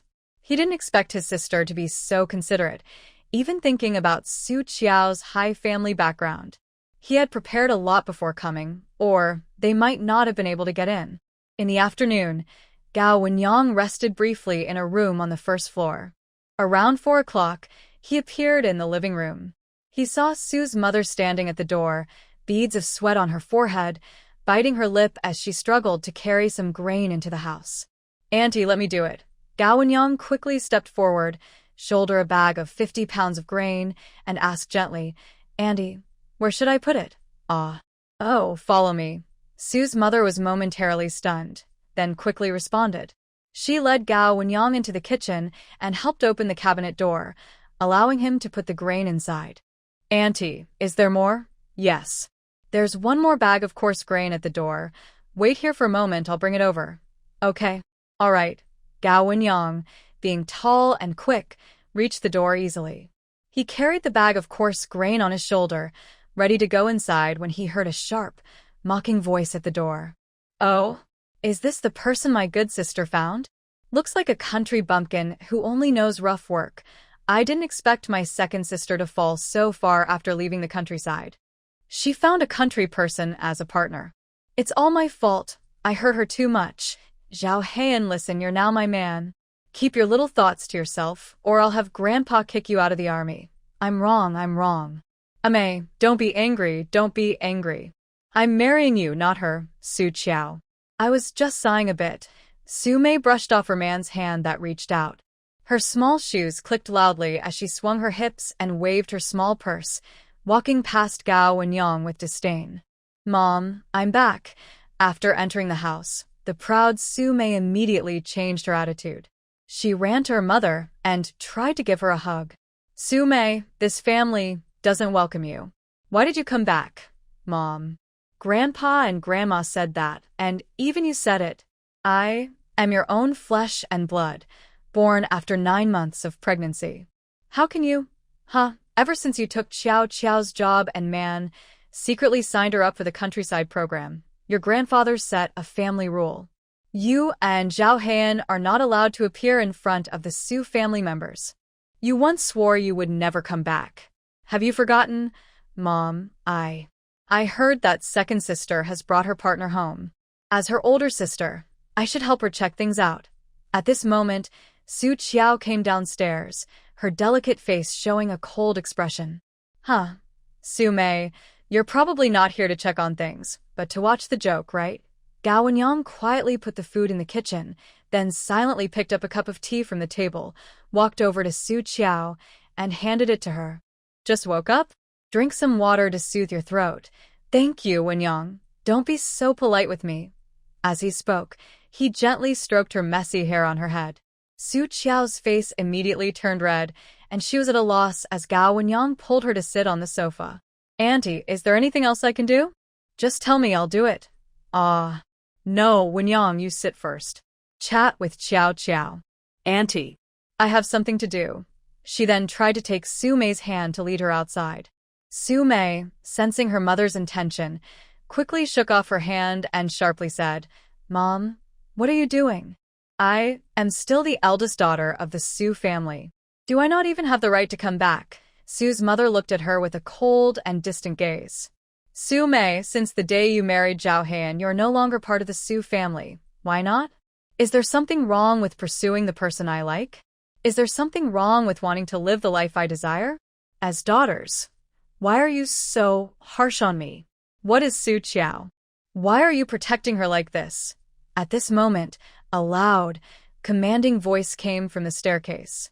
Because your intentions are not pure, Su Mei. You stole your sister's fiancé, schemed against her to go to the countryside for support, and still have not learned your lesson. You dare to speak so arrogantly? Do you still have the right to enter this house? Old Master Su slowly walked down the stairs, his imposing presence like facing an enemy, ruthlessly heading straight for Su Mei. Grandpa, Su Mei, treat everyone equally. When you took Qiao's fiancé, we all had opinions, but in the end, we went along with your choice. Even put aside my pride to send Zhao Heian into the army for training. And you? What did you do? Have you forgotten? Grandpa, since things have already happened and so much time has passed, it's time to let go. Besides, isn't second sister doing well in the countryside? She's even found a partner, which shows she's making the right choice. What? You wouldn't mind if her partner is a simple farmer, would you? After speaking, Su Mei looked proud of herself. The Su family members looked at her and rolled their eyes in silence. Who was mocking Gao Wenyang earlier when they entered the house. Now she's blaming the Su family for everything. How can she still talk about principles? Mom, Grandpa, don't be angry. Today is a good day. Don't let outsiders ruin our good mood. Yes, Qiao is right. Wenyang, we're sorry. We didn't expect him to come today. Andy, it's okay. This is part of Qiao. As long as it's hers, I can accept it. Her words sounded nice, making both Su mother and Su grandfather happy. TCH, all she can do is sweet talk and deceive people. She has no real skills. Maybe second sister brought him home, because he can flatter and coax. I've seen many like him. No real ability. Don't worry, wife. Later I'll show him up and make him lose face. Alright, I leave it to you. While the couple whispered secretly, Su father's figure appeared from outside, followed by Su Yang, the only son of the family, who is 27 years old. Second sister, you're back. Big brother, how come we're free to come home? The siblings exchanged a knowing look and spoke in unison. Then they smiled at each other. Xiao Qiao pulled him to sit on a nearby sofa and introduced Gao Wenyang to him. Big brother, this is my partner, Gao Wenyang. As soon as she finished speaking, Su Mei's annoying voice sounded again. Big brother, second sister's partner, is just a simple farmer. You need to help him check things carefully. Otherwise, he might get sold and have to count money for others. Su Mei, do you know why you still don't have children? Su Qiao looked coldly at the person sitting opposite her and asked sharply. What? Does it matter? Huh, you've done something so bad that even heaven can't ignore it, so you're talking nonsense, Su Qiao. Do you speak to your elder sister like that? You're the one talking nonsense, Su Mei. Who allowed you to shout and yell here? Big brother. You actually defend her? I'm also your sister. How can you treat me like this? Qiao Qiao is your sister too. Don't you treat her the same way? Su Mei looked upset, sitting angrily on the sofa, glaring fiercely at Su Qiao as if she was about to attack her at any moment. Gao Wenyang sat beside Su Qiao, turning his body to block her view, and stared back at her without fear. Su Mei was so angry she almost lost her temper on the spot, but in the end, Zhao Heian calmed her down. He also gave Gao Wenyang a meaningful look. Gao Wenyang ignored Zhao Heian and turned to look at Su Yang, smiling gently and calling him, Big brother. I heard from my dad about your relationship with Su Qiao. Su Qiao is in the countryside. Thank you for taking care of her. Big brother, that's very polite of you. Wenyang, I shouldn't interfere in your matters, but our family has our own ideas. I believe you know that Su Qiao shouldn't have gone to the countryside. She has suffered so much for no reason. Our family cares about her and plans to find her a stable job in the capital when she returns, so she can stay at home for a few years and then find a good family for her. Now that she brought you back, it has indeed disrupted our plans. So, I think this marriage still needs to be considered carefully. Big brother. Su Qiao wanted to speak, but Gao Wenyang stopped her. Big brother, I have also thought about this. When he learned he was coming to the capital, he had already discussed this issue with his family, so Gao Wenyang was quite confident. Oh? And what do you think? Big brother, do you think our country will continue like this? To develop the country, some changes are necessary. I believe these changes will become clearer as the educated youth return to the city. When that happens, I will go back to Beijing with Su Qiao to develop there. Oh, you speak so nicely. You, a country bumpkin, still think about developing in the city? What do you have to develop with? In the end, it will still depend on the Su family. I told you, you have no good intentions. See, I was right. If you want to stay today, shut your mouth. If you keep talking, get out. Big brother. Su Yang glared at Su Mei harshly, then looked back at Gao Wenyang. Su Mei, the fool, didn't understand what it meant, but the others in the Su family did. A country person who can see the future so clearly isn't simple and already has his own plans. Can you guarantee that your future plans don't rely on help from our Su family? That. I can really guarantee it. Oh? So sure. Gao Wenyang shrugged, looking at Su Qiao with a mix of helplessness and affection. I only found out the day before I came that the destination was Beijing. Only after I arrived did I learn about Qiao Qiao's identity. Su Yang looked at Su Qiao with curiosity. Su Yao naditchaili. The rest of the Su family looked at each other in disbelief. Wenyang, you don't understand her situation, yet you're so sure about her? Didn't your parents say anything? Gao Wenyang shrugged, answering casually, My parents are very open-minded. Our family believes that a person's character is more important than anything else. Su Yang nodded, gaining a new understanding of Gao Wenyang. Since he could say such things besides a simple family background, he must have confidence. So, Where does a country bumpkin get such confidence? This made Su Yang suspicious. Dinner was served in the Su family dining hall. The family had known for days that Su Qiao would bring someone back today, so they prepared fine food in advance. Early in the morning, they even queued at the meat factory to buy 2 pounds of meat and a chicken. During the meal, Zhao Henyang and Su Mei originally planned to mock Gao Wenyang, but before they could start, they were silenced by the stern glare of Old Master Su.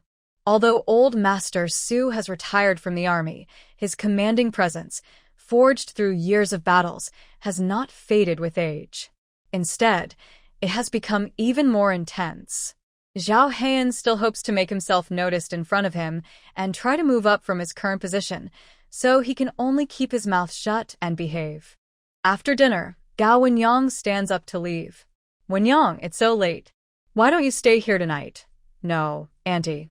I have relatives nearby. I've been staying there these days. I'll come back early tomorrow. Is it far? If it's far, don't go. It's dark and unsafe. It's not far, just nearby.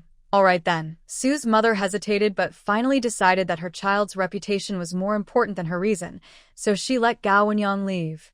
After the visitors left, Su Mei saw Grandpa Su and Grandma Su go upstairs to rest. She couldn't help but speak her mind. Talking about visiting relatives. What relatives? He's just a country bumpkin. Does he have relatives in the city? I think he probably sneaked off to some alley to hide for the night. Yes, second sister. People like him are not trustworthy. No matter how nice he sounds, it doesn't change the fact that he's from the countryside.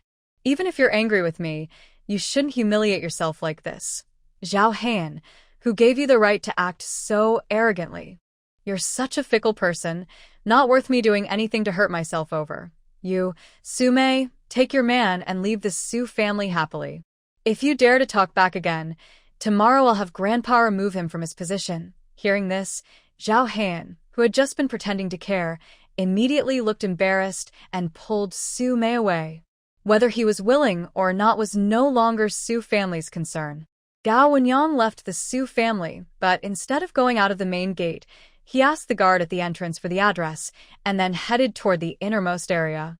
He finally stopped in front of a 5-story building that looked quite old and different from the delicate small building of the Su family. Who are you? Hello, comrade. My name is Gao Wenyang. May I ask? Oh, Comrade Gao. Young Master Lu has informed us. You can go straight in. Thank you. Gao Wenyang pushed open the courtyard gate and strode up the stairs toward the house. Lu's old house was visited by him many times before, so he didn't feel unfamiliar. He stood comfortably at the door and loudly called, "Cousin? I'm here. Come and welcome your dear younger cousin." A clicking sound of the door opening came from upstairs, followed by the sound of military booting the floor. As the sound grew louder, Lu Haiqing's figure appeared at the staircase, lazily resting his hands on the handrail, with a teasing look as he looked down at Gao Wenyang. I thought you were going to stay at the Su family today. How could that be? If I really stayed at the Su family, something might get out tomorrow. How about it? Did you pass the first test? I guess so. You're so unsure. Sigh, future things are uncertain. No one will believe otherwise. Lu Haiqing nodded and slowly walked down the stairs. Before Gao Wenyang arrived, his third aunt had already called him about this matter and asked him to help if needed. It was a simple matter, so he naturally had no reason to refuse. Let's go. I'll take you back to rest. Hey, what about my second aunt and uncle? They have something to do these days and are not here. You probably won't see them this time. And Grandpa Lu and Grandma Lu, they're at the courtyard. It's much livelier there. They prefer to stay there rather than come back. We've tried to persuade them a few times, but in the end, we just let them be. So, does that mean it will just be us brothers tonight? What else would it be? All right, I won't bother you anymore. Cousin, I need to go to sleep now. Go ahead. The room is the same as before, already clean for you. Thanks. See you tomorrow. In front of his family, Gao Wenyang let go of his usual calm and looked especially childish. Lu Haiqing smiled helplessly and turned back to his room. Early in the morning, after breakfast, the brothers were about to leave. Gao Wenyang wanted to go to the Su family to report, but as soon as he stepped out the door, Lu Haiqing called him back.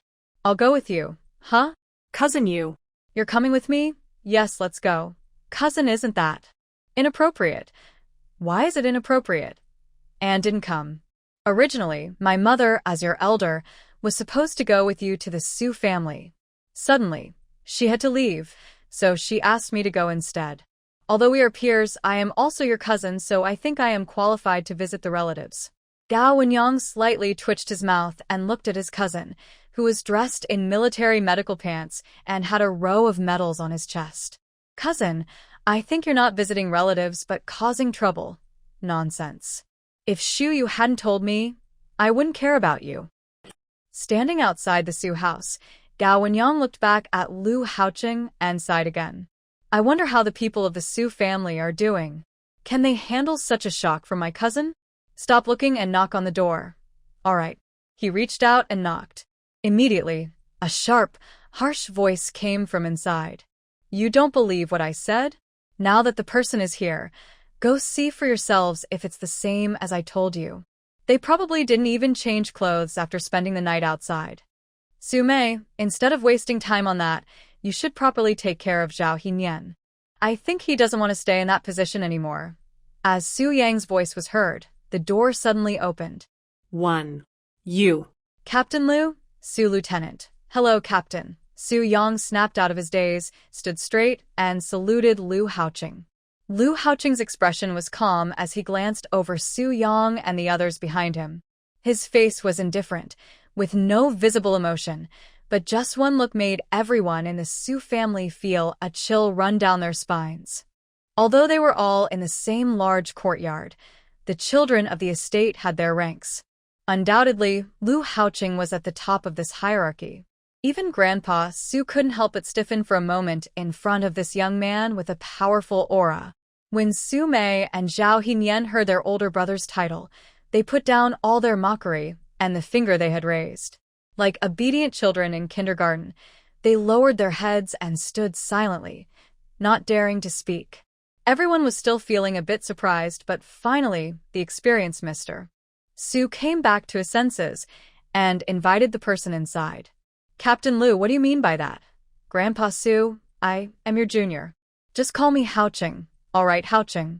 What is your relationship with Wenyang? Wenyang is my third aunt's second son. Grandpa Su, you probably know my family situation. I was sent to the countryside to be raised from a young age. My third aunt raised me, so I have always had a good relationship with Wenyang and his brothers. This time, my third aunt didn't dare to come and bother you directly. My parents are busy and can't come, so I was sent as a representative to vouch for Wenyang, hoping the Su family can feel assured about my cousin. Everyone in the big yard knew about the Liu family situation. It was chaotic back then, and since Haoqing's parents held high positions, any mistake could have been deadly. To protect their newborn son, they sent him to relatives for care. But no one knew exactly who that relative was or where they lived. Thinking about what Gao Wenyang said yesterday, the Su family members couldn't help but gasp in surprise. No wonder he was so confident there was someone backing him. Someone powerful. For a moment, everyone was silent, unsure of what to say.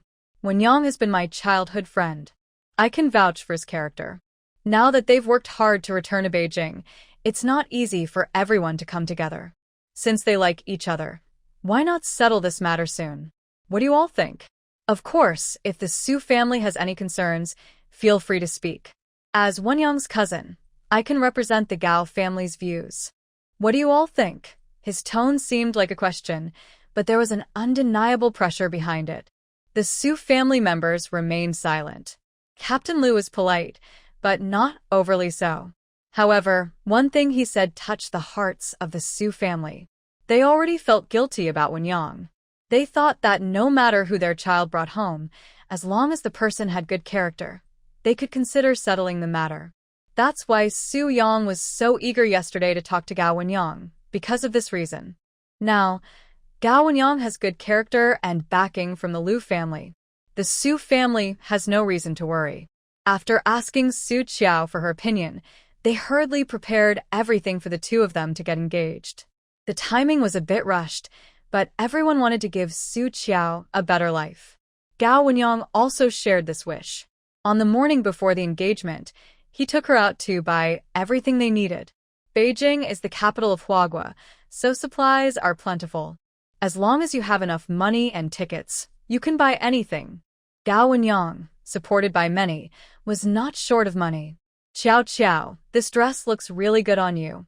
Buy it. How about this watch? It looks good on your wrist and makes your skin look fair. Buy it. Qiao Qiao, I heard uncle likes to drink. The ones I bought before he didn't want to drink. Let's buy 2 bottles and let cousin drink a few more glasses with uncle tonight. Why don't you say you'll drink with my dad? Why push cousin to do it? Did you think about what would happen if Shua found out before doing this?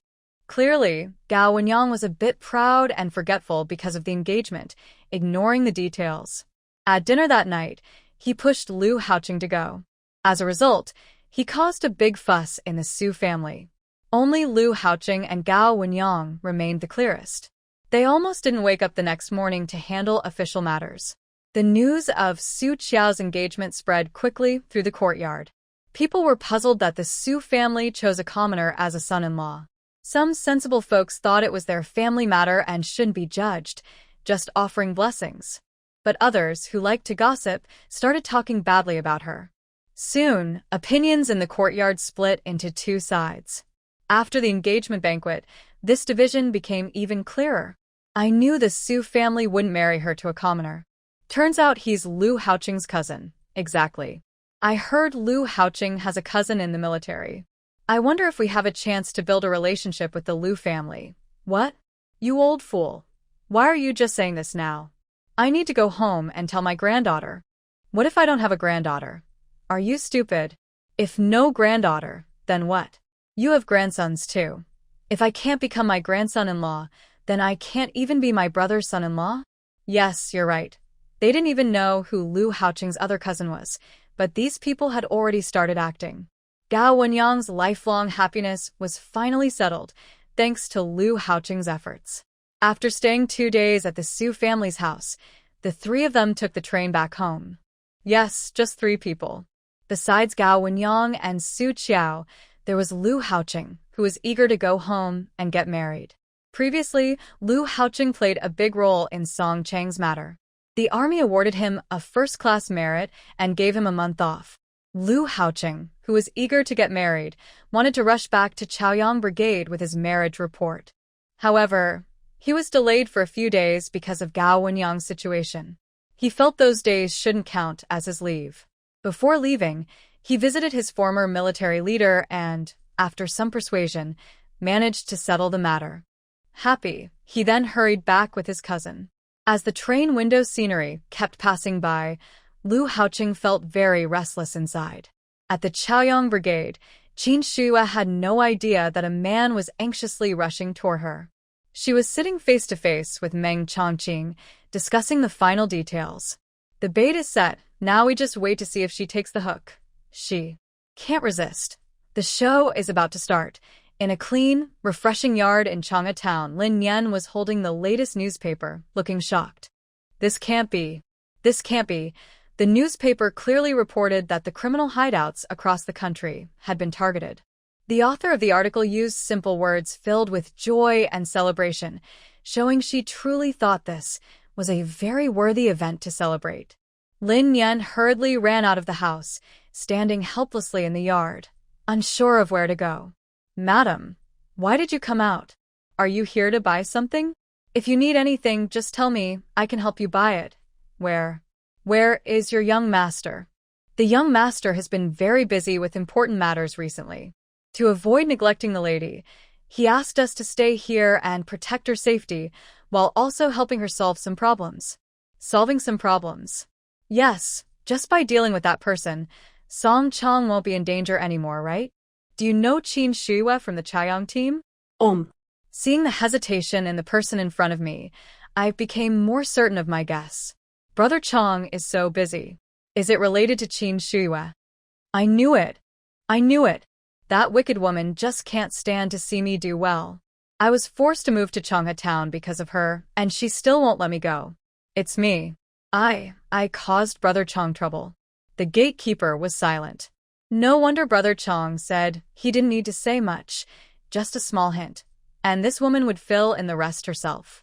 At first, I didn't believe it, but now I see how true it is. Did Brother Chong leave some people at home? Young master left 8 people in total.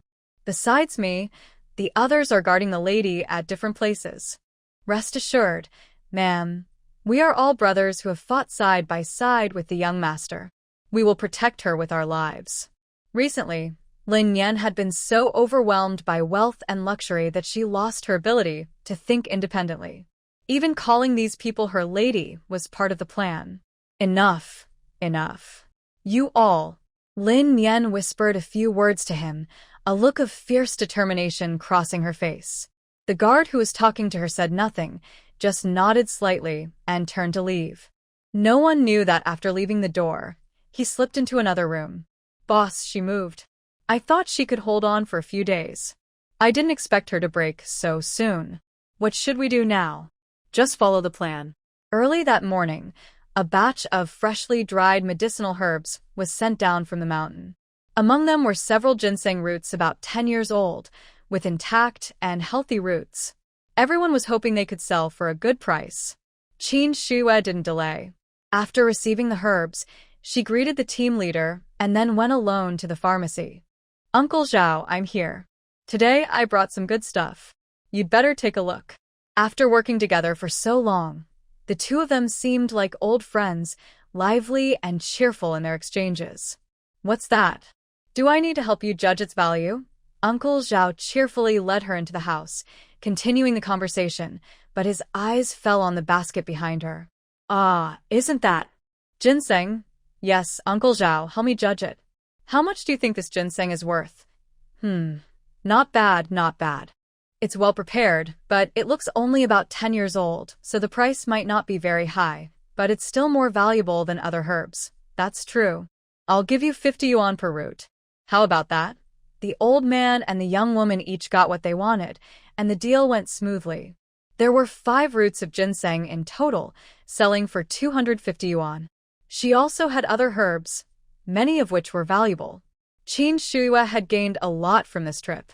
Carrying several hundred yuan in cash, Qin Shue didn't stay long in town and quickly headed toward the Chaoyang Brigade.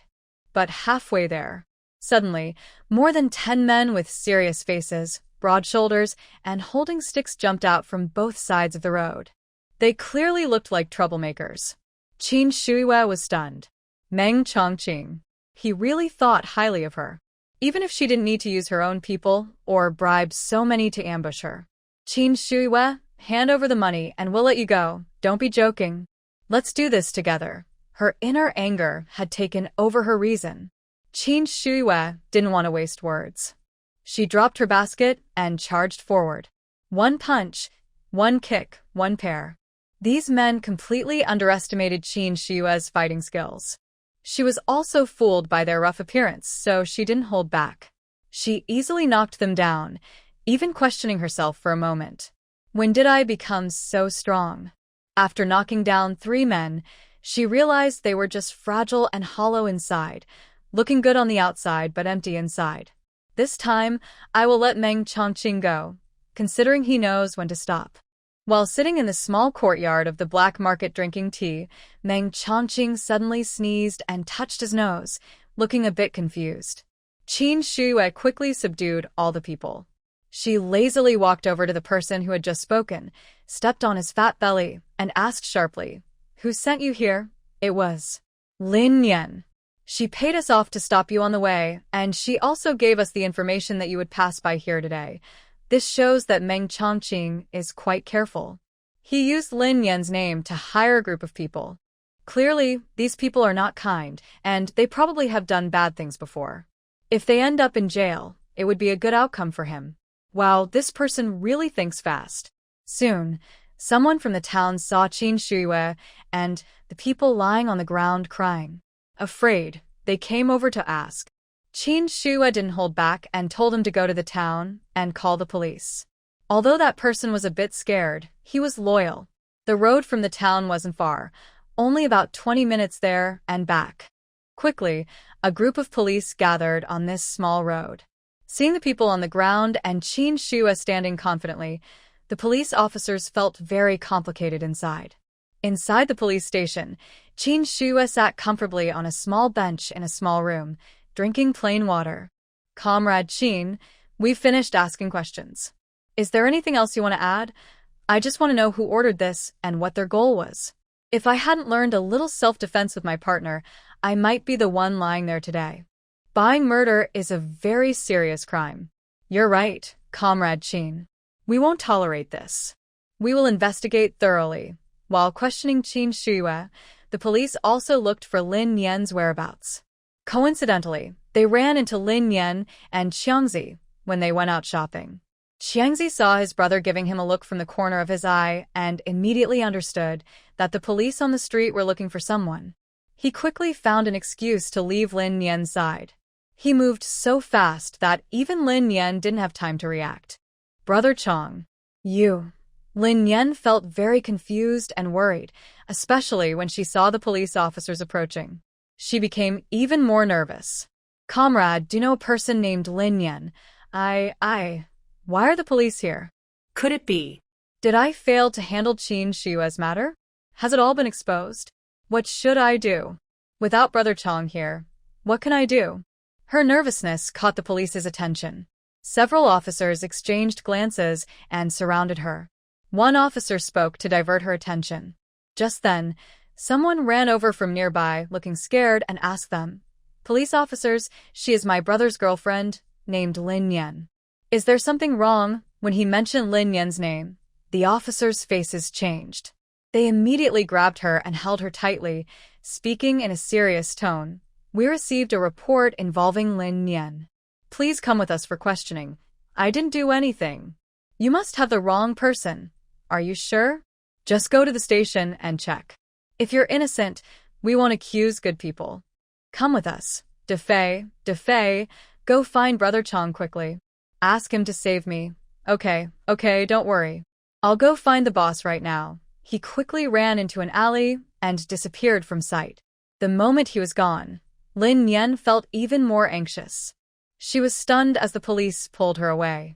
At the police station, seeing the dozen strong men, Lin Yan's mind went blank. These weren't Brother Chang's people. Could he have others I don't know about? But seeing these unfamiliar men, Lin Yan felt calmer. Although she suggested killing Qin Shue, she only told Defei about it. The others involved must be Defei, not her. So she wasn't at risk of being exposed. However, she was a bit too confident too soon. Please take a good look. Is the person giving you orders her? Several strong men looked at each other in confusion, their eyes showing uncertainty. Just as Lin Yan was about to breathe a sigh of relief, the leader of the group pointed at Lin Yan and said confidently, "It's her. She's the one who ordered us." Lin Yan stared at the person in front of her in disbelief, her mind going blank. Then she quickly reacted, twisting her body wildly and shouting loudly, "You're talking nonsense. I don't know you guys at all. How could I have ordered you? A few days ago, it was you. You told us to wait for revenge for your brother Chong, and you told us where to hide, saying she would pass by there. It's you. You have a fair face, clearly someone who hasn't suffered hardships. I won't mistake you." The suspect's identification made it almost certain that Lin Yan was guilty, but they still needed one last confirmation, so someone brought Qin Shue over. Seeing Qin Shue being escorted by police officers, Lin Yan, who was in a daze and couldn't believe it, felt surprisingly calm inside. Her great revenge was about to be fulfilled. No matter how deep the hatred in her past or present life, it would fade away like smoke as Lin Yan was arrested. Lin Yan. I knew it was you. No one else hates me that much. What? Do you hate me for destroying all of Song Chang's influence? It shows you and he are truly a perfect match, both ruthless and indifferent to life and death. When Qin Shue appeared, all the malice in Lin Yan's heart was stirred up. She didn't care where she was at that moment. She just wanted to rush over and tear apart her beautiful face. Even if she couldn't move now, she wanted to use all her harsh words to crush Qin Shue. You wicked woman, you're just jealous of me, jealous that I have Song Chang's love, that I've escaped poverty and live a life you can only dream of. I tell you, even if you wipe out all of Song Chang's influence, so what? He has the entire Meng family behind him. He still has a chance to rise again. When that happens, I will stand at the top, looking down at you struggling and hopeless at the bottom. Ha, Song Chong really treats you well. Of course. Chong is sincere to me. He wouldn't just watch me suffer. Just wait, Qin Shuya. When I get out, I won't let you go this time. Qin Shuya smiled but said nothing. Instead, she turned to the police officers nearby and said, "You saw her. She is Song Chang's lover and involved in many of his affairs. I think you should investigate her thoroughly.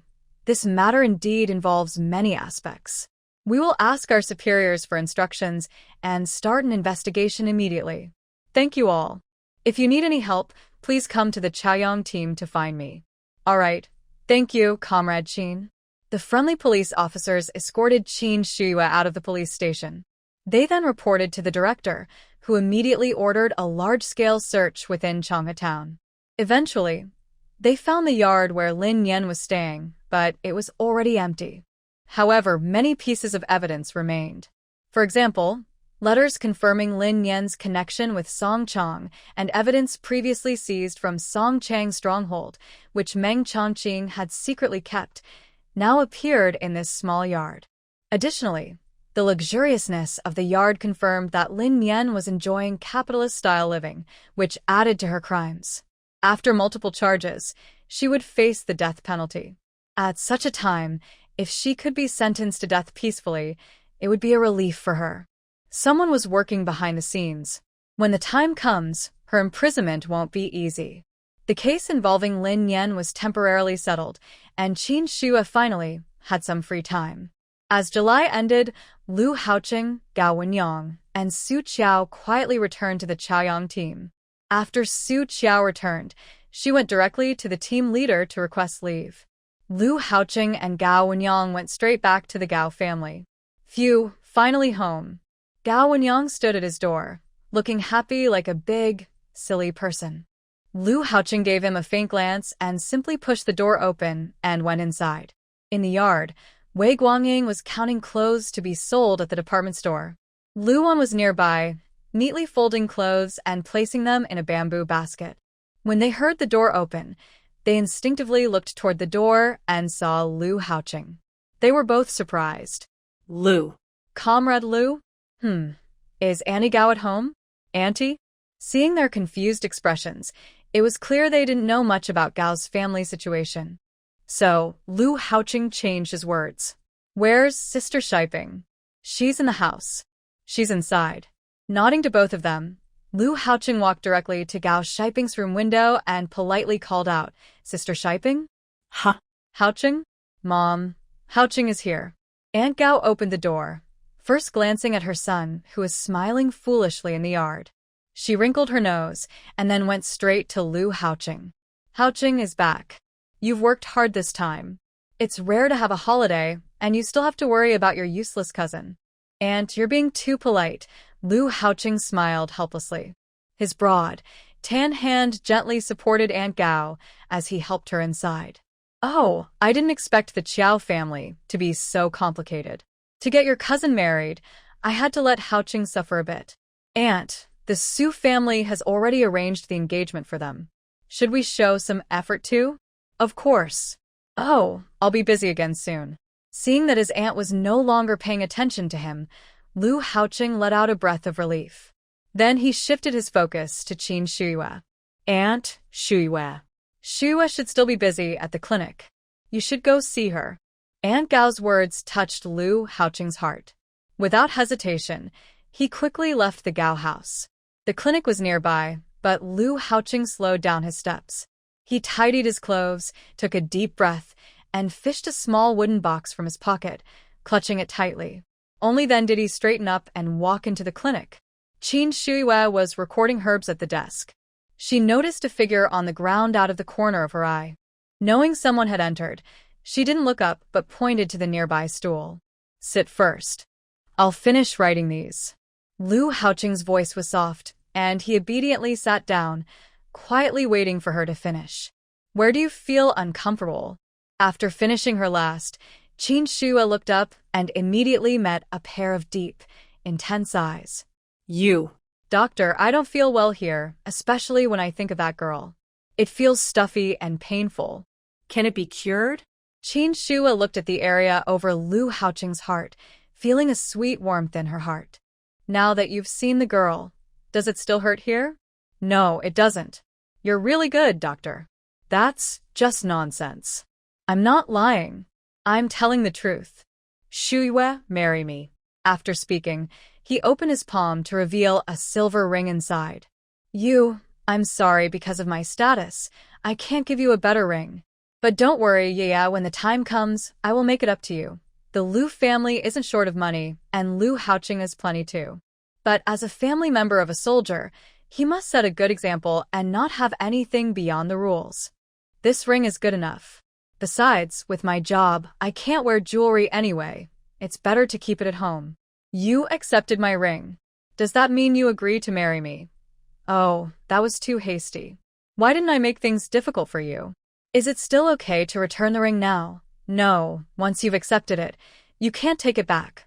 Lu Haoqing gently lifted her from the chair onto his lap, holding her in his arms, his expression serious and sincere. Tomorrow, we'll go register our marriage. The day after, you'll come with me to join the military. Qin Shuyue. Is it really so urgent? I've waited too long and don't want to wait anymore. He leaned in, burying his head in her neck. The scent of laundry detergent lingered near her nose, and the man's hormones occasionally overwhelmed her defenses, eventually making her soften and collapse into Lu Haoqing's arms. Marriage is such an important thing. Shouldn't I tell my brother? He's my only family. Your brother is on a mission. I've already asked for leave from the commander and left a message for him. He should be back in a couple of days. When he hears the news, he will come back quickly. Oh, that's good. We'll wait for my brother to return, then go register. Lu Haoqing pursed his lips. Although he was anxious, he still agreed. At the entrance of the Northern War Zone Command, Qin Jingjie stood there, looking confused as he stared at the fake leave note in his hand. When did he ask for leave? And for his sister's wedding? His sister's wedding? With whom? When? Why didn't he know anything? The political officer came out of the main gate, saw his soldiers standing there blankly, and patted him on the shoulder, asking with doubt, "What are you doing standing here? Didn't you say your sister was getting married? Hurry up and pack your things to go back. Political commissar, why didn't I know about my sister's wedding?" Qin Jingjie cried with a sad face, holding the leave request form, feeling a bit lost. Huh? You didn't know about your sister's wedding? But your squad leader said when he left that you should go home and see for yourself. Our squad leader? Could it be that the Gao family didn't inform him because he was on a mission and instead notified Lu Haoqing, who was in the army? Did Lu Haoqing leave a message for him before going back? Qin Jingjie thought he had figured out the truth. He quickly grabbed his leave form and left the commander's office. He went back to his dorm, packed a few clothes, and headed straight to the train station. He bought the next train to Chang'e. Lu Haoqing, meanwhile, was chatting warmly with Qin Shuyue. As dinner time approached, he took her back to the Gao family. Aunt Gao knew there would be many people for dinner today, so she went to other team members' homes in the brigade to exchange for a hen, a basket of eggs, some pickled vegetables, and fresh greens from the family garden. At dinner, everyone in the Gao family gathered around Su Qiao and Qin Shuyue to discuss what to prepare and all the wedding arrangements. Wow, I didn't expect that so soon. Our family will have another celebration. Uncle Gao popped a peanut into his mouth, crunching loudly, and sighed. Isn't that a good thing? I hope that by next month, our third child will be settled. Then I can rest easy. Maybe there's no need to rush so much? What are your plans for the engagement? Third aunt, I decided to just set up 2 tables at the state-run restaurant in town. Lu Haoqing had already made plans for the engagement. Since it's not suitable to hold such events in Beijing right now, and he doesn't own property in Chaoyang Brigade, holding it at the state-run restaurant is the simplest option. That works. What does your mother say? You can't get married without your parents meeting each other first. My parents think we should wait and make it up later. Right now, it's a critical time, and we can't afford any mistakes. It's a bit unfair to Shuyue. Auntie, I don't feel wronged. These banquets are just a nice addition. They don't really affect daily life much. Good child, although you're open-minded, what belongs to you will surely come to you. Trust me, my sister thinks the same way. Yes, I understand. Qin Shua knew a little about Lu Haoqing's family. She had heard about them in her past life, but she never got the chance to meet them, which she felt a bit regretful about. Lu Haoqing gently patted Qin Shua's hand and gave her a shy smile. It's okay, I understand. Aunt Gao watched the two of them affectionately, smiling all the while. All right, you two. Now, discuss the arrangements for Wenyang and Xiao Qiao. Mom, we've already talked about this in the car. Xiao Qiao's mother and brother will come over. We'll just hold 2 small banquets at home. Good. When will Xiao Qiao's mom and brother arrive? I need to prepare the guest rooms. My brother still has some things to finish up. He probably hasn't left his house yet. Okay, I understand. That evening, Lu Haoqing and Gao Wenyang took their little Xiao Qiao home. Of course, they were all heading in the same direction. Today, Su Qiao returned to the Jiqing courtyard. She planned to tidy up some things, but found her space had been taken over by others. Even her usual cabinet and desk were filled with stuff. Although she was usually cold and reserved, she wouldn't just let people bully her. She moved all the items occupying her space, some falling and breaking on the ground, but she didn't care. After tidying up, the Jiqing who had taken her space heard she was back and quickly asked the team leader for leave, intending to mock Su Qiao. But before they could, they saw the mess on the ground and exploded in anger. The Jiqing lost their temper, but Su Qiao was unafraid. She scolded them harshly, making them doubt their own lives, and warned them sternly.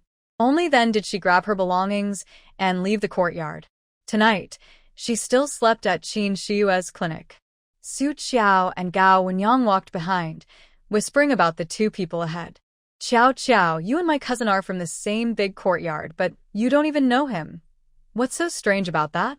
Don't you know what kind of family your cousin has? We only hear his name, but never see him. Who would have thought that in Chaoyang Brigade, with the same name and surname, Lu Haoqing, he would really be the legendary figure in the big courtyard?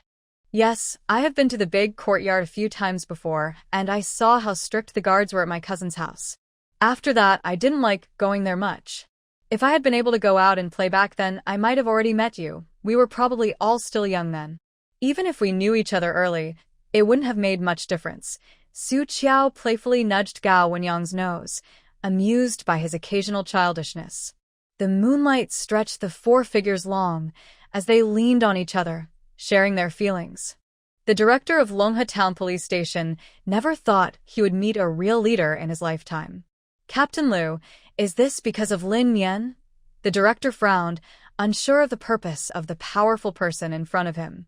If he used his influence to pressure him into letting Lin Yan go, what should he do? Just as the director was deep in thought, Lu Haoqing explained the purpose of this visit. Lin Yan has been suspected by the military leaders of having contact with outsiders. That's why we investigated her initially. But no matter how much we looked into it, we found no clear evidence. It shows she has very strong counter-surveillance skills. Still, she is suspicious and has been listed as a key suspect by the military. Now that she is detained at your station, I hope you can question her carefully and see if you can find anything. What? Outsiders. The director took the materials handed to him by Lu Haoqing and read them carefully. There were many doubts, but no solid evidence.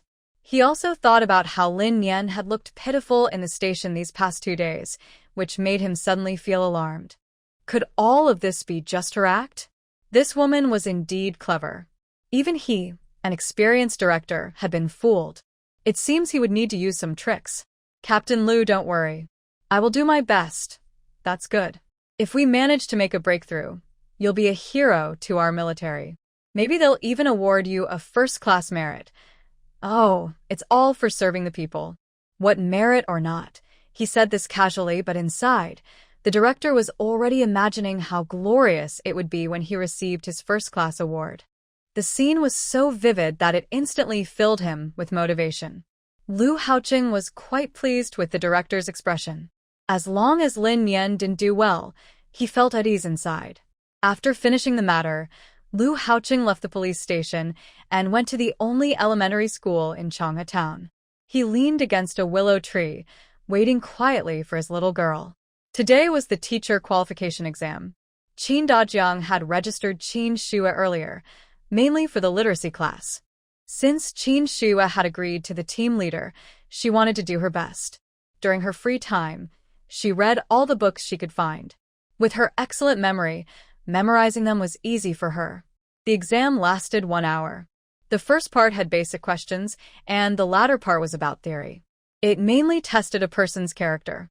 Qin Shua answered based on her understanding, without exaggeration. Whether she passed or not was up to fate. Qin Shua wore a small floral dress and ran happily toward Lu Haoqing, crashing into his arms.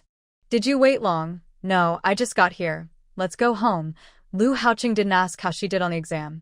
Instead, he naturally took her hand and led her toward the supply store. What are we doing here? Is there something you want to buy? It's not me buying, it's you. Me? I don't need anything. I'm buying for you. Qin Shua looked up, a shy smile in her eyes, her cheeks flushed and very charming. Lu Haoqing felt a surge of desire. He quickly suppressed his feelings and said softly, "Let's go inside." They looked at different counters. Finally, Lu Haoqing stopped at the household goods section. He pointed to a pair of pillowcases embroidered with mandarin ducks, a porcelain cup, a thermos, towels, toothpaste, and toothbrushes, all bought as pairs.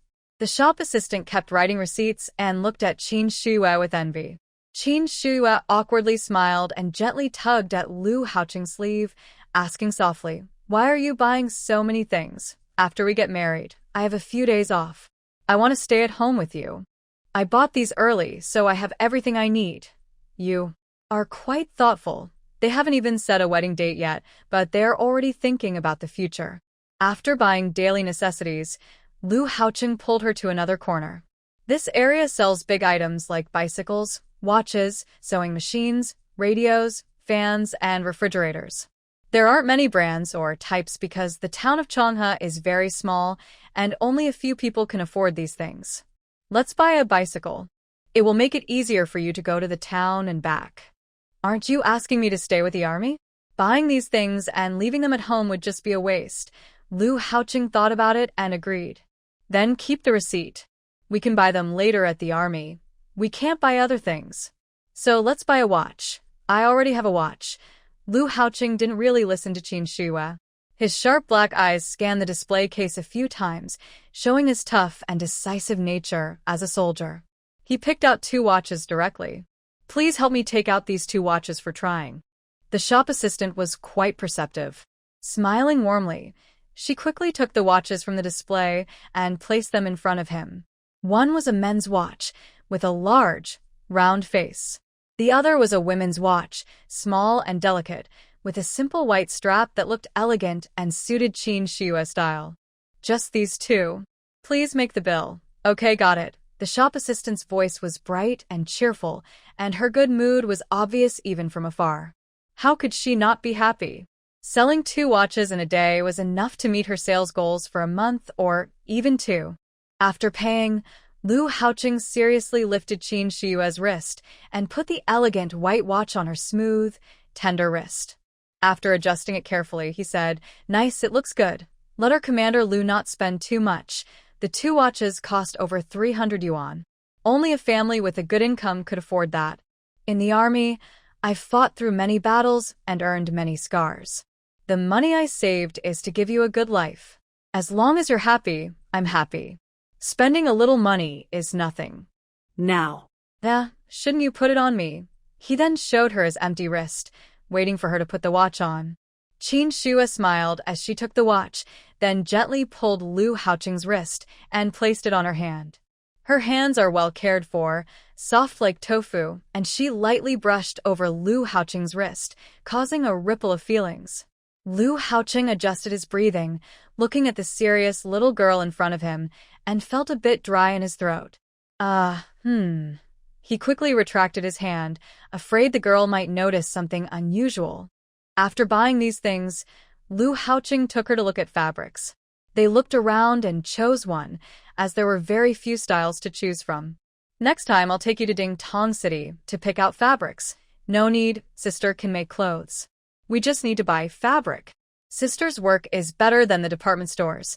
The two then went to a state-run restaurant for lunch and returned happily. Originally, Qin Shuai wanted to go back to the health clinic. Lu Haoqing naturally stayed where his wife was, but they still had some things to pick up at the Gao family, so they went there first. As soon as they pushed open the gate, they saw everyone's faces full of joy. What's going on? Shuai, come quickly. She's awake. Please come help her. Okay, Sister Shiping, don't worry. I'll check on her now. Qin Shuai put down what she was holding and ran into the house. She saw Guai blinking her small eyes, looking at her curiously. Guai, Auntie will check your pulse, okay? Guai knew she was now at her grandma's house and felt very safe, so she didn't resist anyone approaching her. But she was still a little shy. Qin Shuai understood this. She took a piece of milk candy from her pocket and handed it to her. Here, eat this. Guai instinctively shrank back, then looked up at Gao Shiping with longing in her eyes. Guai, this is your cousin's wife. She's family. She and your cousin took you and your mom away from that home. She's our benefactor. Do you understand, Guai? The little girl nodded carefully, extended her small hand, slowly tore open the wrapper, and put the candy in her mouth. Then she stretched out her hand and offered her fragile wrist to Qin Shuai. Qin Shuai carefully checked Guai's pulse and found no problems. Only then did she relax her hand. It's okay, Sister Shiping. Everything is fine. Just give her some extra nourishment to make up for what she lost before. Since she just woke up, she shouldn't have a big meal yet. Feed her some light food, eggs, and occasionally some milk powder or malt extract. Okay, I'll prepare something for her right away. Gao Shiping is a lively person who acts quickly. She immediately runs to the kitchen and starts working. Half an hour later, she brings a small bowl of plain porridge and a small steamed egg into the room. When Guai sees what Gao Shiping is holding, her eyes show longing, caution, and uncertainty all mixed together. The emotions make everyone present feel a little sad. Sweetheart, eat up. All of this is your mom's hard-earned money, bought just for you. Mom is now very capable, even grandma has to help her out. In the future, you'll have a good life. Gao's mother says this to reassure the child, making her feel safe and not like she's living under someone else's roof. She is sensitive by nature, so she doesn't want her to have other worries or become depressed after waking up. The little girl looks at Gao Shiping with curious eyes. Gao Shiping understands and quickly nods. Grandma is right. From now on, our Guai will also have a family. Yes, I have a family now too. Guai squints her little eyes and smiles very sweetly. Everyone breathes a sigh of relief, quietly watching Guai eat her porridge and egg custard little by little. After eating, Guai seems to have gained some strength. She looks around with bright, curious eyes, fascinated by everything in the room. Want to go for a walk? Can I? Of course. Go ahead and explore.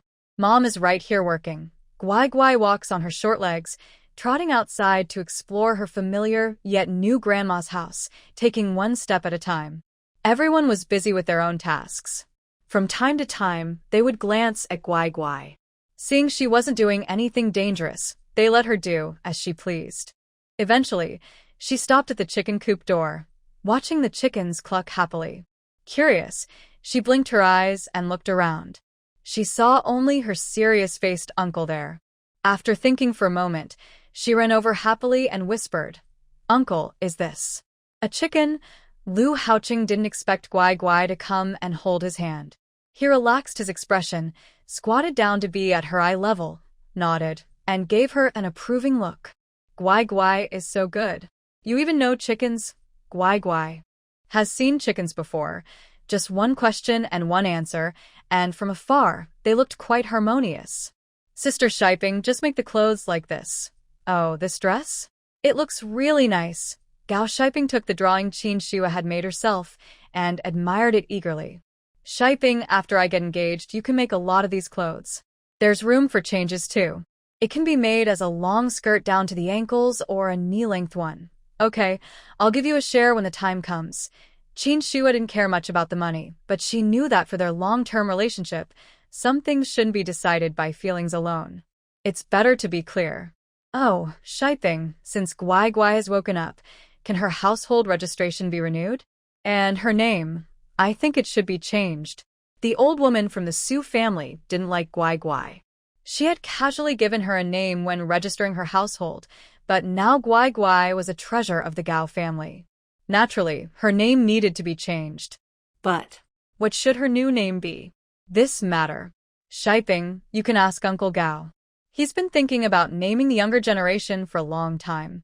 Now that he doesn't have a grandson, giving a granddaughter a name is just as important. Right? Let's do that. That evening at dinner, Gao Shiping brought up the matter. Uncle Gao, who remained calm even when facing a mountain collapsing, showed surprise and disbelief for the first time. Can I really do this? Dad, from now on, Guai Guai will have the Gao surname with me. You are her real grandfather, so you have the right to choose her name. Okay. Oh dear, I am finally a grandfather. good boy, quickly call me Grandpa. Although the good boy didn't understand why Grandpa had become a grandpa, she was happy about the change. She sweetly called out to Uncle Gao, Grandpa, hey, all right. This good boy, let's call him Jinghan. Gao Jinghan. What do you all think? Good, that's a nice name. Tomorrow, I'll go to the town to handle our household registration for both of us. Recently, the Gao family had been busy with Gao Wenyang's engagement, while Qin Shuyue and Lu Haoqing were relatively relaxed. When there was work, Lu Haoqing helped the Gao family. When there was no work, he sat quietly at Qin Shiyue's clinic, watching her work seriously. It made his empty heart feel full. Days passed happily and busily. Soon, Qin Jingjie happily returned to the Chaoyang Brigade. He came back in the afternoon. The production team members were working in the fields, and few people were in the village. Only the militia occasionally patrolled. Qin Jingjie didn't understand why they still patrolled during the day. He patted his head and hurried home. When he reached the familiar door, he excitedly pushed open the front door and saw the herbs drying in the yard. He didn't mind. His sister had been dealing with herbs before, so he was used to it. Sister, I'm back. Qin Shuyue was silent. Lu Haoqing, who wanted to share a secret with his future wife, was also silent. He stood up and greeted Qin Jingjie. Brother, you're back. Sister. Huh? Why are there shelves of medicine cabinets in the house? Hey, isn't there a stove here? Why has it become a table? Seeing the changed front room, Qin Jingjie was momentarily confused. Brother, our house is now a clinic. The old clinic was for an academician from the Agricultural Science Institute. He hadn't been back for a few months, but it felt like the house was gone. Brother, I'm living in your house now, so. You and Haoqing will have to share a room at Gao's for a while. But you won't be there long because Gao Wenyang's mother-in-law and brother-in-law are coming over. Qin Jingjie looked like an old man on the subway, staring at his phone with a face full of question marks. What mother-in-law? What little brother-in-law? Suddenly, Qin Jingjie remembered his purpose for coming back. His expression froze. He quickly asked, Sister, are you getting married? To whom? How is his character? What are his family conditions? Does he look good? You should think carefully. Don't just believe a few nice words from someone. You might be fooled. Maybe he's a bad guy in disguise. No, call him over quickly. I'll check him out. If I don't agree, you better forget about it. Naive Qin Shuyue just replied. Big bad wolf Lu Haoqing just responded. This fate is quite deep. Qin Jingjie immediately scolded both of them with sharp words, showing off his quick tongue. Brother, I'll give you a chance to change. Do you want to reconsider what you just said? Huh? Reconsider? I was being subtle. Anyone who dares to steal my sister will get their head smashed. At this moment, Lu Haoqing slowly stepped in front of Qin Jingjie, speaking in a calm, deep, and lazy voice. Go ahead and hit me. I won't fight back. Qin Jingjie looked blankly at his leader standing so close, feeling strangely like his presence was a bit less intimidating. Leader. I hit you. Why would I hit you? Qin Shuyue was really worried about her brother's intelligence. I'm the guy who's trying to take your sister. You said you wanted to smash my head, right? Here's your chance. After a long moment, Qin Jingjie finally managed to recover his mind and said stiffly, When did you two get together? Qin Shui rolled her eyes, so hard she almost saw stars. Brother, do you even listen to what you're saying? Even Lu Haoqing's eyebrows furrowed tightly. If you can talk, then talk. If you can't, just shut up. Yes, leader. The pressure of hierarchy is truly deadly. Before Qin Jingjie could react, Lu Haoqing, the big boss, was trying to take his sister away. He was the proper older brother-in-law and needed to be polite. More than an hour had passed. No, Lu Haoqing, what do you mean? I thought of you as a brother, but now you want to marry my sister? Seeing that he finally understood, Lu Haoqing didn't want to hide anything.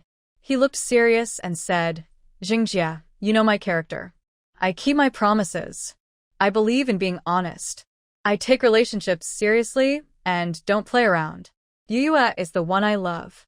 She's my heart's desire and my secret hope. She means everything to me, my salvation. You can trust me to take care of her. I swear on my military honors that I will love her, protect her, cherish her, and always put her first. I will never let her get hurt. Lu Haoqing spoke sincerely, and even Qin Jingjie was moved. His sister will get married someday. Instead of giving her to someone else, it's better to give her to someone who knows her well. If she marries Lu Haoqing, she can stay with the army, and he can look after her better. You two can get married, but your family. Few people in the army knew about Lu Haoqing's family. Only the top leaders and him and Gao Wenji knew. He was worried about his sister's background and whether she could marry into Lu's family. My family knows about Yue.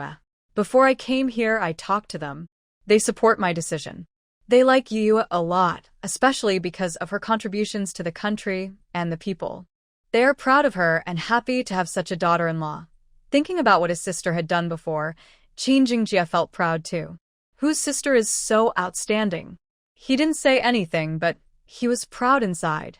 So, did you write the leave note for the political officer? Did you forget something? What? You forgot to write a leave note for Gao Wenji too. Lu Haoqing was speechless. He really forgot about that new soldier. But he couldn't say that out loud. He's a new soldier. The training he faces is very strict. It's better not to distract him with other things. Yeah, that's true.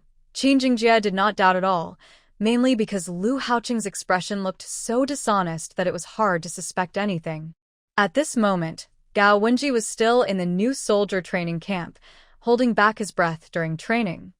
He didn't know that his older brother was getting married, nor did he hear about his second brother's engagement. Even when Qin Shui got engaged and married to her cousin, he still didn't know. Only Gao Wenji felt sad in his own world. Since Qin Jingjie had returned, Lu Haoqing should also start moving. He exchanged many meat and grain coupons and went to the state-run restaurant to order food. But because the wedding banquet needed so much meat, the restaurant couldn't buy that much. So, he went to the meat factory to negotiate. In the end, he only ordered a small amount of meat and then went to nearby towns' meat factories to gather enough meat for the engagement banquet. As for vegetables, it was early August now.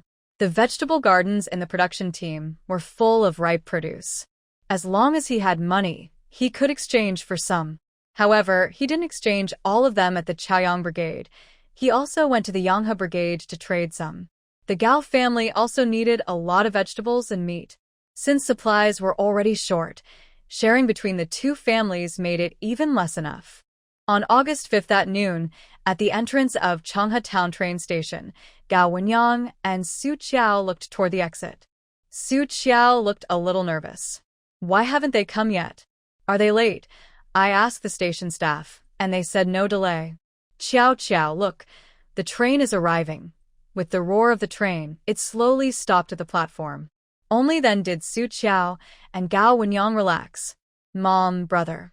From afar, they saw their brother holding their mother's hand, smiling as he walked over. Su Qiao was so excited, she could hardly contain herself. Oh, my goodness, Mom. Andy, big brother. Hey, Wenyang, have you been waiting long? No, let's get on the train. On the train? Oh. Okay, let's go. Imagining it might be a cart or tractor, Su Yang was stunned when he saw a military vehicle. When he saw Lu Haoqing driving, he felt terrible. Oh no! How could he, a little person, sit in a vehicle driven by Commander Lu?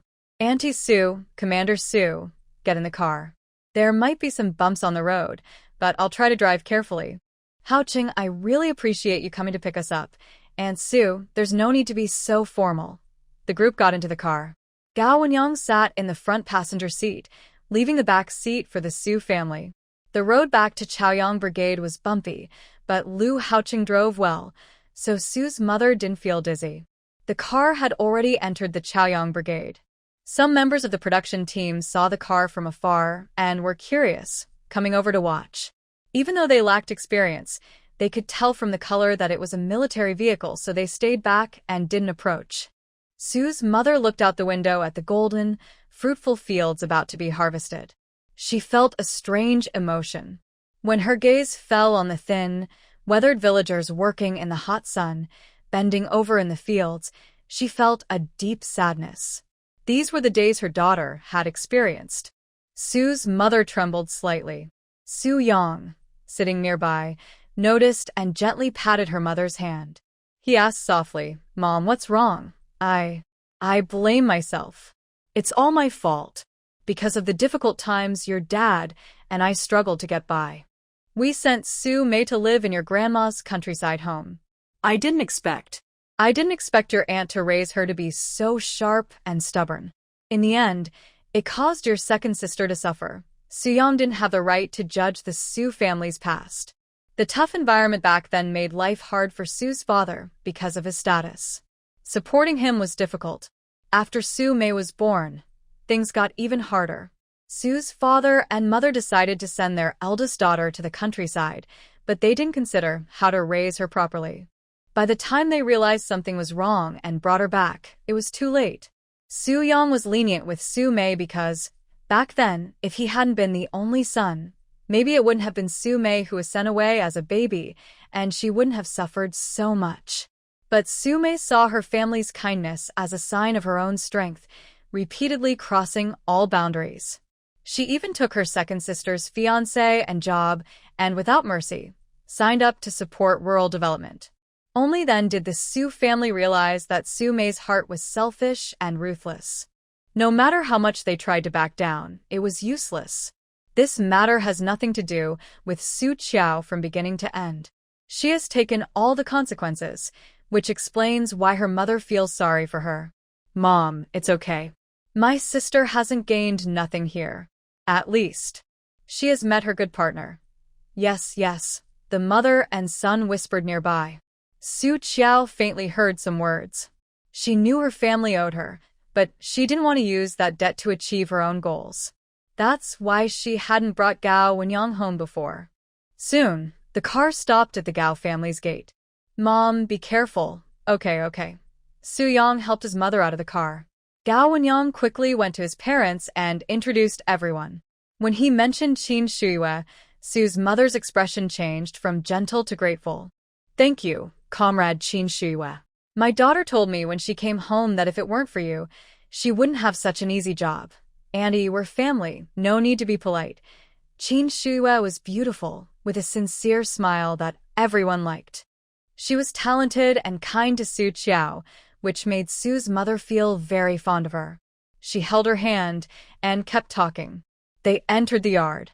Gao Shiping took off her apron and led the obedient helper who was helping with the fire to Su's mother, politely calling out, Auntie Su, you've worked hard. Is this Shiping? Yes, Auntie Su. My name is Gao Shiping. This is my daughter, Gao Jinghan. Before coming, Su's mother had learned about Gao's family. She knew about Gao Shiping and the obedient helper. She wasn't surprised by the helper's name. Good girl, I heard from Qiao Qiao that you're very good at cooking. You're a smart girl. Stay happily with your mother. Don't think too much. Being happy is the most important thing, understand? Su's mother's words were a kind of approval for Gao Shiping, who was still living at her parents' house. No matter what others said, Gao Shiping was worried, but her mother's praise was the best comfort for her. They didn't go inside the house. Instead, Gao's aunt took them to the new house where Gao Wenyang and Su Qiao would live. The new house had fresh white walls with a faint smell of rice paste.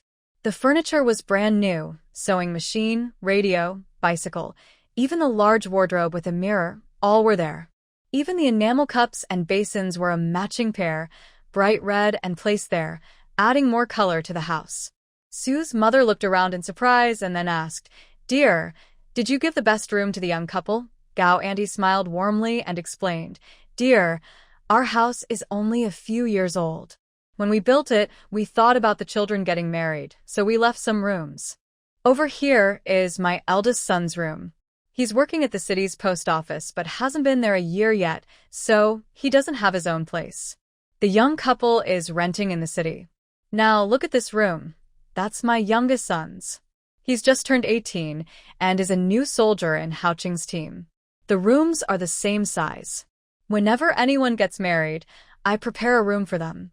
Even my daughter, who got married earlier, I also prepared a room for her. You're so thoughtful, considering the children so carefully." They both smiled at each other. Parents are like that. Sometimes they seem strict but are actually very caring and a little funny. That dinner was especially rich. Even Sue's mother and Soo-young couldn't help but wonder, are life in the countryside really better than in the city? Look at the big bowl of braised pork and the large tray of chicken. Who in the city would dare to eat like that? This also shows that the Gao family is doing well. If Su Qiao married into this family, she definitely wouldn't be at a disadvantage. After dinner, it was getting late. Gao Shiping quickly tidied up a few things and took obedient Guai back home with Qin Shue. The two adults and the child managed to sleep on that big Kong bed. Su Qiao and Su's mother slept in Gao Shiping's room. Su Yang and Qin Jingjie shared Gao Wenji's room. Lu Haoqing stubbornly insisted on sleeping in the clinic. Qin Shue had no choice but to find a spot in the simple hospital ward and spread a bed for him. Before dawn the next day, Gao's yard was already lively. Even Gao Wenyu, who was going to work, brought Yang Huihui home. The Yang family also received an invitation and came early to help. Gao's family is not from the Chaoyang Brigade, so she only has one relative, Lu Haoqing. She didn't invite her other friends because such events cost money, and spending money just for a meal felt unnecessary. It didn't seem right to invite everyone, so she decided not to call anyone. The friendship must stay strong and not be broken. The remaining guests were relatives from Uncle Gao's side, but since they liked to cause trouble, Uncle Gao didn't invite them. Instead, he only invited a few respected elders and close friends. There were 3 tables set up in the yard, and another table was placed inside the main house, reserved for Mother Su, Qin Shue, Lu Haoqing, Su Qiao, Su Yang, and Qin Jingjie. The Gao family members were generally friendly with each other, and there weren't many nasty issues. Unlike the Yang family, which was large and powerful, they had some troublemakers. After Qin Hongshan was kidnapped, Yang Huiman's family became hated by everyone. If it had been someone else, they would have already hidden away in shame. But their family didn't do that. They thought, we're already like this, so what's the point of caring? They started acting tough in the brigade. They would ask for scallion today, garlic tomorrow. If others gave it, they took it. If not, they would sneak into the neighbor's garden. Because of this, Yang Huiman's reputation became as bad as Qin Hongshan's. Recently, dealing with these problems had worn out Yang's father, leaving him exhausted. Yang Huihui saw her father like this and felt sorry for him. She massaged him and kept urging him to give up and stop worrying about that family. The other Gao family members also advised the same, even suggesting secretly teaching that family a lesson, hoping they would behave better. Yang's father was quietly considering this, but of course, the final decision depended on others. That was a story for later. The dishes for the engagement banquet were perfect. No one found fault. There was a whole chicken on each table, brought by Lu Haoqing, who had arranged it casually. Everyone enjoyed the meal, and kind words kept flowing. Mother Su was happy and said the meeting with the in-laws was truly worthwhile. She even invited the Gao family to visit Beijing next time. She emphasized that the two families should stay in touch. After the meal, everyone was sent home. The Gao family discussed the marriage of the 2 children. They thought they would wait a while, but Mother Su directly decided that Su Qiao and Gao Wenyang would get their marriage certificates the next day. Father-in-law, I can't leave for too long. I just want to see these 2 children a little longer. When I go back, I will feel at ease. Sue's mother spoke reasonably. The Gao family naturally agreed without objection. The next morning, the young couple went to register their marriage. When the warm, red marriage certificate was placed in front of the elders, both Aunt Gao and Sue's mother had tears in their eyes. No regrets, no regrets. Wenyang, call me Mom. Gao Shiping nudged her silly younger brother. Wenyang understood and took a few steps forward, straightforwardly calling out, Mom. Hearing this clear, sweet voice, Su Yang rolled his eyes. He thought, brother-in-law is such an annoying person. Hey, good boy. From now on, I will have a son too. Everyone burst into laughter. Yes, he would be like a son now. That afternoon, Su's mother hurried back to Beijing with Su Yang. Su Qiao watched the train leave, feeling a mix of emotions. Next time they meet, who knows when that will be. Don't worry, we'll see each other again soon. Gao Wenyang hugged his newly appointed wife, thinking about his sister's plans. He felt this day wouldn't be too far off. After Gao Wenyang finished his affairs, Lu Haoqing's engagement banquet also began to be prepared. As witnesses and close relatives of Qin Shuyue and Lu Haoqing, the Gao family naturally was busy. Originally, everyone was discussing whether to invite the people from Qin's old house for the celebration. Before a decision was made, Qin Yongping was suddenly surrounded at home. Someone threw several rotten vegetable leaves on his head. The smell could be smelled from far away. The onlookers couldn't help but step back. It was just too disgusting. You give me a few more days, just a few days. I will find a way to pay back the money. At this moment, a man with a flashy, arrogant aura, walking with a swagger, slapped Qin Yongping across the face. After the slap, he disdainfully raised his hand, and someone stepped forward to wipe the rotten vegetable leaves from his hand with a towel. Next time, give me a different way to make an entrance. You're affecting my performance. Boss, maybe. Let him wipe his face himself. Yeah, go ahead. The younger brother understood and quickly ran over to Qin Yongping. He threw a towel directly at his face and said in a teasing tone, Your boss is kind enough to let you wipe your face. Hurry up. Are you waiting for me to serve you? Qin Yongping slowly took off the towel from his face and roughly brushed away the vegetable leaves on his head. Seeing Qin Yongping finish, the man grabbed his collar and skillfully slapped him again. When will you pay back the money? Qin Yongping, feeling wronged, trembled with anger and bit his lip hard. Oh, you're pretty tough. Come on, take me to your home. I want to see how much your stuff is worth. Li Huilan held Qin Hongshan, trembling with fear, and looked at the crowd watching outside, hoping for help. But no one stepped forward. You find Qin Shuyue. She's my man's niece. She has money and can pay you back. Hearing the name Qin Shuyue, the leader of the group trembled slightly. She's a powerful figure. Who dares to move against her? This family is really tired of living. They even dare to touch the boss's niece? The leader was so angry that he slapped Qin Yongping again. You're a man, take responsibility. Don't push everything onto unrelated people. Hearing this, Li Huilan couldn't stand it anymore. How can that little brat be unrelated? She also carries Qin family's blood. She's one of us. Now her uncle is in trouble. Why can't she help? I thought I was shameless enough, but I didn't expect someone more shameless. According to you, your daughter should help her old father, right? We're not asking for much. Just use your daughter to pay the debt. Li Huilan mentioned Qin Shuyue, hoping the other side would see that she was now wealthy and somewhat well-known in the village and might let their family go. But when they heard her mention that name, they didn't respond and even wanted to use her daughter to settle the debt. How could Li Huilan accept that? She rushed over directly, threw herself onto Qin Yongping, crying and making a fuss, blaming him for going gambling. She said, If you have the ability to gamble, you also have the ability to settle this matter and stop causing trouble for my daughter. For a moment, the yard was filled with crying, shouting, and arguing. Qin Yongping, faced with the debt collectors, was timid, but that didn't mean he was afraid in front of his family. He slapped Li Huilan twice, sending her flying. Then he pretended to be heartbroken and said to the leader of the group, You can take my daughter. I know. You can give her a good life. She would be better with you than at home. but I still hope you treat her well. If I find out she's been wronged in any way, I won't let you go, even in death." The man in charge was speechless. He thought, "You really know how to speak artfully. You can make selling your daughter sound so poetic and pure." Qin Yongping quickly spread the news that he had sold his daughter throughout the entire village, and eventually, it reached Qin Shua's ears. When Qin Shua heard this, she only raised an eyebrow and continued trying on her clothes for tomorrow. "How do the clothes look? Is this red too bright?"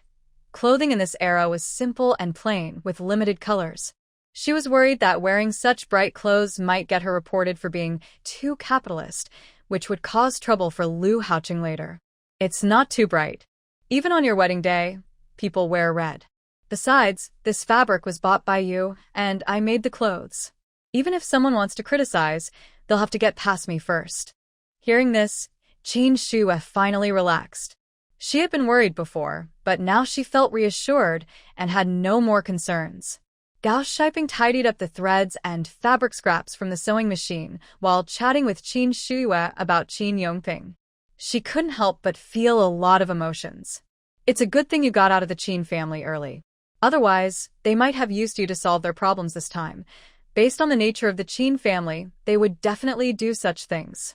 At this time in her past life, Qin Yongping was also chased home by debt collectors, but back then, the old lady was lively and capable, and plus Qin Jingjia's 10 yuan monthly sister's allowance, Qin Yongping's problems were quickly solved. Qin Hongshan still lived the life she wanted. In this life, because of her rebirth, everyone's paths were disrupted, and they all paid the price for what they had done before. On the day of the engagement, Lu Haoqing was dressed in a brand new military uniform, tall and handsome, with a happiness and pride on his face that he didn't usually show. "Can you calm down a bit?" Qin Jingjia looked at Lu Haoqing's modest appearance and couldn't help but speak. "No, you single guy, what do you know?" That suddenly such personal attacks seemed inappropriate. Look, here comes Shuyu. Wow, so beautiful. My yaya is the prettiest." Qin Jingjia was speechless. Qin Shua followed the Gao family to the entrance of the state-run restaurant. A gentle breeze lifted her red skirt, and her porcelain-white face carried a soft smile. The sunlight cast a golden glow, pure and sacred, directly hitting Lu Haoqing's heart, leaving him speechless. "Are you stunned? You can't handle this, huh? You saw her trying on clothes before, but you weren't ready for it yet." Cough, cough. "Each time feels different." Gao Shiping chuckled and walked into the restaurant, leaving the quiet moment at the entrance for the young couple. "Yeah, you look so beautiful. You're very handsome too, my brother Haoqing. Only like this. Only then can I match you. Well, you're quite the talker." Lu Haoqing scratched his head, smiling happily, losing his usual calm, and looking somewhat adorable. "Captain Lu, congratulations." At this moment, a bicycle stopped at the restaurant entrance. Xiangzi saw the two talking from afar and was curious about what they were saying, so he moved closer to listen. As they say, straight men often have their reasons for being single. "You came quite quickly, huh? Didn't we agree on 11 o'clock? I pedal my bike for an hour to get here. Am I early?" No, Brother Xiangzi arrived just in time. "Come in and sit down." "Most of the guests are here. It's time to start the meal." Hey, Sister Shua, wait a moment. I have something to discuss with you." "Huh? What's the matter?" Some of the women rescued from the underground hideout in Tongshi were badly injured. The hospital says they can be treated, but it will take a lot of time and money. Some families are worried about the cost and decided not to treat them. I reported this to my superiors, and they said they will cover the expenses. The money problem is solved, but the treatment will still take a long time. I'm worried they won't be able to hold on." "I see. I can go and check on them, but I can't promise whether they can be fully cured." "No worries. Just go and treat them. If it turns out they can't be cured, I'll accept it. On my engagement day, you come and talk to my future wife about these things." Did I agree to this? After finishing the serious talk, Xiangzi finally looked at his former leader's face and suddenly felt like he had done something wrong. "Captain, well, I wish you happiness and a quick marriage. I'll go inside to eat now." Eating, Lu Haoqing, hearing Xiangzi's blessings, suddenly looked calmer. He reached out and held Qin Shua's hand, and the two of them went inside. Cheers and blessings filled the air. Amid the cheers, Qin Shua turned to look at Lu Haoqing, her eyes full of affection. She had finally reached this moment with the man beside her. Her heart was filled with mixed feelings, which eventually turned into warmth that spread through her body, dispelling all her regrets, resentment, anger, pain, and struggles. She was reborn completely. At noon, tables were set up for the meal, all with people they knew well. Even the captain and old Jean were there. The three elders from the mountain couldn't attend due to their background, but sent their blessings through others. After the meal, Lu Haoqing, feeling a bit dizzy from the drinks, thought that his life hadn't yet reached its peak. After some reflection, he decided that since they were going to get the official certificate soon anyway, why not do it now? Better to do it all at once. The alcohol had successfully clouded his judgment. With Qin Shua's subtle encouragement, the two of them quietly arrived at the entrance of the Civil Affairs Bureau. You see Lu Haoqing, swaying unsteadily, searching inside his coat pocket. Finally, he pulls out a piece of paper stamped with a red seal, waves it proudly, and happily says, "Hee, everything is ready. Are you in such a hurry to register the marriage with me?" Lu Haoqing quickly pulls her into his arms, his breath warm on her face. He looks serious and says, "I've wanted to do this for a long time, but I was afraid it might scare you, so I didn't say anything. Yeah, you have to believe me. All my happiness, anger, and sadness are easily influenced by you. I've fallen for you over time, and you could say I planned this from the start. Anyway, you won't be able to escape from me in this life. I won't run away. I won't go anywhere. I'll just stay quietly by your side, okay? Okay, my good wife. Let's go register the marriage." Her biggest wish after rebirth was to reconnect with him. How could she run away? The wedding registration was so intense, and now Lu Haoqing feels so guilty. But after feeling guilty, he secretly feels happy. Qin Jingjie glares with wide eyes at the bright red marriage certificate in their hands. For a moment, he doesn't know what to say. You could scold him, but since he's her boss, it's complicated. If he doesn't, this scoundrel has taken his sister away. They had agreed to register in a few days, but today, while no one was paying attention, he just took the certificate. He couldn't even wait a few days. How impatient is this man? Gao Shu and Gao Shouzi exchange looks, wanting to laugh, but also worried about Qin Jingjie's face. They pretend to scold Lu Haoqing a little. "Haoqing, you really let Jingjie down. Such an important thing. Why didn't you tell everyone?" "It's my fault," Lu Haoqing admits his mistake. No matter what caused his impulsive decision, it's his fault. There's nothing more to say. "Brother, he didn't force you, right?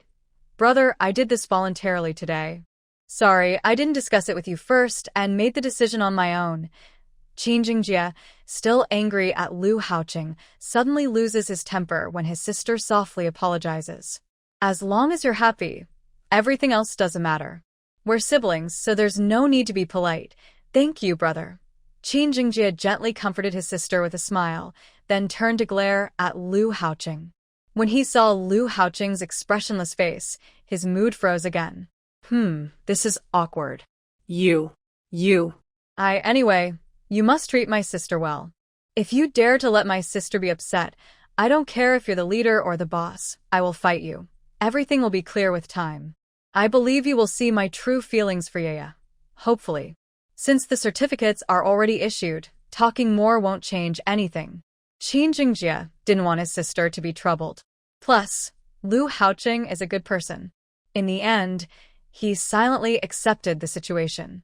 That night, because it was Lu Haoqing and Qin Shua's wedding night, they naturally slept together.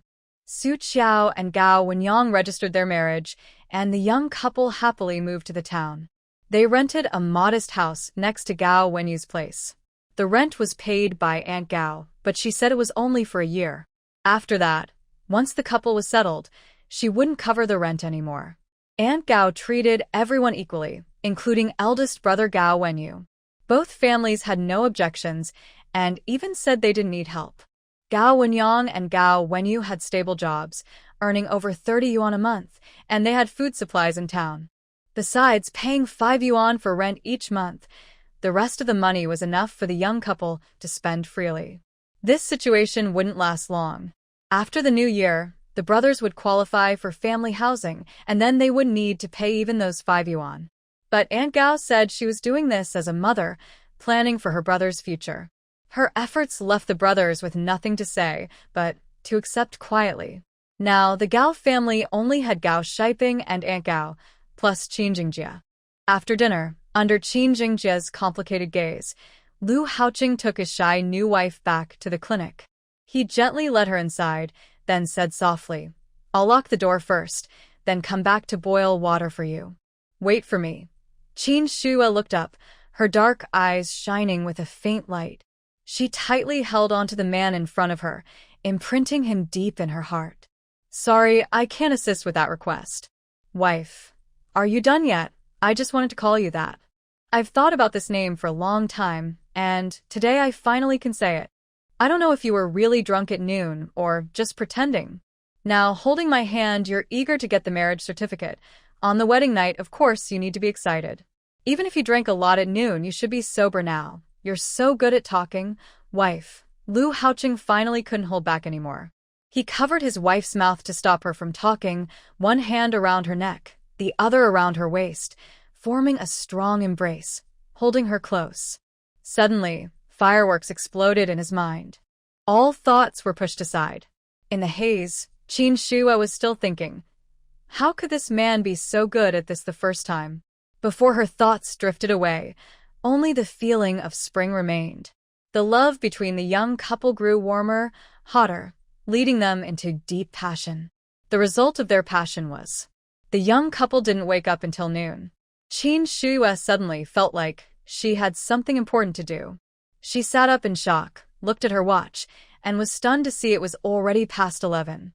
She hurried to get dressed, only to realize her whole body ached all over. She accidentally sat back down on the bed. "What's wrong, wife?" Lu Haoqing had already woken up when Qin Shua sat up in shock. Before he could process everything, he saw her get up and then fall back, so he held her in his arms, worried. "Ouch, it hurts." Seeing her frowning and calling out in pain, Lu Haoqing thought about last night's passionate night. Suddenly, he felt a new desire. Qin Shua noticed his quick breathing and pushed him away, keeping her distance. You need to get up quickly. I'm hungry, okay? I'll cook for you." Lu Haoqing knew he shouldn't rush things.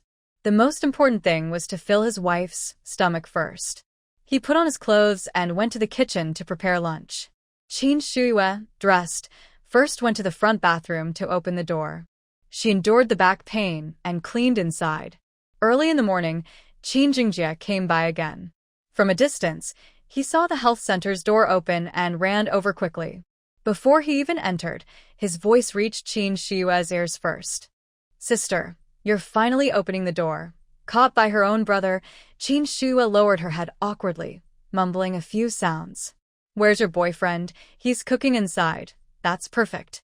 Tell him to make more." "I'll eat here at noon. Just go inside and tell him directly." Qin Jingjie nodded and went straight to Lu Haoqing, telling him they would eat here at noon. Lu Haoqing nodded without stopping his work, kneading dough and adding 2 more bowls of flour. Seeing how the usually strict leader, who used to scold him and his friends like a grandfather, was now in the kitchen cooking for him, Qin Jingjie felt strangely proud. What was going on? Suddenly, he thought that marrying his sister might not be such a bad idea. For lunch, they had noodles, egg fried sauce noodles. Lu Haoqing, worried his wife might go hungry, worked quickly. From start to finish, it only took half an hour, and he was generous, using only white flour, no whole grains at all. When the noodles were served, Qin Jingjie frowned, hesitating for a moment before silently swallowing the words, "Wasteful, add more eggs. I used 3 for the sauce. My wife is too thin. You need to eat more." Qin Jingjie. What's wrong with him? Why did he insist on coming to eat? He lowered his head, desperately slurping noodles, feeling that talking was a sin. He decided to just eat quietly. "Eat more too. You've worked hard." Cough, cough. With others present, Qin Shua couldn't bring herself to mention how her man had been like a little motor all night, working so hard. She could only silently give him a meaningful look. Lu Haoqing understood and almost choked on himself. Cough, cough. Qingjia. Suddenly, he felt like sitting on pins and needles. After finishing his bowl of noodles quickly, Qin Jingjie said, "I'm done. I'll go now." Then he ran off as if chased by a dog. Qin Shuai watched her brother's back in surprise. Is this late-blooming rebellious phase finally arriving? After dinner, Lu Haoqing took the initiative to wash the dishes, letting Qin Shuai rest. Resting was impossible, but moving was also impossible. In the afternoon, 2 people came for a checkup. They managed everything on their own. To avoid gossip, Qin Shuai wrapped her ankle in bandages and claimed she was injured and couldn't move. This also explained why she didn't open the door in the morning and why she couldn't move around in the afternoon. During the checkup, Qin Dajiang strolled over with his hands behind his back. "Uncle Captain, you're here." Qin Dajiang looked at Qin Shuai's ankle, frowned, and asked with concern, "Is your ankle okay?"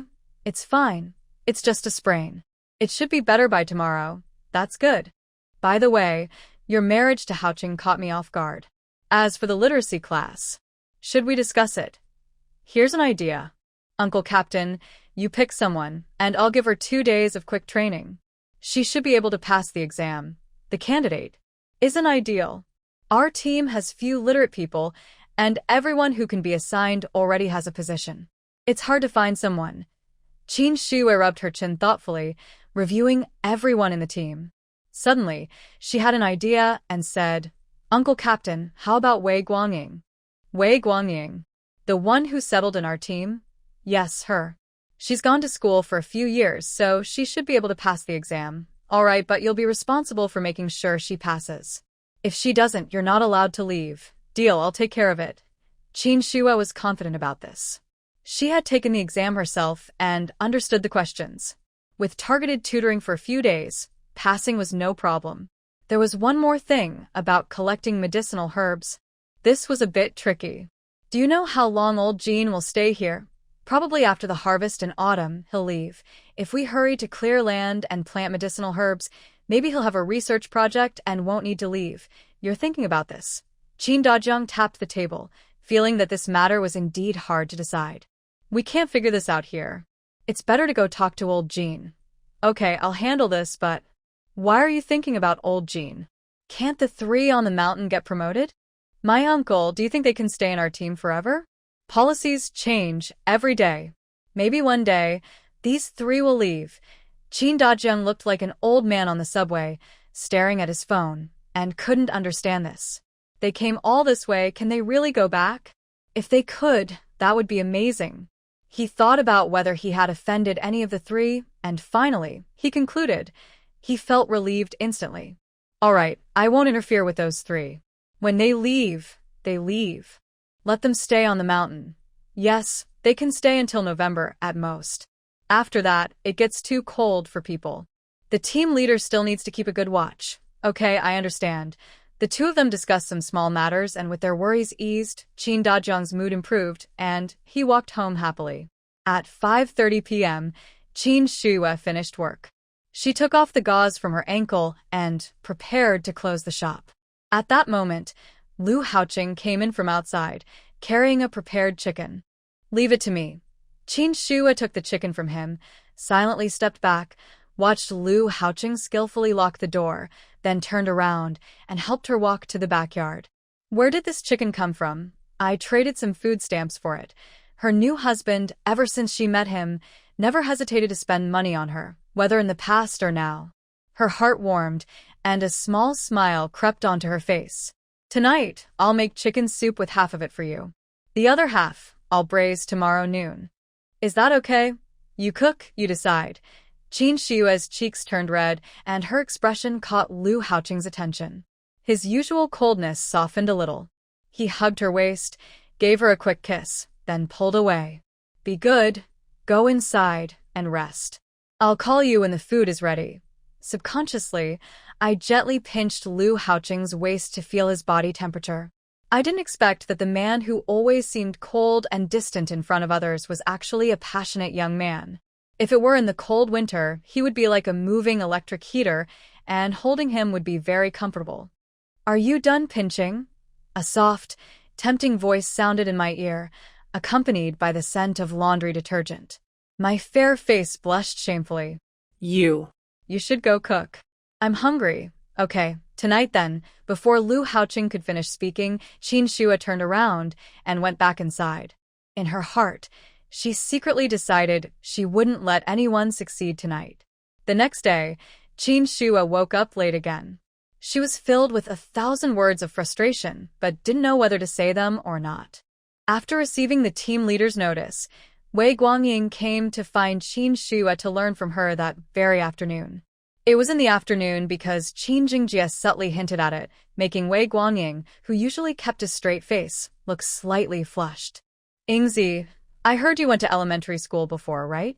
Look at this book's characters. How many can you recognize?" Qin Shua found a book of famous quotes from leaders, a simplified version. It wasn't thick, but every sentence was a classic. She had already looked through it, and the characters used were common. As long as she recognized all of them, she would be fine. "Okay, let me see."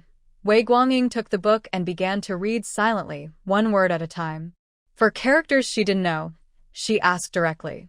She read each sentence several times until she memorized it before moving on. After finishing the entire book, Qin Shua handed her some poems and annotations she had written, asking her to memorize everything. "These are from previous exams. I'm not sure if they'll be tested this time, but they are representative. They will definitely be on the test." Worried she might not recognize some characters, Wei Guangying sat next to Qin Shua and read all the poems aloud. When she found no unfamiliar characters, she took the book home to memorize. 2 days later, she sat on a bench at the health clinic, obediently taking Qin Shua's test. "Not bad. You got every character right. I also did some statistics on political theories and such. You need to memorize these too." Wei Guangying, completely unaware of her fatigue, recited what Qin Shua had arranged for her again and again. After 5 days, she had memorized everything. Only then did Qin Shua declare that she was finally ready to graduate. After Qin Dajiang received the news, he immediately ran to the town to register with Wei Guangying. The exam was in 3 days. Since Qin Shua taught Wei Guangying well, she started discussing with Qin Dajiang and old Jin about opening up land to grow medicinal herbs. After a few days of discussion, they finally reached a decision and started working. At the foot of the mountain, there was a large area of land that was half sandy and half dirt. Qin Dajiang brought many people to clear the land. Each person earned 12 work points. Everyone was full of energy, and within 5 days, they had all prepared the land. Qin Shua went to the town a day early and arranged the cultivated medicinal seedlings in Gao Wenyu's yard. The next day, the team leader came with a tractor to bring everything back to the team. Old Jin was more familiar with farming, while Qin Shua had studied many books about space cultivation and was somewhat knowledgeable. As they explored together, they successfully planted all the medicinal herbs. Can these herbs be harvested in 3 months? Yes, and it only costs money. No other work is needed. They will grow again in spring next year, and we can harvest 2 or 3 times a year. Wow, it's like cutting chives, harvesting repeatedly? The location of the pharmacy is known to the team leader. I've already talked to Uncle Zhao, and the price will stay the same as before. Good. I trust Comrade Zhao. He won't cheat me. What's more, his meticulous work attitude leaves no room for criticism. Qin Dajiang admires him very much and is willing to work with him. Oh, and tell the militia team to come over and check on things when they're free. After planting the seeds, Qin Dajiang and old Jin came to check on the seedlings every day. Watching the plants grow day by day, they both wore happy smiles. A few days later, Xiangzi side sent word that Lin Yan was going to be executed. When Qin Shua heard this, she paused her actions and felt a bit sad inside. What's wrong? Lu Haoqing, who was delivering the message, noticed his wife's unusual expression and quickly pulled her into his arms, gently asking, I didn't expect her to end up like this. Although she was responsible for this outcome. This is her just punishment. Did you do something too? Otherwise, how could her sentence come so quickly? Well, I just told the director about my previous suspicions. Since this involves the military, he naturally wouldn't take any chances. Even if no abnormalities are found, he would treat it as if there might be something wrong. She had been wondering if she would see Lin Yan's ending before she left, but she didn't expect. What has this man quietly done behind the scenes that she doesn't know about? How? Are you touched? Yes, a little. Good. It's all I should do. As your man, if I can't help you with your worries and difficulties, how can I deserve you? You're the sweetest talker. Lu Haoqing smiled and gently pinched her nose. I want to see her. See her? Lin Yan, I will arrange it. Lu Haoqing didn't ask why she wanted to see Lin Yan. He simply agreed to whatever his wife requested. Lu Haoqing moved quickly. He didn't make Qin Shue wait for days, but took her straight to a special detention center. This place holds people who are to be prosecuted or judged by the state. Only a few are allowed in. Without Lu Haoqing's military ID as a guarantee, Qin Shue definitely couldn't get in. After passing through a heavy gate, they entered a quiet, solemn courtyard. Every few steps, there was a police officer holding a gun, which made the place seem even more serious. Following the guide, they went through a second gate. It looked like a modern factory, tall and spacious, but made of dirt structures. In the middle, there was a large open space clearly separated, with 2 levels on the sides. At this moment, Lin Yan was sitting on the other side of the partition, looking exhausted, with dull eyes, and her hands tightly handcuffed. When she sensed someone sitting across from her, she looked up blankly. When she saw Qin Shue, her whole body seemed to go a little crazy. Qin Shue, you wicked woman, what are you doing here? Coming to laugh at me? After being locked up for so long, your mouth is still so unpleasant. The police officer guarding nearby was neither too close nor too far. When they heard the two talking, they looked over in surprise. They thought that after all their efforts to get here, they would definitely see Lin Yan, which would mean their relationship was very good. But now, looking at it, it doesn't seem to be the case. Qin Shue, do you think that locking me up means you've won? Haha, you are really dreaming big. Your life has been doomed from the moment you were born, destined to be a tragedy. As long as you don't interfere, my life will be fine and will get better and better. Huh, do you think you and Lu Haoqing will stay together happily? Even without me causing trouble, you wouldn't end up together. Actually, we got married some time ago. What? Married? That can't be true.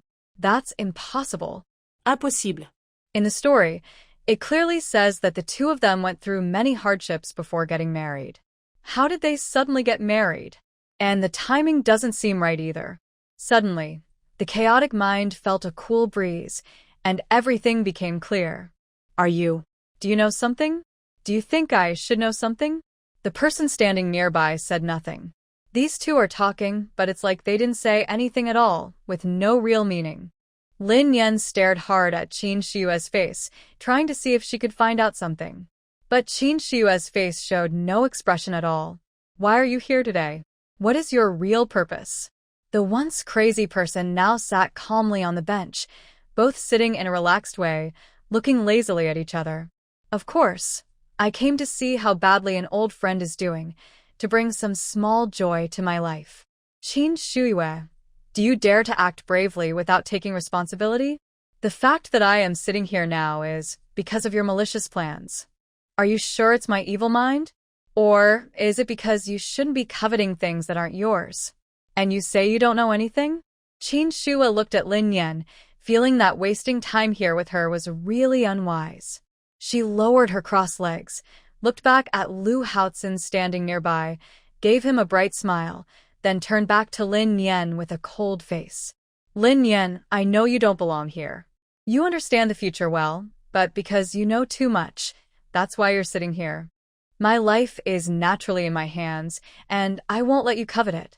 This is your punishment, what you deserve. You really do know. At this moment, Lin Yan was shocked. She didn't know how Qin Shue found out, nor when she had revealed her weakness. Enjoy your last moments inside. I hope in your next life, you'll live more clearly. She stood up, flapped her coat, and turned around.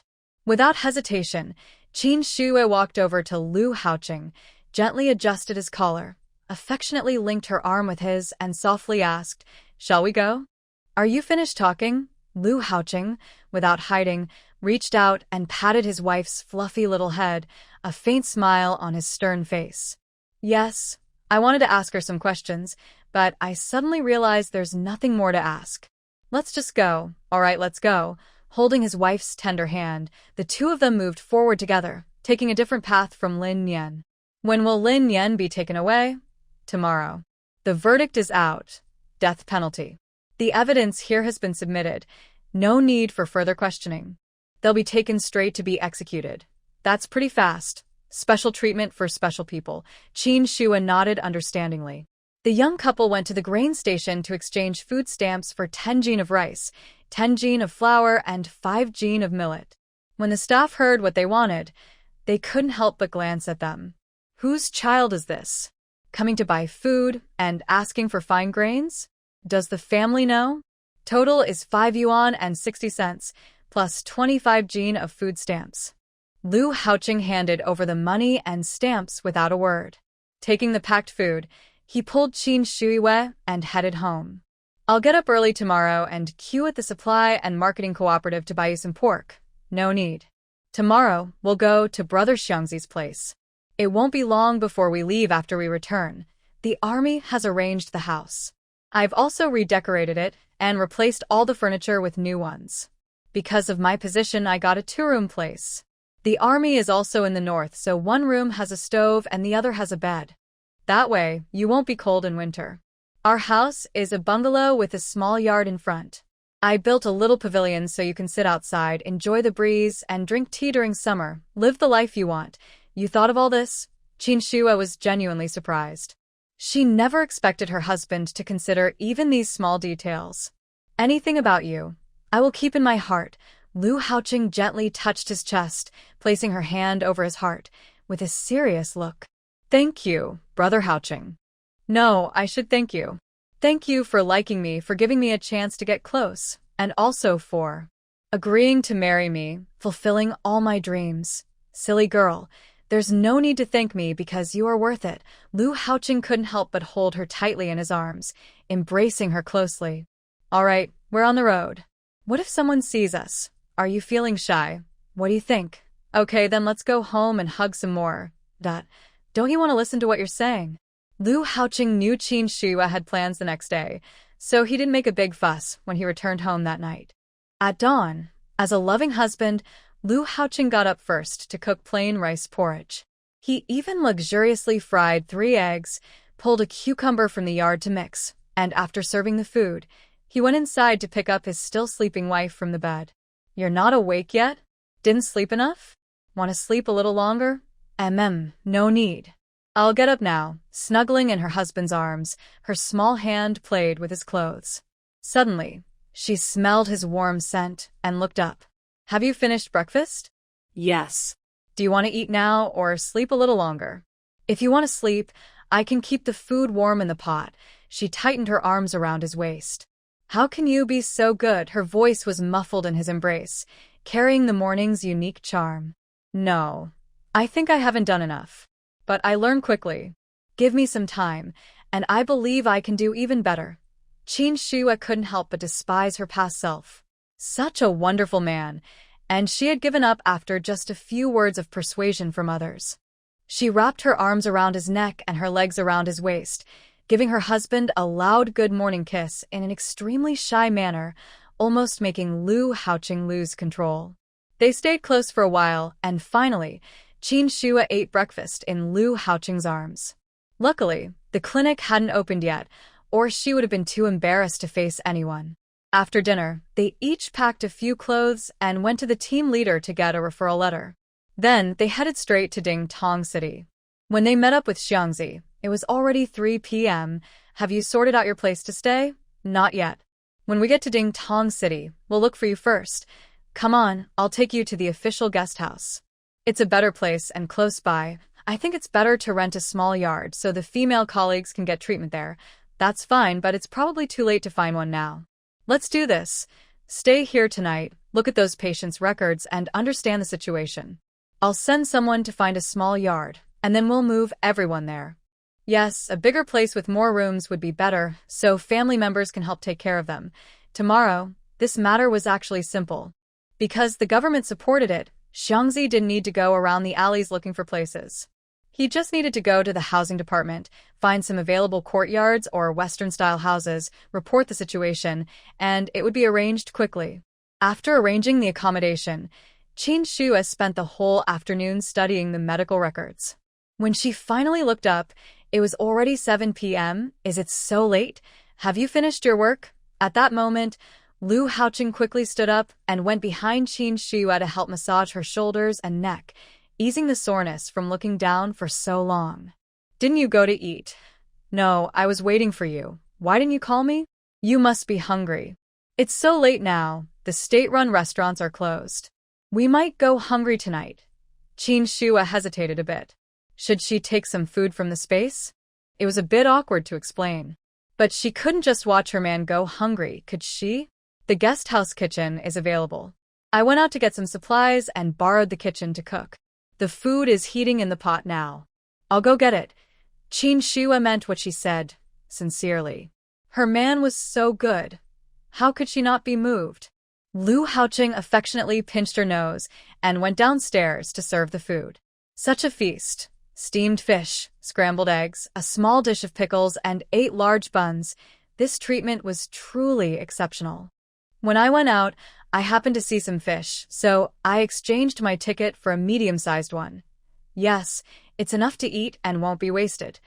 Qin Shua curiously poked at the fish with her chopsticks, exclaiming how delicious it was.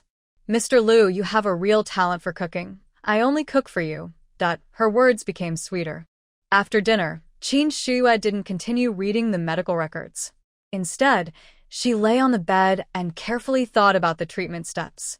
At night, Lu Haoqing was very obedient, not making any noise, allowing her to sleep peacefully until morning. Before she left, Xiangzi blocked the door. Captain Shua, the house is ready. I sent someone there last night. Do you want to go see it now? Is it so urgent? Lu Haoqing frowned, clearly not agreeing with Xiangzi's approach.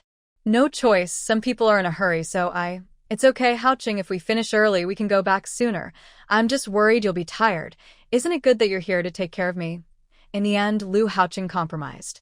The 3 of them arrived at a quiet small courtyard. The houses here are very old, with trees on both sides of the road that are thick enough to be hugged by several people. This house used to belong to a wealthy person.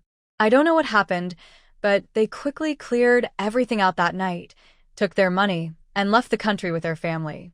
So, the house went back to the government. When I went to the housing bureau yesterday, I immediately liked this place. The spacious gate was open, revealing a beautiful scene inside, bushes, colorful flowers, and a stream with a fake mountain. The house, weathered by time, showed signs of age. It's likely that the owner renovated it before leaving the country, or it wouldn't have lasted so long. Xiangzi thought very well. This yard is large and lively, which can help with their recovery. I think so too. The 3 of them walked inside, passing through a decorative wall. Inside, around a small central garden, faint voices could be heard. In other words, 8 girls were harmed, and the pain in their hearts and bodies cannot be healed by time. Let's start with the first household. Okay, let's go. During the following time, Qin Shua examined each girl room by room. The injuries were in private areas.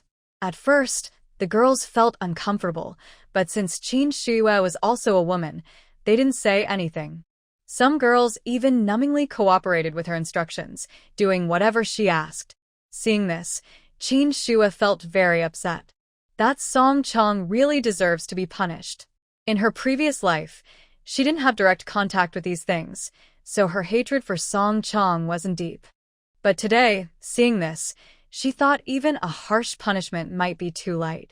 When Qin Shua finished examining the last room, she found 2 girls living inside. She looked back at Xiangzi with confusion. Xiangzi understood and explained, these 2 know each other, and insisted on staying together. I chose a bigger room for them. Entering the room, Qin Shua saw the 2 girls, just like others, with dull, empty and numb eyes. They each lay on a single bed. Two men sat by the window, and when they heard footsteps, they looked back toward the door. Seeing their faces, Qin Shuye suddenly remembered. How could she forget these two? Shuye, their names are Zhugang and Mu Xingwang. The two girls are their younger sisters. Hello, I am the doctor invited by the police to treat you, comrade. Do you know about my sister's situation? Mu Xingwang's face was gentle with a smile. To strangers, he seemed easy to talk to, but in reality, he was a very ruthless man who had lived a rough life. As for Zhugang, he had a scar on his face and didn't like to smile, giving off a dangerous feeling. But Qin Shuye knew he was a thoughtful man. These were just his outward appearances. The two were extreme in both looks and personality. I checked her condition yesterday. External injuries are easy to treat. The internal injuries, however, need emotional healing. We understand. As long as the external injuries can heal, we can make plans for the rest. Yes, may I check her now? Qin Shuye gently stepped forward. A pleasant scent filled the air around the noses of the two girls, Little Big Girl and Mu Huaihua. Their once vacant eyes gradually focused. Knowing who she would meet this time, she had considered all possible situations and prepared many remedies and powders. One of these was meant to calm and steady the mind, hoping it would help. Their conditions were documented in previous cases. She was just confirming their current state. After confirming, she began applying the medicine. Then, as if casually chatting, she said, "On the way here, I saw many small flowers growing in the fields. Clusters and bunches. They looked quite beautiful. Wildflowers are really tough, growing in harsh environments and still blooming so brightly. During their short flowering period, they work hard to add some color to our dull lives. I think that's very admirable. What do you think?" It's unclear who she was asking. As a loyal protector of her wife, Lu Haoqing couldn't let his wife's words go unanswered. "Wife, you're right. Hearing you say that, I believe these flowers and plants have their own purpose in the world. Maybe they're here to make the world more colorful." Yes, flowers and plants are truly great. Xiangzi held back for a long time, but, due to his limited education, could only manage this simple remark. Actually, I think everyone faces different hardships in life. Don't you think? If people aren't afraid of death, then why fear living? I know we shouldn't judge others' lives, but I want to say, if someone really dies with unavenged revenge, the enemy is satisfied, but it's not worth it. After speaking, Qin Shuye finished preparing the ointment, did a final check, and sent everyone out of the room. She personally applied the medicine to the young girl. The room was filled with silence, but it wasn't awkward. At this moment, a hoarse female voice echoed in the empty room. "Big sister, are flowers really that beautiful? You've never seen flowers? That's a pity. Sometimes, changing your attitude towards life makes a big difference." Change? Haha, that's easy to say. The ones who get criticized are not you, so of course you can say that. There was deep sarcasm in her tone. The top leader says women can hold up half the sky. Now that men and women are equal, why should men make mistakes and women suffer? Yes, I haven't experienced this myself and truly don't have the right to say much, but do you think it's necessary to punish yourself because of others' mistakes? Or punish your family? Punish myself? You should think about it carefully. Qin Shuye didn't plan to say much, and she really didn't have the right.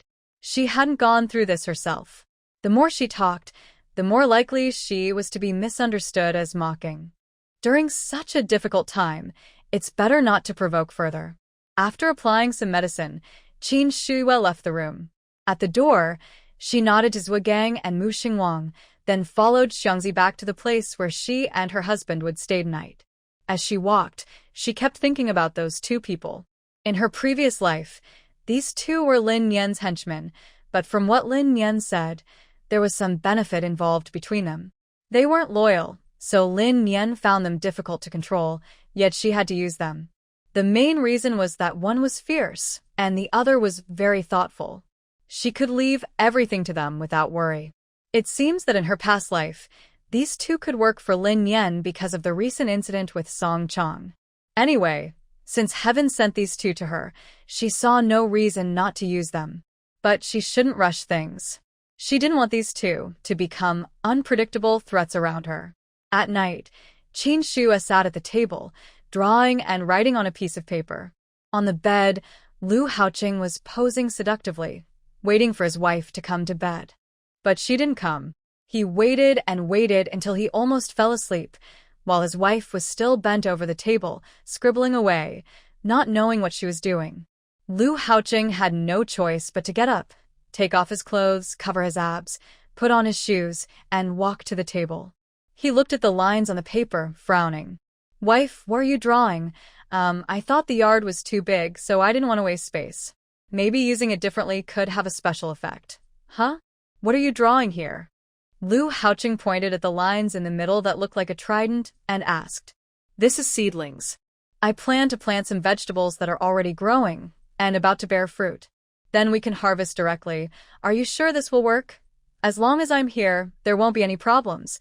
Others may not succeed, but she definitely will.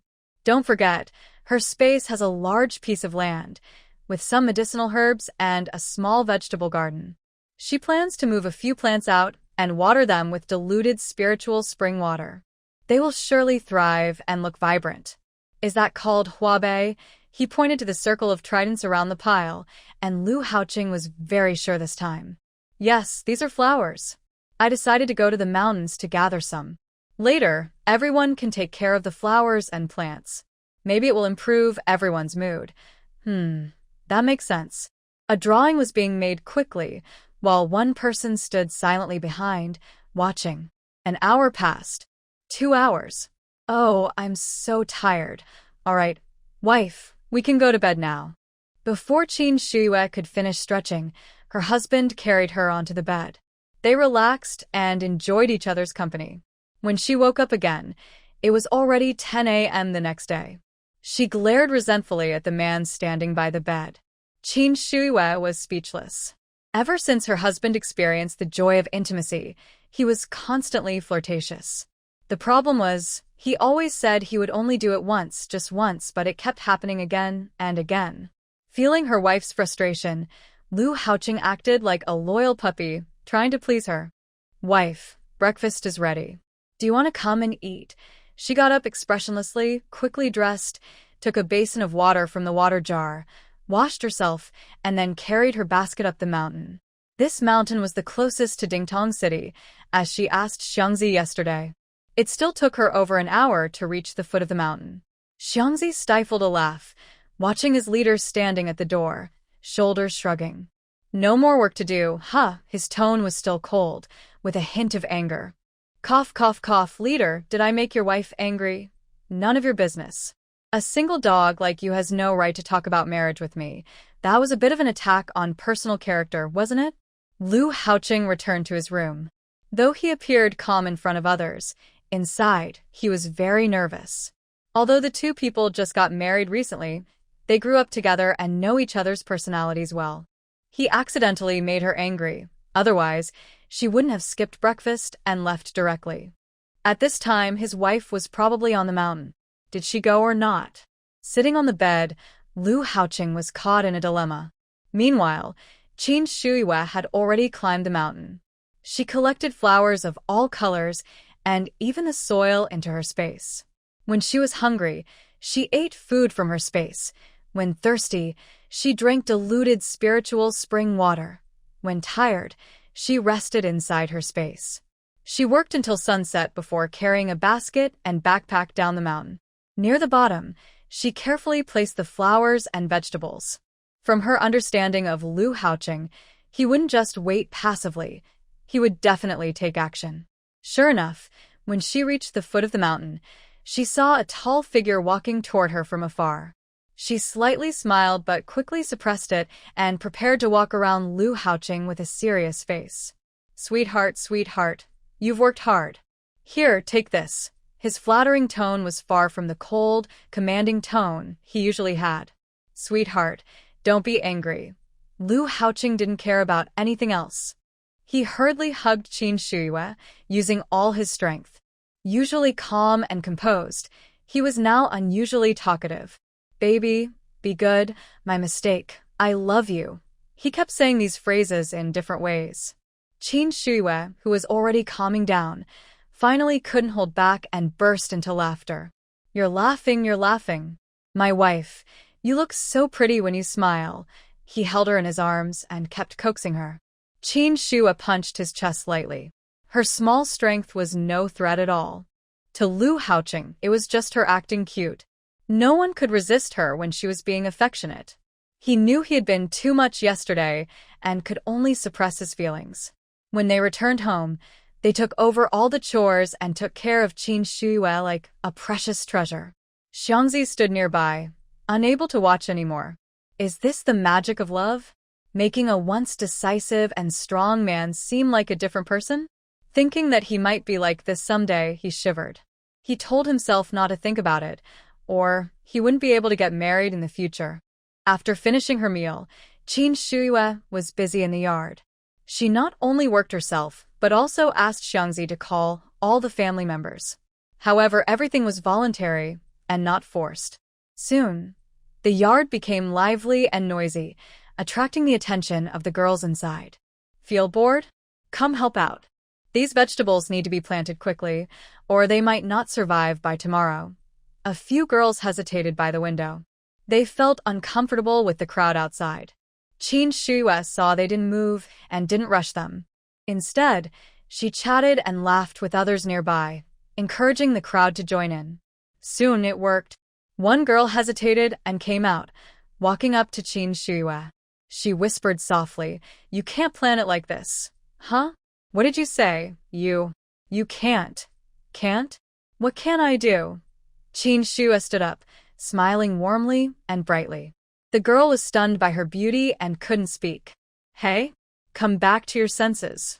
Ah. I'm sorry. Why apologize? You haven't done anything wrong. Everyone appreciates beauty in their own way.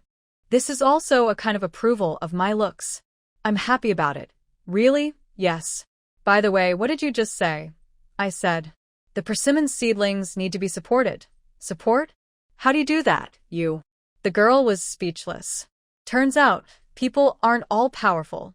She squatted down, picked up a thin bamboo stick over a meter long, and explained while tying it with a rope. Oh, I see. You're great. Knowing so much. I don't understand any of this. The girl looked confused. Wasn't this common knowledge? Seeing her expression, Qin Shuiwe smiled and shook her head, explaining, that's not always common knowledge. You might know it, but I might not. I know some things you don't, and that's normal. Really? Of course. You're really impressive to know so much. Wow. Then, Qin Shuiwe started praising her mindlessly, just thoughtless compliments. The girl probably didn't expect that what she thought was common sense would be praised as something unique and rare. Her face turned a little red with embarrassment. Even if others noticed that Qin Shuiwe's words had some mistakes, they didn't say anything. Instead, some even agreed with her and praised her. This girl suddenly gained confidence and felt very happy. Her mind was clear, and she was full of hope for the future. She squatted down and helped with the chores along with everyone else.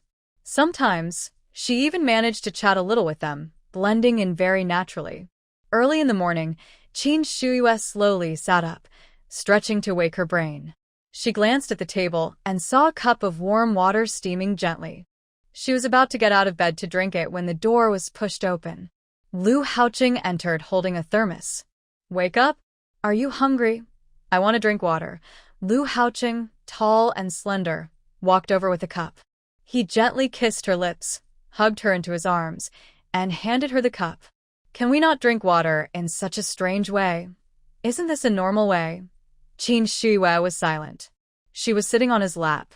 How could that be normal? After thinking for a moment, she decided not to argue with him. She finished the water from his hand, then quickly jumped down, put on a coat, and ran outside. By then, many people had gathered in the yard, including 2 more girls. Qin Shuiwe nodded happily, feeling her method was working well.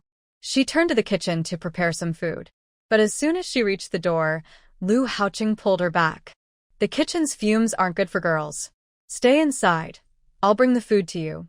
His words were sincere, and Qin Shuai was touched. She pulled him over and kissed his face. "That's your reward." Then she irresponsibly ran off, leaving Lu Haoqing standing there, dazed and not quite sure what just happened. At 10 o'clock, Qin Shuai still wanted to go up the mountain to pick some flowers, as usual. Xiangzi wanted to send someone with her, but she refused.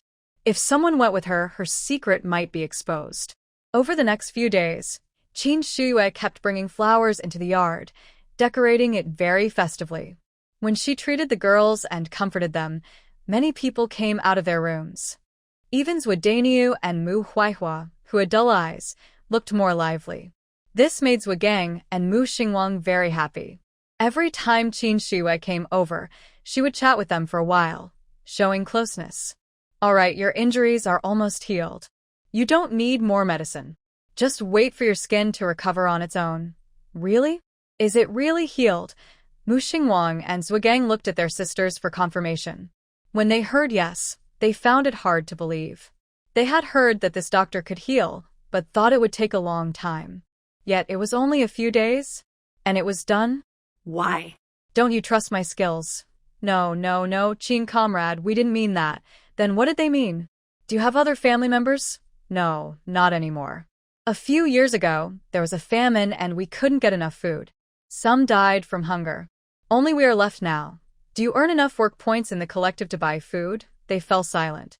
"Have you ever thought about living somewhere else?" "We discussed it, but for various reasons, it's not possible." "I know we are friends, so what I say next might be a bit bold. I will leave in a few days and won't have time to think about other things. After I go back, I will follow my husband to the army. The army is in a remote place, and buying medicinal herbs isn't easy. I need someone in the city to help. I think your family is suitable. I will cover your food and accommodation. 30 yuan per person each month. Of course, if there are changes in work or wages later, we can discuss again." You don't need to pay so much. It's just a little delay. We 4 people and you want to pay over 100 yuan a month. That's not your concern. I can pay a year's wages in advance. You won't lose out. Why? Aren't you afraid we might run away? I think. You all have a good chance to leave your old life, so there's no need to run away. Left Gang, who was lost in thought, and Mu Xingwang just looked at each other silently. "Our 4 siblings want to discuss something. Can you give us some time?" "Yes, I can stay here for 2 more days. Just give me an answer before I leave." That night, the young couple lay in bed. Qin Shuai told Lu Haoqing about the matter. "Is my wife eager to go back with me? Don't worry, after we return to Chaoyang team, you'll handle things, and then we can leave." Qin Shuai looked at Lu Haoqing with a speechless expression. "Is that the main point?" "For me, it is. As for the 4 of them, since my wife finds them useful, they can stay with us. Later, we can rent or buy a house for them in the city. Aren't you curious about what I asked them to do?" "Not really. Even if you plan to do something illegal, I will be there to cover for you." Though his words sounded rough, they were straightforward. That's how he thought. Aren't you afraid of being exposed and losing your military uniform? Nothing is more important than you. This is his true feeling and his promise. Qin Shuai leaned into Lu Haoqing's arms, found a comfortable spot, and nuzzled him, muttering, "Silly man." Then she closed her eyes. As Qin Shuai expected, the conditions she offered were very tempting. Left Gang and Mu Xingwang had no reason to refuse. "Here is 1,440 yuan a year's salary." The 2 brothers looked at the box of money sitting openly in front of them. Their hearts ached. Money, over 1,000 yuan. It was right there in front of their eyes, without even trying to hide it. Were they really not afraid of stealing? Well, do you want it? We've never seen so much money before. Now you have. Yes, now that we've seen it, even if we die, we have no regrets. The words that followed made you wonder if they were serious. Hurry up and take it. When you go back, handle your business. Find me at the guest house near the train station in 8 days. The 2 brothers hugged the money and quickly ran into the house. With a loud bang, they shut the door, startling the 2 girls lost in their thoughts. Their eyes, which had been dull, immediately focused on the brothers. "Big brother, second brother? What's wrong? Why are you in such a hurry? Did something happen?" Yeah, big brother, second brother, outside. Outside. Mu Huaihua clenched her lips tightly, her mind filled with bad thoughts. Luo Dainiu, who also became nervous because of Mu Huaihua, turned pale. Is someone at the door? No, no, no. We met Comrade Qin today, the two didn't know how to describe their shock, so they simply placed the box in front of the others and silently opened the lid. My goodness. Oh my god. Seeing her shocked sister, the two brothers suddenly found their balance. So much money. It must be several hundred, right? My silly sister, this is over 1,400 yuan, exactly our combined annual salary. Dr. Qin. Qin. She's really such a good person. Yes. She actually did this much for us, and we, because of a scoundrel, have been torturing ourselves. It's so wrong, right? It's so wrong. We should cheer up. Although things were improving, the two still felt overwhelmed. Today, they suddenly felt alive again, which moved the brothers deeply. They also felt especially grateful to Qin Shuiwe and secretly vowed to serve her faithfully in the future. Whatever she asked, they would do without hesitation. Qin Shuiwe didn't realize her accidental gesture had successfully won the loyalty of these four hearts. Her original purpose in giving the money was because she hadn't told them exactly what to do. At first, it was just a big promise. To show her sincerity, she prepaid a year's salary. It was also to reassure them and make it hard for them to refuse her invitation. In short, she had her own selfish reasons. She wasn't a saint and wouldn't do good deeds for nothing. 2 days later, Qin Shuiwe finished handing over her work to Xiangzi. Thank you so much, Shuiwe. I just did what I could. It's not a big deal. No, you saved several families. If it weren't for you, these girls might not have survived. This achievement belongs to many people, not just me. Brother Xiangzi, let's not talk about it anymore. You're just being modest. I've already reported this to the provincial authorities. They said they want to commend you, maybe even do an interview. Qin Shuiwe, who had already appeared in the newspaper once, was no longer interested and politely declined the interview. After I finish my work at home, I'll go with him to join the army. Really so soon? Xiangzi was a bit surprised. Weren't they just married? Why are they leaving so quickly? Lu Haoqing squinted at Xiangzi with a very unfriendly look. No, not so soon. Xiangzi quickly changed the subject, almost biting his tongue. Qin Shuiwe knew that his quick change of topic was related to her husband. She turned around and gave him a reproachful look. Honey, we should go now. In the past few days, because of many people around, the couple hadn't been able to be close. Today, they finally could leave, and who had the time to argue? Seeing his impatience, Xiangzi thought he really had something urgent. He happily let them go.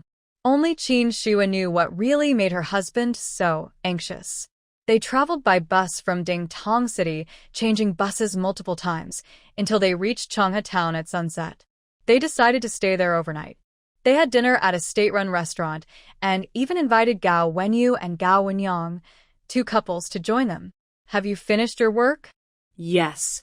In a few days, we'll leave for the Northern Military District. When you have time, go home and let's have a family dinner. You're leaving so soon? The army only gave me a month's leave. I took my annual leave at the same time. All right, we'll go back the day after tomorrow. We'll buy some good wine and food and have a nice meal together. Lu Haoqingbin didn't directly agree but looked at Qin Shuiwe with questioning eyes. What are you looking at me for? Honey, can you ask for leave? A few days later, I want to have a drink with my cousins. Is that okay? Qin Shuiwe asked. Really? Are you serious? Gao Wenyu and Gao Wenyang replied. You are really tricky, just one sentence and you got us brothers caught.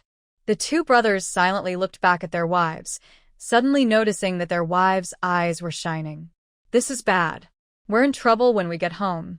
Originally, the brothers just wanted to meet up, have a good chat, but after dinner, they hurriedly left. Lu Haoqing watched their backs and smiled triumphantly. What are you planning? Qin Shuiwe looked at Lu Haoqing with a cautious expression. Honey, you're accusing me wrongly. I'm so honest. How could I have bad plans? You said that on purpose. making the older brothers rush home to comfort their wives. "What's your real goal?" Lu Haoqing just smiled calmly and said, "No, I'm really innocent." Doubting, Qin Shua followed her husband back to the guest house. When he eagerly pounced on her, she knew there must be a reason for his words. Turns out he was just eager for some couple time. The next day, Qin Shua woke up only at noon and didn't want to show any emotion. She was used to waking up at this time, so she simply ignored Lu Haoqing's washing and breakfast routines. The two of them walked back to the Chaoyang team. Back at the team, Qin Shua fell into a new busy schedule. The medicinal plant seedlings were growing well. With old Jean there, she only shared some of her opinions. Whether they work or not still needed scientific research to confirm. Wei Guangying's exam results came out. She passed with excellent grades. The team leader happily turned on the radio to announce it and then started organizing the literacy class. As for her own work, the commune was planning to send a new barefoot doctor. His medical skills were uncertain, but he was honest, eager to learn, patient, and Qin Shua was happy to teach him some medical techniques, sharing many skills. She was busy like this for 2 days. Gao Wenyu and his brother returned to the Chaoyang team with their families. After hearing the news, Qin Shua planned to go see them at noon after finishing her work. But before she could leave, she was approached by someone. "Shuiwe, Hong Shan is getting married the day after tomorrow. As her younger sister, and someone who isn't short of money, you should give her a decent gift." "Li Huilan, are you out of your mind? We're enemies. Have you ever seen enemies exchange gifts? Why do you hold a grudge so much? Hong Shan is already like that, and you're still mad at her. If you're sick, go get treatment. Don't go crazy in front of me. Get lost." Qin Shua slammed the door and walked away angrily. Li Huilan, behind her, gnawed her teeth in frustration. That night, the Gao family gathered together to celebrate both reunion and parting. Aunt Gao knew Qin Shua's departure was near and held her hand tightly, unwilling to let go. Even little Guai Guai, sensing her grandmother's sadness, looked at Qin Shua with red eyes and clung to her clothes, refusing to loosen her grip. All right. Shua, I know you'll come back. If you miss the children so much, I can take you to see them. Okay?" Uncle Gao couldn't stand seeing his wife like this. He reached out to comfort her, breaking the mood of farewell. Seeing this, the others silently took out their wine glasses, looking at the sky, the ground, and the air, avoiding eye contact with their parents. Everyone's mood was complicated tonight, and they drank quite a lot. Even Qin Jingjie and Lu Haoqing were heavily intoxicated. On the way home, Qin Jingjie staggered as he walked. "Burp, this wine. I think I've drunk enough." "Brother, you've drunk so much. Do you think you can get up tomorrow?" "Burp, I probably can't. But tonight I want to have a showdown with Lu Haoqing until dawn." Qin Shua looked at her husband with sympathy. Who told him to be so cheeky, calling her brother a single guy? He's not young anymore, and still not finding a partner. Her brother must have lost his mind, asking him to learn from others, and he's trying to find a partner this year. This reason is perfect. Even if Lu Haoqing wanted to sleep with his wife tonight, he'd feel like he's become a stumbling block on his brother-in-law's road to finding someone. "Thank you for your effort. It's my duty," he answered very calmly, but inside, he was crying and about to lose his mind. They arranged for the two of them to stay at the nearby clinic, where the beds were already made. They could do whatever they wanted without worry. After tidying up, she happily closed her door and went to the bathroom for a relaxing hot bath. She read a little, worried that Lu Haoqing might come back later with a bad mood. She obediently returned to her bed, closed her eyes, and went to sleep. She slept very peacefully. Feeling refreshed, she got up and headed to the kitchen. She saw her husband standing at the door, with faint dark circles under his eyes, looking at her pitifully. "What's wrong?" She felt a strange sense of guilt for no clear reason. "Honey, your brother really talks a lot. He kept me chatting all night. Finish your breakfast and rest a bit. I'll prepare lunch and call you when it's ready. Okay, let's eat. Your brother is still sleeping. I'll wake him up later." Even though she knew her husband was getting back at her brother, Qin Shua didn't mention it. She decided to let her brother bear Lu Haoqing's anger. Otherwise, the anger might turn toward her. In the morning, Everything went as usual. During lunch, she enjoyed her husband's caring meal. While thinking about whether to take a nap, she suddenly heard noise outside. She looked up from her lunchbox and saw Aunt Gao pulling Li Huilan over. "Mom? What's going on?" "Shuiwe, that old woman was talking badly about you outside. I caught her in the act." "What did she say?" Qin Shuiwe raised an eyebrow and looked at Li Huilan, who had scolded her yesterday. She wasn't surprised at all that she would do this. "She said you are cold-blooded and unfilial, and that when they divided the family, you took their money and made them go hungry with no food. She also said you are so mean at such a young age." Hearing this from Gao Shiping, who was nearby, she sighed speechlessly. No need to be so blunt. Many people didn't know the full story before, but now almost everyone does. "Li Huilan, do you dare to say what you just said in front of everyone again?" Idare. "If you dare to do it, I dare to say it. So, after all this time, do you really think everyone has forgotten what Qin Hongshan did? Besides, the money was personally divided by Grandpa. I was originally entitled to what I have. If your husband can't support the family, that's not my fault." Li Huilan's behavior was indeed unreasonable. She was just angry because she thought Qin Shuiwe was rich, and she was buying gifts for her daughter. She was stingy and petty. She never considered how their family had treated Qin Shuiwe before, and she wondered why they should give her anything. Most people were still rational and just saw this as a joke, dismissing it quickly. No one took it seriously. The next day was Qin Hongshan's wedding day. Some people, who liked to join the fun, came early to ask for wedding candies. Normally, families would give a small amount like $1 or $2. But the Yongping family was not normal. Anyone who came to congratulate them and asked for candies was chased away. Li Huilan even stood at the door shouting angrily. The morning was chaotic and tense. Around 10 o'clock, the groom came to pick up the bride. But it wasn't the groom himself. It was his 13-year-old cousin. The young boy rushed into the house, grabbed Qin Hongshan without saying a word, and ran outside shouting, "Marrying the bride! Marrying the bride!" Who was actually getting married? Li Huilan was knocked over by the boy's force and fell to the ground. When she recovered, she hurried to pull her daughter back. But Qin Hongshan suddenly had a fit, laughing and shouting along with the boy, calling out, "Marry the bride!" She even turned around and pulled her own father to jump and dance. Li Huilan couldn't control Qin Hongshan anymore. She screamed for help, but everyone had been chased away earlier. They were all watching from a distance, unwilling to get involved. In the end, her older sons had to step in and force Qin Hongshan onto a sedan chair. "Hurry up and leave. You're too much to look at." Qin Guizhu waved his hand dismissively, as if Qin Hongshan was some kind of plague. Mom, I've done enough already." Li Huilan was left speechless by Qin Guizhu's words. After finally sending her away, Li Huilan closed her door and hid inside her house, not daring to come out for several days. Soon, it was time for relatives and Lu Haoqing to return to the army. Early in the morning, everyone gathered at the village entrance, their eyes full of reluctance. Gao Auntie hadn't slept all night, her eyes bloodshot.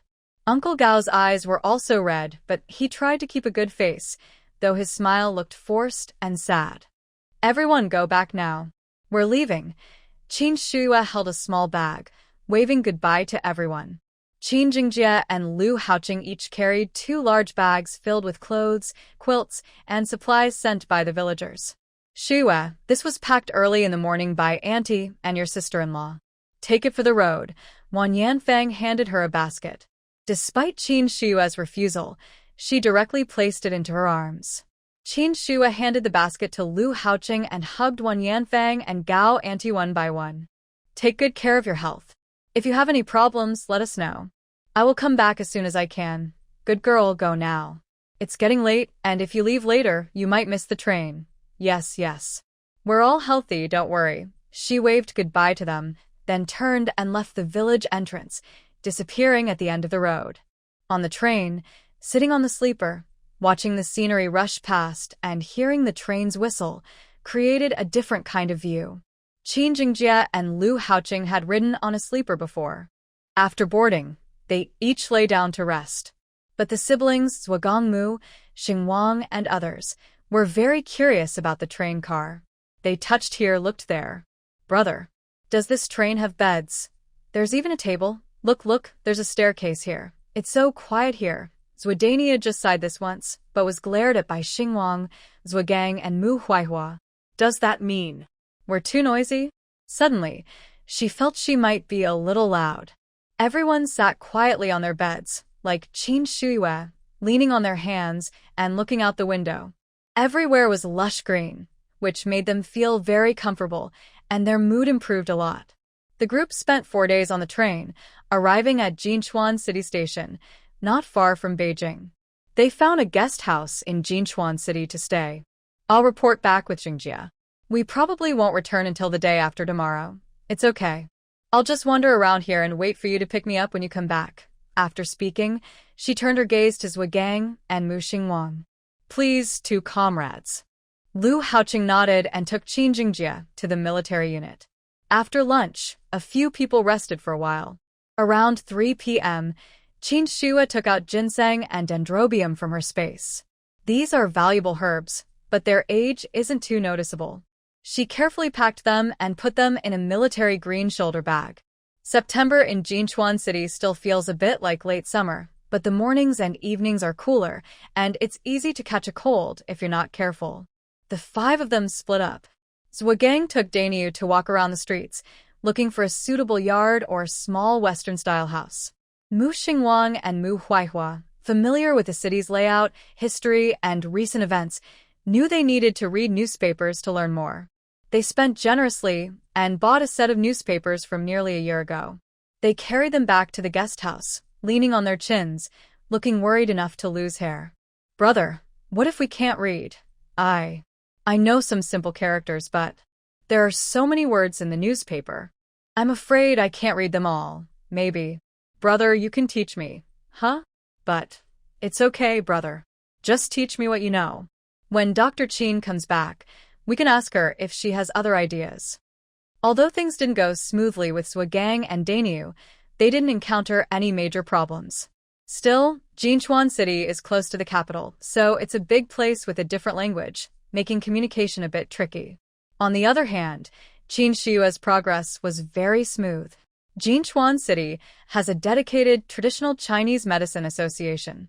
Although it's in a remote location and the building is small, it helps preserve valuable traditions.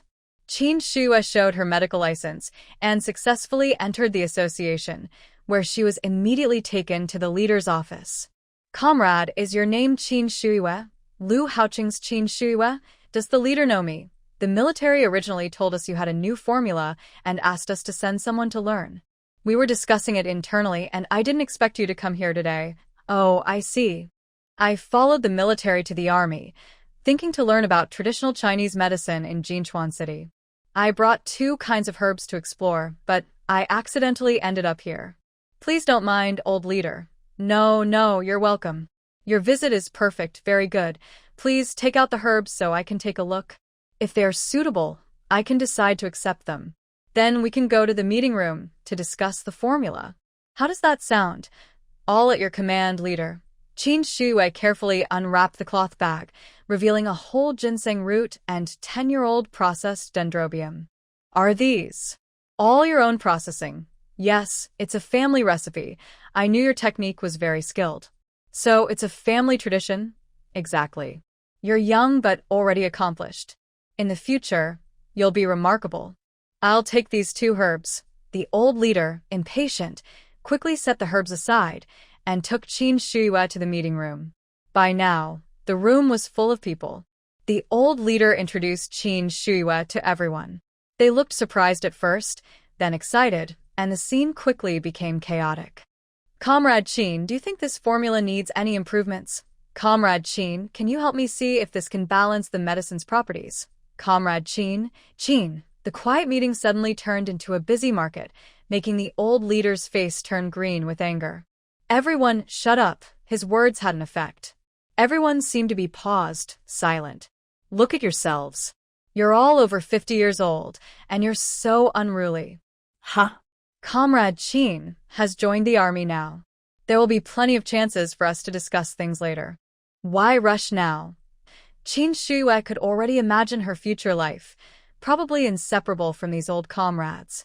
Knowing she had joined the army, everyone restrained themselves more. But their eager eyes and longing expressions were hard to ignore. Finally, she had no choice but to answer their questions one by one.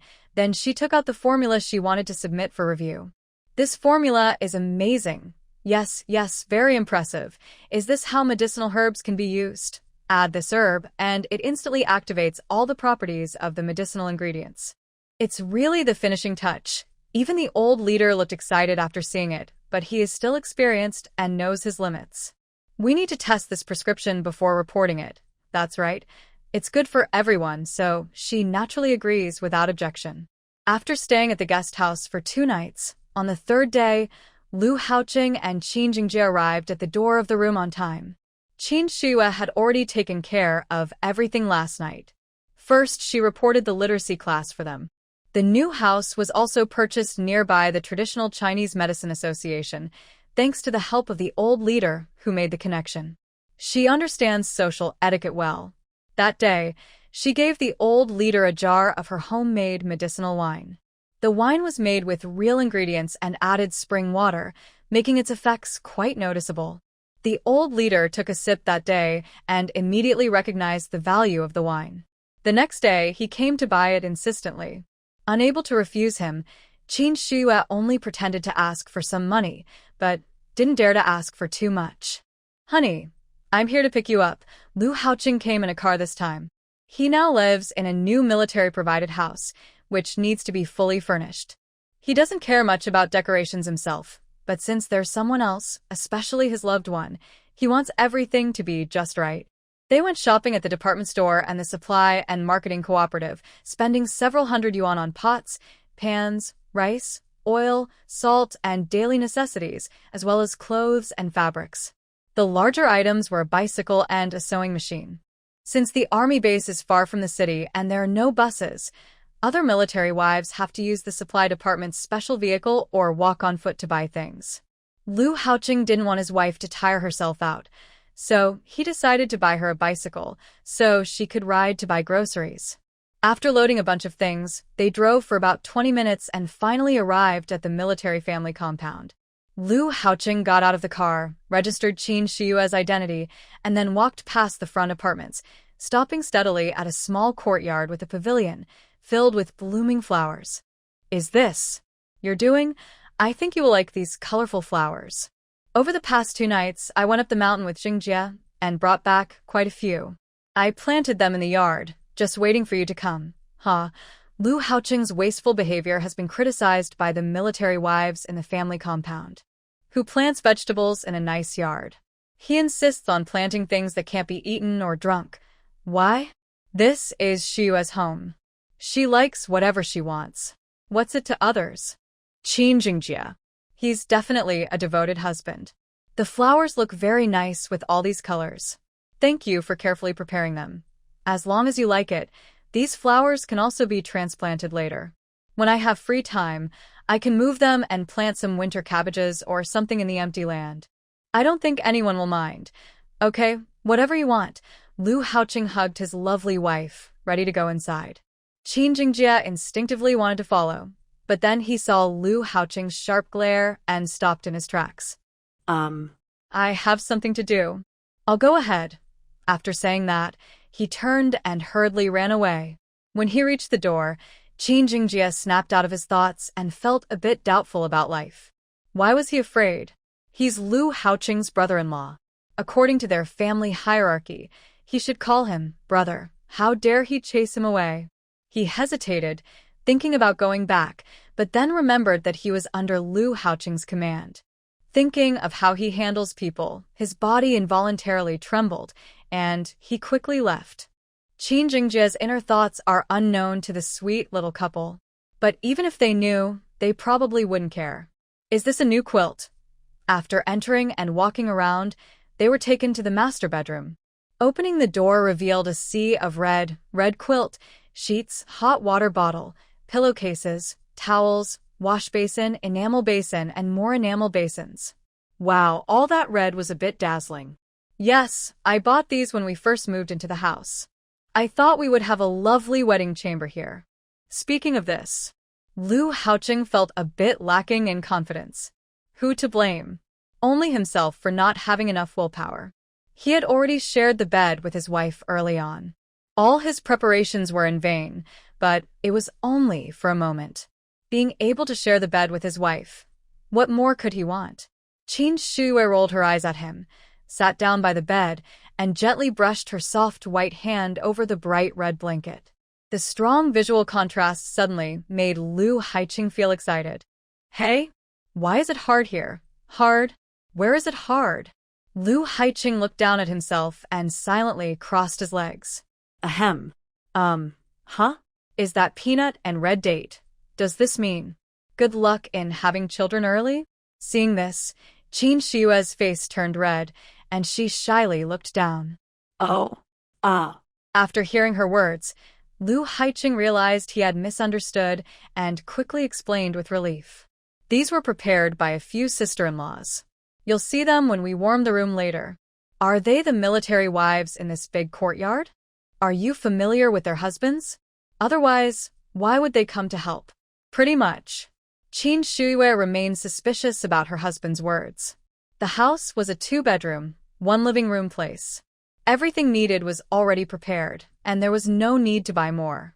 Qin Shuiwei just organized the newly bought pots and bowls, along with rice, oil, and salt. She also took all their clothes and put them in the bedroom wardrobe. Then she used cloth to make covers for the sofa, coffee table, and small table, placing a glass vase with fresh flowers inside. Suddenly, the house felt much warmer and cozier. That evening, Lu Haoqing took his wife to the cafeteria for dinner. The cafeteria at Noda was lush and green, filled with soldiers busy eating. Your food here is pretty good. Lu Haoqing looked up in confusion, noticing the soldiers holding white steamed buns, and suddenly understood. Once a month, the army improves the soldiers' meals. So these white buns are an improvement? And the meat? Meat? Maybe once every 6 months? That's hard to say. Sometimes they might only eat it once a year. But there's no need to tell his wife about that. Qin Shuiwei didn't expect special treatment. She just ate the white buns, radish soup, and a small dish of vegetables with everyone else. When she sat there, she clearly became the focus of the cafeteria. A single flower among many. And it was a beautiful, elegant peony, full of grace and splendor. Especially since her husband is famous in the military camp as a cold and strict leader, Lu Haoqing. With multiple effects combined, it made Qin Shuiwei's meal very difficult to eat. Lu Haoqing's cold gaze swept over everyone, causing these young soldiers to shiver and quickly lower their heads. They all started to think to themselves. After dinner, the two of them left the cafeteria. The once quiet dining hall suddenly became lively, like a busy market. Did you see that? Did you see? Is he really the cold and strict leader? Yeah. But our squad leader's wife is really beautiful. If I were her, I'd also want to be with him. Look at you. Do you have what it takes to be a squad leader? They started talking off topic. On the way home, under the beautiful sunset, there were no tall buildings or pollution. The wide view was refreshing and made people feel peaceful. On the other side of the cafeteria, there were the army's fields. It wasn't harvest time yet. The rice and wheat still had green in their yellow, swaying gently in the breeze, making people feel a bit longing. The tall buildings from the past no longer existed. Now, she was like a free bird flying over the vast fields. What are you looking at? Lu Haoqing noticed his wife hadn't moved for a while and turned to see her gazing at the fields with longing. He asked curiously, I just feel a good harvest is coming. The food from these fields is enough for the soldiers to eat for half a year. The other half needs support from the country. The leaders say, no matter how hard life gets, we can't let our soldiers who protect the country suffer. Qin Shuiwei nodded. She understood this. Don't worry. One day, our country will become strong and prosperous, with enough food and a peaceful life. I wonder if I will live to see that day. You definitely will. It will happen soon. Back home, Lu Haoqing boiled water for Qin Shue to take a shower. Half an hour later, with steam rising, his fragrant wife appeared at the bedroom door. Lu Haoqing held back his feelings and said in a muffled voice, "Wife, the bedding is ready. You can lie down and sleep first. And you?" Qin Shue was drying her hair as she walked toward the bed. I will take a shower too." After saying that, he had already run out. In these days, there are no dryers, so it's hard to dry long hair after washing. Touching her nearly waist-length hair, Qin Shue wondered whether she should cut it. What style should she choose? She has a small face, so any haircut should suit her. As she thought, her mind drifted away, and she didn't even notice when her husband came in. "Can I help you wipe your hair? Do you think I should cut my hair? It's gotten a bit long." "Anything is fine. Whatever you want, my wife. You look beautiful no matter what hairstyle you choose." Men's words. "All done. Now dry off and go to sleep. I'll take the towel outside to hang it up." Qin Shue handed the towel out and then sank into the soft bed. She was tired after a long day and felt a little fuzzy. She sensed some movement nearby, but didn't move herself. Usually, her husband would come over on his own, so she thought he would this time too. But she realized He was just hiding in a corner of the bed and didn't make a move. "What are you doing?" "Just sleeping, wife." "Am I a terrible monster? Why are you so far away?" What? "Wife, it's inconvenient for you." I'm worried I might lose control." Suddenly, Qin Shue remembered her period. There had been so much happening today that she had forgotten. Oh. "Then you can lie over there." Lu Haoqing was silent. Does my wife not love me anymore? He used to feel so sad when he said a little thing, and she would comfort him. But today, she didn't say anything? Thinking this, he heard even breathing behind him. Lu Haoqing stiffened. He turned his head, looking at his wife in disbelief. "She's asleep? Just like that, she's asleep?" He angrily scooted forward, then reached out and pulled her into his arms. "Stop messing around. Just hold you to sleep, just hold you, no other thing. Be good, go to sleep." Under Lu Haoqing's comfort, Qin Shue fell into a deep sleep. Holding his wife, Lu Haoqing couldn't do anything else and only fell into a dazed sleep late at night. The next day, the military district was shocked by some news. Lu Haoqing got married. His wife is very beautiful. Lu Haoqing is someone who fears his wife. All the gossip was taken over by Lu Haoqing himself. The soldiers in Lu Haoqing's unit gathered early for training, each face showing curiosity and interest. And Commander Lu, who was kissed by his wife that morning, said, "I'm in a good mood today. You can look as much as you want." But the soldiers kept looking more and more, and their gazes became bolder. When they realized they had been staring at their commander for a long time and hadn't even lined up properly, they looked at Commander Lu in fear. Even more frightening was, Commander Lu's face actually had a smile? Is this a deadly smile? The soldiers' faces showed shock, fear, and suspicion, mixed with many emotions. "All right, start training. We can talk about anything after we're done." Soon, Lu Haoqing returned to his usual cold and stern self, and the soldiers felt relieved. Indeed, they are only suited to training, not to being treated gently.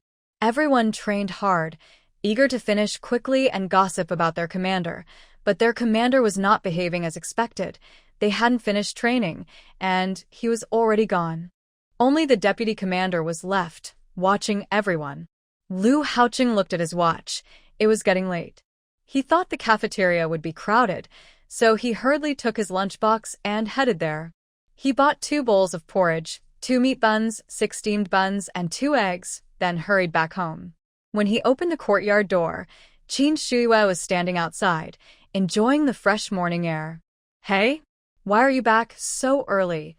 "Today, the cafeteria has meat buns. I came back early to buy you 2. The meat buns are really delicious. Come on, let's go inside and try them." He pulled Qin Shue into the house, sat her down at the dining table, placed the lunchbox, and pushed the meat buns toward her. "Eat first. I'll prepare some pickles." "Did you only buy 2? Aren't you going to eat?" "The meat buns in the cafeteria are not many, and each person can only buy 2. The The soldiers haven't had a chance to eat meat-filled food in almost a year, so I can't ask for special treatment. Qin Shua thought for a moment, then took one and handed it to the man in front of her. Yes, we are husband and wife, sharing joys and hardships together. I have a steamed bun here. You can have it. Seeing that he insisted, Qin Shua didn't refuse anymore. She was thinking about when she could make a whole basket of pure meat buns for her husband. After breakfast, Lu Haoqing's marriage leave was finally over, and he returned to the army. And Qin Shua's life as a military wife officially began. Qin Shua has lived through 2 lives. Although it wasn't her first time in the army, it was her first time becoming part of this big family. Everything around her felt very new, and she wanted to explore even the smallest grass. Since she left home, Qin Shua kept meeting people. Everyone looked at her carefully, until a bright-eyed woman, dressed in washed-out clothes and carrying a basket, stopped in front of her. She looked her over curiously and asked with some doubt, "Are you the wife of Captain Lu?" "Yes, I am. This sister-in-law is." I saw a beautiful girl from afar and thought she must be from Captain Lu's family. No one in our neighborhood looks as fresh and lively as her. My name is Lotus. My husband is a small squad leader under Captain Lu, named He Chungren. Sister Lotus, where are you going? To your house. I picked some wild vegetables yesterday. Now, they're a bit yellow and green, and we don't have much else at home besides some cabbage.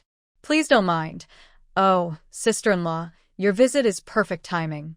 I was just thinking of making some buns for Haoqing, but I didn't know what filling to use. These wild vegetables look really fresh. At first, Lotus didn't think much of it, but after seeing Qin Shua, she started to worry if she would be liked. To her surprise. Indeed, Captain Lu's wife was truly extraordinary. I'm a few years older than you. Just call me sister, all right? Sure, sister-in-law. I just arrived here and don't know many people. I don't understand a lot of things. I hope you can guide me. Don't worry, sister. I know everyone in this neighborhood. If you need anything, just come and ask. 2 people walked back hand in hand, looking very close, which made other military wives feel a bit uneasy. This was the wife of Commander Lu. Seeing her fair, smooth face and small hands, it was obvious she hadn't done much work. She might come from a well-off family. If she could connect with her, maybe she could get some benefits. That Lotus girl got ahead of us. Just now, she looked cold and distant, so I thought she was hard to approach. It's her first time here. She must be nervous. We're all experienced wives. If we show friendliness first, she'll probably see us as her lifeline. You're right. I didn't think of that. Oh well, Lotus girl got ahead of us. Qin Shua and Lotus girl returned to her home. After opening the door, Sister Lotus exclaimed, "Oh wow, this room is really beautifully decorated. You're good at complimenting, but it's just like everyone else's." No, it's different. You don't know. Commander Lu usually lives alone in the military dorm. His room is spotless, always clean, even when he's busy with training. But you know men, no matter how clean they are, tend to be a bit rough. It's better when a wife is around, caring and attentive. That's true happiness. You're right, sister-in-law. Girl, you and Commander Lu are a perfect match. Your little look, I really envy you. Sister-in-law, I think your face shape is also nice. But after long days of work, you might neglect your skin. One day, I'll go up the mountain to find some herbs, make you a snow cream to take care of your face. I promise you'll be even more beautiful than me. Oh, really? If I look better than you must be just comforting me. If I could be fairer and softer, I'd be happy. Do you believe me, sister-in-law? Originally, Qin Shua was thinking Lotus girl might ask some questions, and she was ready to answer. But unexpectedly, Lotus girl didn't bring it up. Sister-in-law, you don't trust yourself, but you definitely trust Commander Lu. His wife can't be bad. Plus, your face is well taken care of. You must have some secret. Sister-in-law, you're very perceptive and open-minded. Little sister, being a military wife requires a broad mind and clear understanding. If not, you'll end up pushing yourself to the limit. You're responsible for everything at home, and you can't rely on your husband, especially when he's away for months.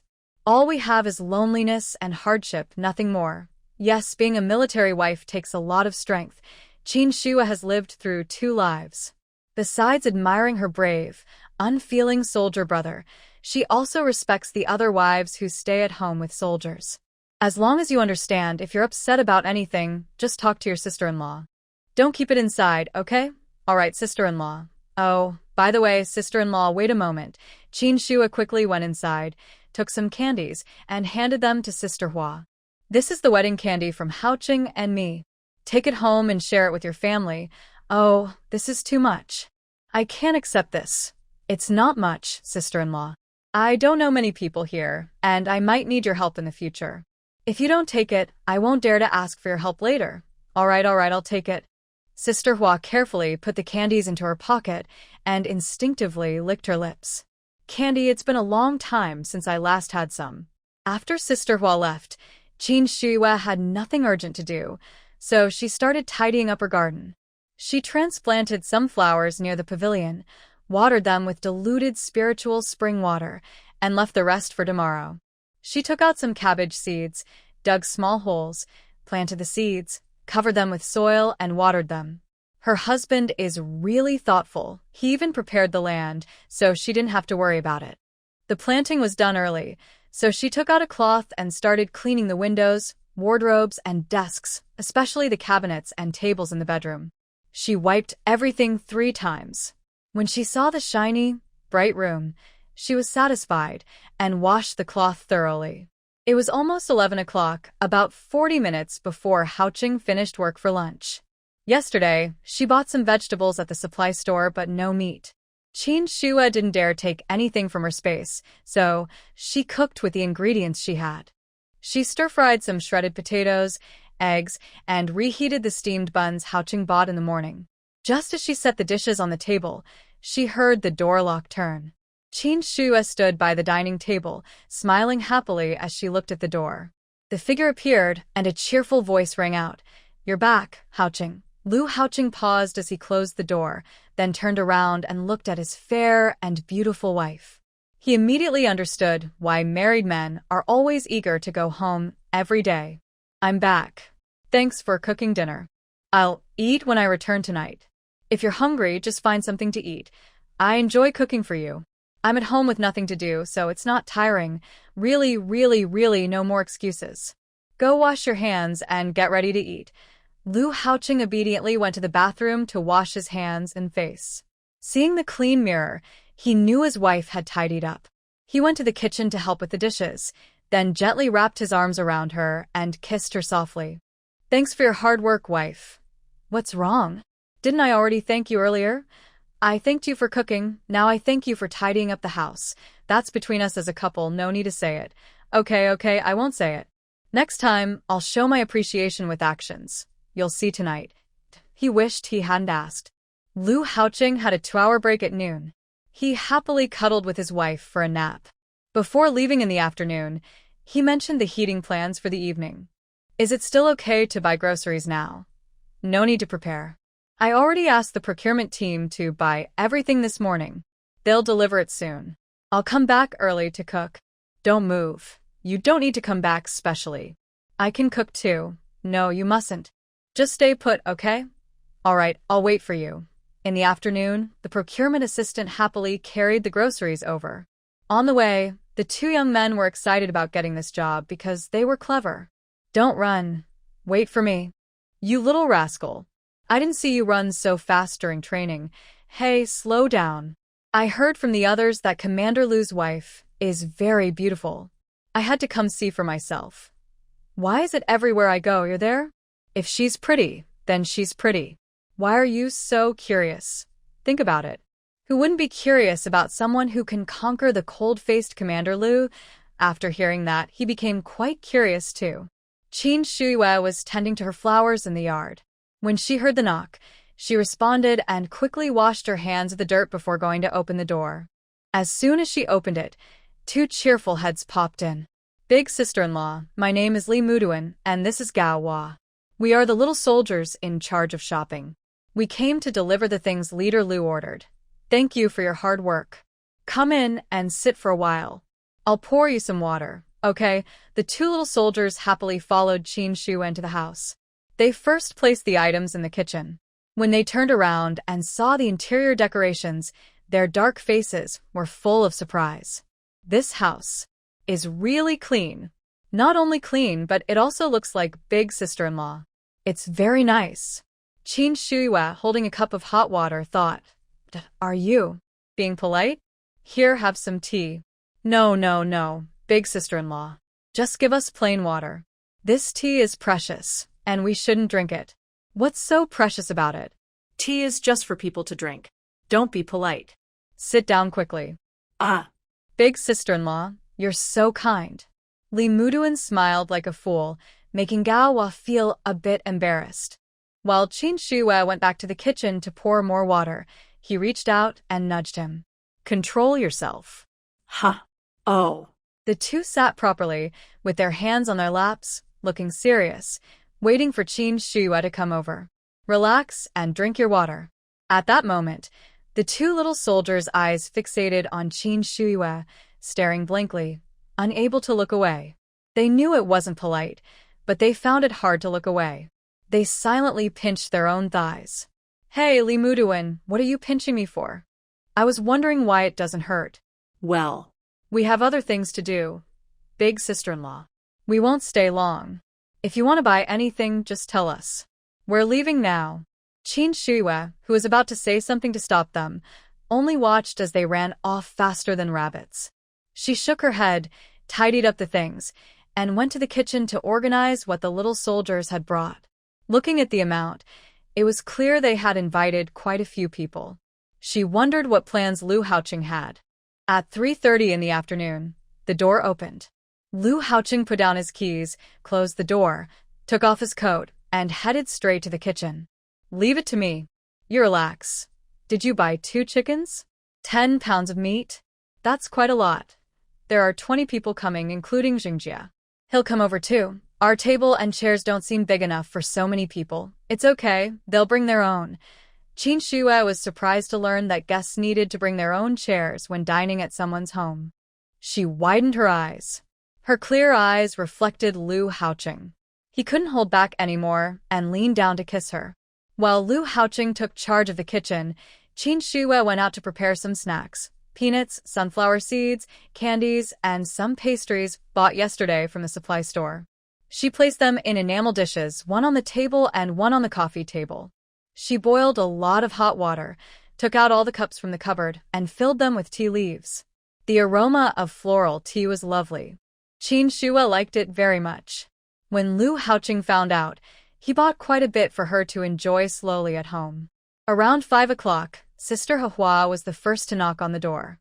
"Come in, sister-in-law. Fong Fong, call me Annie. Annie, thank you for the candies yesterday. Fong Fong really liked them." "Oh, sweetie, you like them? Auntie still has some. Come over here and sit down to enjoy them." "No, no, girl. That's not right. Sister-in-law, there's nothing wrong with that. If the kids like it, I can afford to give it. You should relax." Qin Shuiwa liked Sister Hua quite a bit. She was cheerful, sensible, and knew how to get along with others. She was a rare person who could truly be trusted. In the future, Qin Shuiwa might stay in the residential compound for a long time. She would need to socialize with her sister-in-law. Building good relationships, now, was for the long run. It was clear that Sister Hua understood this. Seeing that Qin Shuiwa didn't mind, she didn't refuse further. Gradually, a few more sisters-in-law arrived. Sister Hua diligently introduced them. After some conversation, Qin Shuiwa learned that they were helping to decorate the new home. Her good impression of them grew quickly. Soon, Lu Haoqing and some other men, who were close friends, carried in 2 tables along with stools, bowls, and chopsticks. They kept arriving at the house one after another.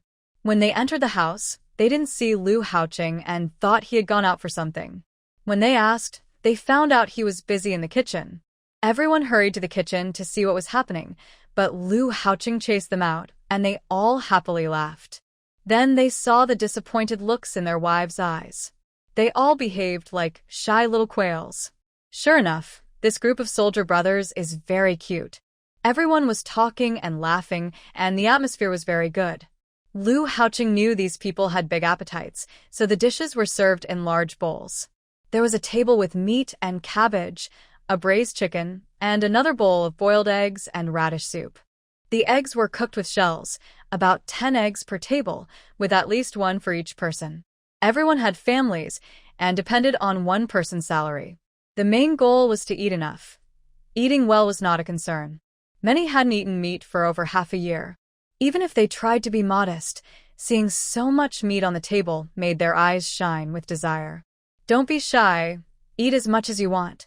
We've been waiting for the commander to say that. Qin Shuyue and Lu Haoqing, this young couple, had one responsible for entertaining the men and the other for the women. The spacious room had 2 large tables, which felt a bit crowded, but the closeness made everyone feel more connected. At the same time, everyone learned more about Lu's new wife, Qin Shuyue. At night, after everyone left and the couple headed home, their conversations mostly focused on Qin Shuyue, especially her looks. After all, there was no other woman in the entire flower country as beautiful as her. After dinner, Qin Shuyue wanted to help clean up. Lu Haoqing initially didn't let her, but she held his arm and gently swung it, softly saying, "I want to help." Unable to resist, Lu Haoqing gave in. They finished tidying up the house by 8:30 p.m. They quickly took a shower, then lay in bed. It was already past 9. Lu Haoqing, understanding his wife's tiredness, just held her and talked after lying down. Suddenly, they started talking about work, and Lu Haoqing remembered what the leader had said to him today. "Dear wife, today the military district leader asked me to talk. He wants you to work at the military hospital. Do you have any thoughts about it? If you don't want to go, you can simply refuse. The leader's decision is based on your wishes, and there is no pressure. Is the military hospital far from here? It's not far. The hospital is inside the military base, just within the compound. It takes about 20 minutes to walk there. I'm okay with going now, but I might have other plans in the future, so I might not stay long. It's okay if you choose not to work there. Would it be bad to refuse? After all, he's a leader who asked personally. If I refuse without a good reason, he might be upset. Don't think too much. The leader isn't unreasonable. Just do what you want and don't feel forced. Then, tomorrow you can tell the leader that I want to stay at home to work on formulas. That way, I can contribute to the soldiers in a different way. What do you think? Sounds good." In her past life, Qin Shuyue studied many formulas. Many needed careful organization. She had been busy with other things before, so she put it aside. Now, in the military, she doesn't have to work or earn points, so she has more free time. During the day, she read books at home and organized her formulas into a notebook. She was about to take one out to submit in a few days when she received news from the Traditional Chinese Medicine Association. One morning, Lu Haoqing, who had gone out to work, hurried back home and took his wife to see the leader. "Come in. Commander, this is my wife, Qin Shuyue." The commander looked up at this woman who had been a hot topic in the compound recently. His first impression was her striking appearance, but he was more impressed by her abilities. "Comrade Qin, young and talented, very impressive." "Thank you, Commander. What I know is just a little. In front of experts, I might be showing off my skills." "Comrade Qin, you're very modest. I heard from the old folks that your herbal formula was very timely and effective in treating cold symptoms. We've already done clinical tests, and many soldiers who should have retired are now able to continue their duties. I just want to do my part for these brave heroes who defend our country, risking blood without tears. Our country, our home. Only because of their hard work and dedication do we enjoy our peaceful life today. Moreover, my husband is one of them. Whether you call me selfish or selfless, I only want to do what I believe is right." Good. "Comrade Qin, your high sense of duty makes us older folks feel ashamed." "Xiao Lu, you really have good judgment in choosing a supportive wife. The commander-in-chief is right." Lu Haoqing nodded generously. His wife was truly excellent, and the commander-in-chief had no complaints about her. "All right, enough about serious matters. Let's talk about personal things. Comrade Qin, I've heard your medical skills are quite good, especially your acupuncture. My wife used to fight on the front lines, cross rivers, and even go to the battlefield. Now that she's old, Her health is declining day by day. Seeing her suffer from pain every day, I feel very upset. These old friends have visited her, but couldn't find a cure. Later, they recommended you. May I ask when the commander-in-chief is available? Why wait for a better day? Let's do it today. Tonight, let Xiao Lu take you home for a visit and have a meal. We can chat properly. Qin Shua agreed and then handed a piece of paper to the person from the Traditional Chinese Medicine Association. The elderly men were overjoyed, eagerly saying they wanted to go back immediately to test the medicine's effects. The commander-in-chief just smiled and scolded them lightly, then saw them off. Comrade Qin, since this medicine has already been approved, I will report it to the higher authorities. Maybe we can produce it in large quantities later. But I think it's better to stick to our original plan, buying it outright, okay? Okay, we'll buy it outright. One more thing. I don't quite understand. Could you help me clarify, Comrade Qin? Please, Commander-in-Chief, go ahead. Buying outright is just a temporary benefit. Why not choose a profit-sharing plan? Since your formula has obtained the national medicine approval, it shouldn't sell poorly, and the government will support it. Sharing profits would be even more profitable for you. I believe, with your intelligence, you wouldn't find this confusing, right? Qin Shua looked up at the man beside her, sensing something. His dark eyes quickly captured her clear, bright gaze. Commander, I know which option is best for me, but I don't want to do it. If it weren't to reassure those above, I wouldn't need to pay the full amount at all. Understood. We were narrow-minded. Suddenly, the commander felt that these old folks were really getting old. Qin Shua left the headquarters and walked back with her husband.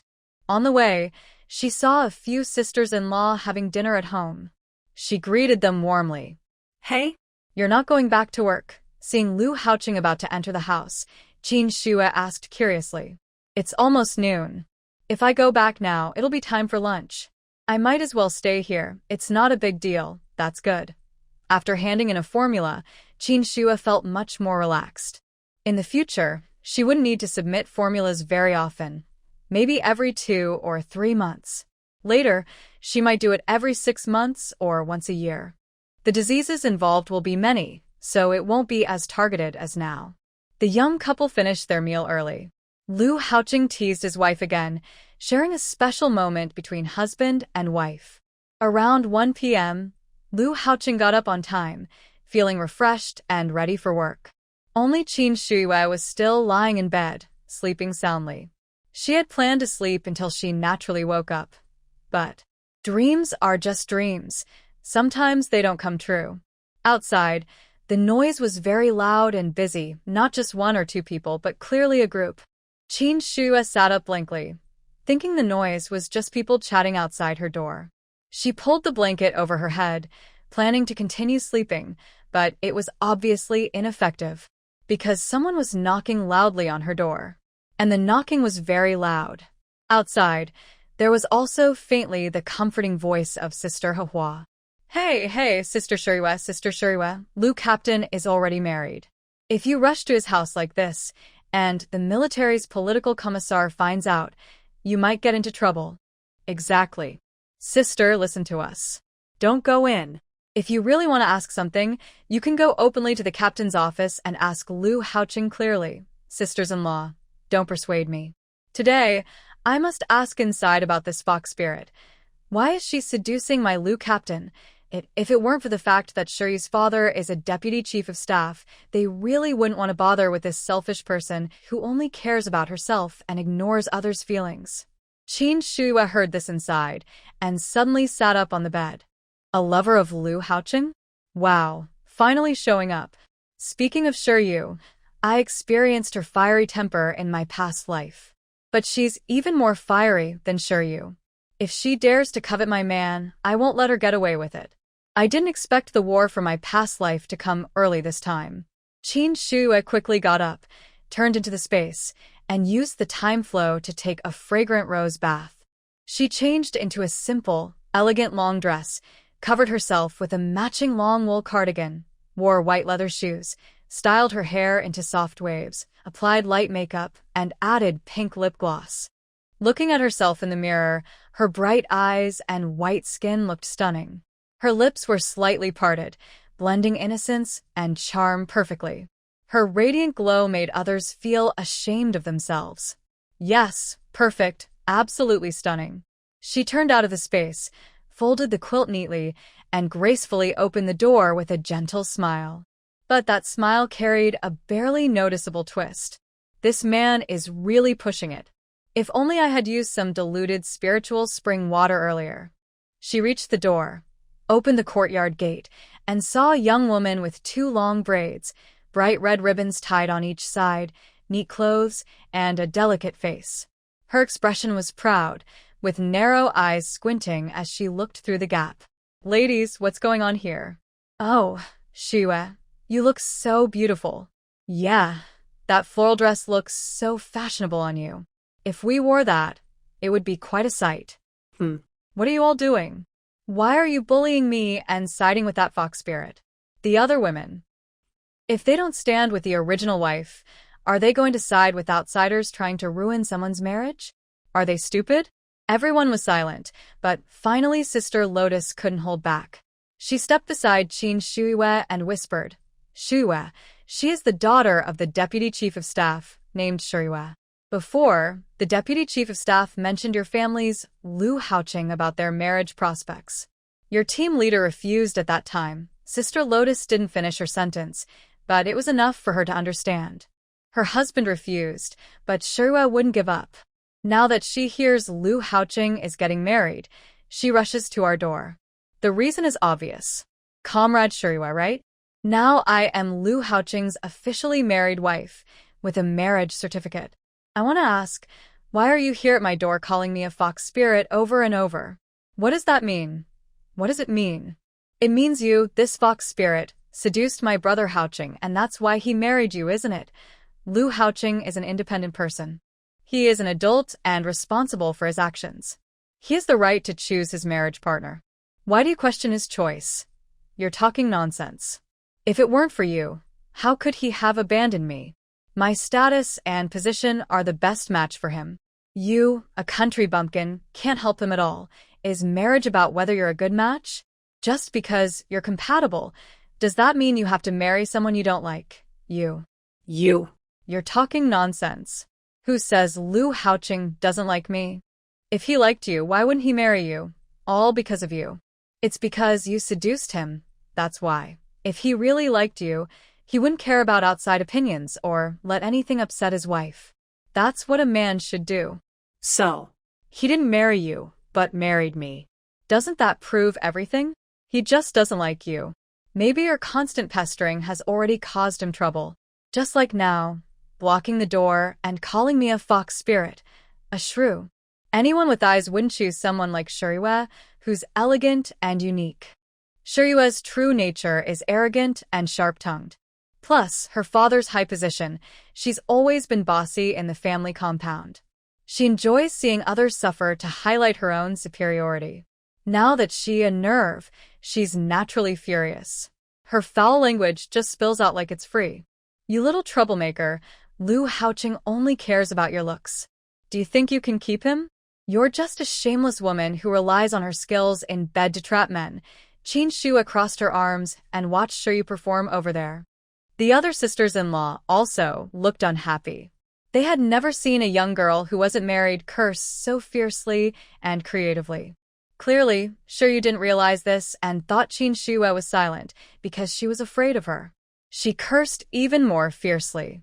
Qin Shuiwe didn't say a word. She just watched Shuyu quietly, wanting to see how many more curses she could come up with. Just as she had this thought, a few guards suddenly rushed over from nearby and quickly took Shuyu away without saying a word. The sisters-in-law were all stunned. What's going on? Some sharp-eyed ones saw the guards and were shocked. Isn't this someone close to the commander-in-chief? From the looks of it, the commander-in-chief seems to be on Qin Shuiwe's side, and they even arrested Shuyu, who was causing trouble.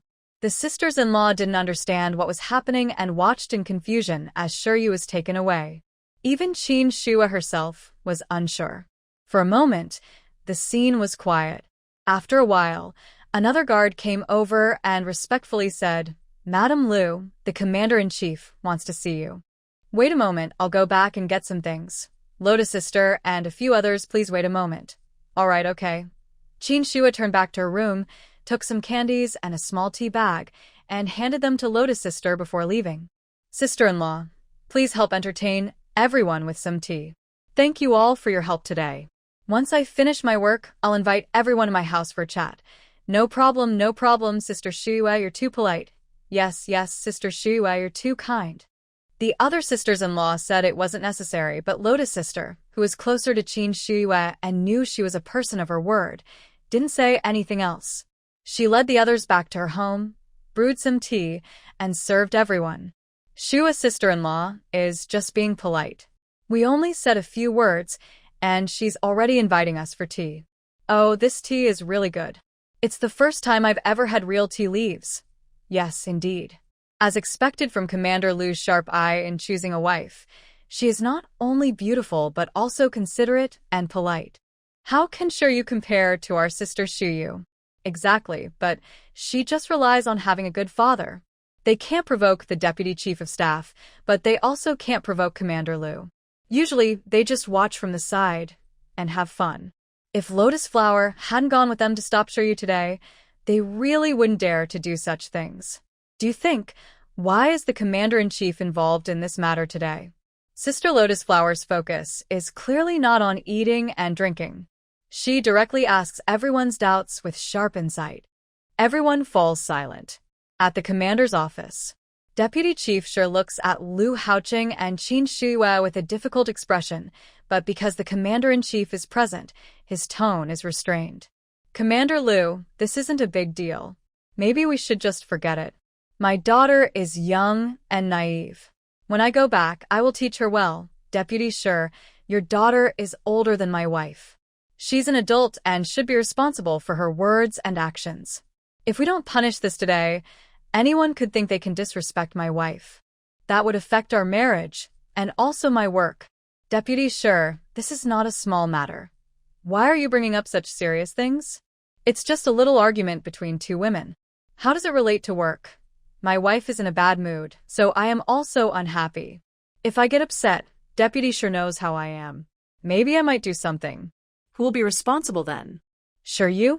Does she have that ability? Lu Haoqing firmly defends his wife, standing behind her and blocking all the stormy words from Deputy Shi. Qin Shua has no chance to speak. She just watches her husband perform. This feeling, isn't it quite good? The same relaxed feeling is also felt by the commander sitting behind his desk. It's as if the tense confrontation between the two doesn't exist. He leisurely sips his tea and continues to watch the fun. He always insists on making big issues small and small issues disappear. One insists on strict punishment without leniency. The two are at an impasse, neither willing to give in. Finally, this difficult problem was handed over to the commander-in-chief. The commander-in-chief was silent. He knew it would turn out like this. All right, since you want me to make the decision, whatever I decide, there should be no objections. Deputy Commander Shi thought that his daughter hadn't actually done anything serious, just some arguing, so the commander-in-chief wouldn't punish her too harshly. He happily agreed. As for Lu Haoqing, his reason was even simpler. His wife was officially registered with the commander-in-chief. If they didn't give a satisfactory answer, the military district would be embarrassed to use his wife's recipe in the future. Haoqing, what's going on between you and Comrade Shiryu? This is something to ask Deputy Commander Shi about. What exactly did he tell his daughter? When it came to this, Deputy Commander Shi felt a bit awkward.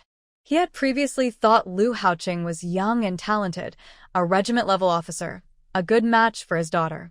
Plus, his current position in the military was strong, and Lu Haoqing also had influence there. The two of them together were a powerful team.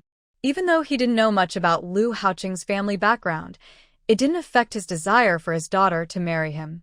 Actually, he quite liked Lu Haoqing's simple family background, parents from the countryside. It would be easier to control him, and he could have Lu Haoqing marry into the Shi family. Then, this person would be firmly in his grasp. The more he thought about it, the more feasible the plan seemed. He shared his idea with his daughter. To his surprise, his daughter was also interested in Lu Haoqing. They quickly agreed.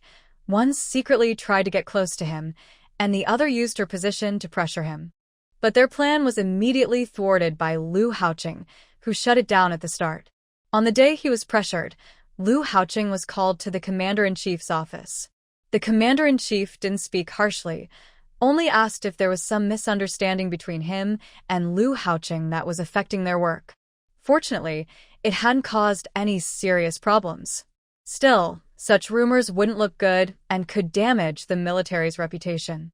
Deputy Commander Shi, feeling ashamed, promised to support the work properly in the future, and the matter was considered settled. He originally thought this plan wouldn't work, so he tried other ways to get Lu Haoqing to marry his daughter. But before the plan could be carried out, Lu Haoqing was assigned a mission. That took half a year, and when he finally returned, he had already submitted his marriage report. And it was approved by the commander-in-chief, so he didn't even have a chance to share his opinion. He went home and told his daughter about this matter. He initially planned to let it go. Young and talented people are still in the military, though maybe not as high-ranking as Lu Haoqing. If he waited and gained some experience, and then used some connections, it would be easy to get a promotion.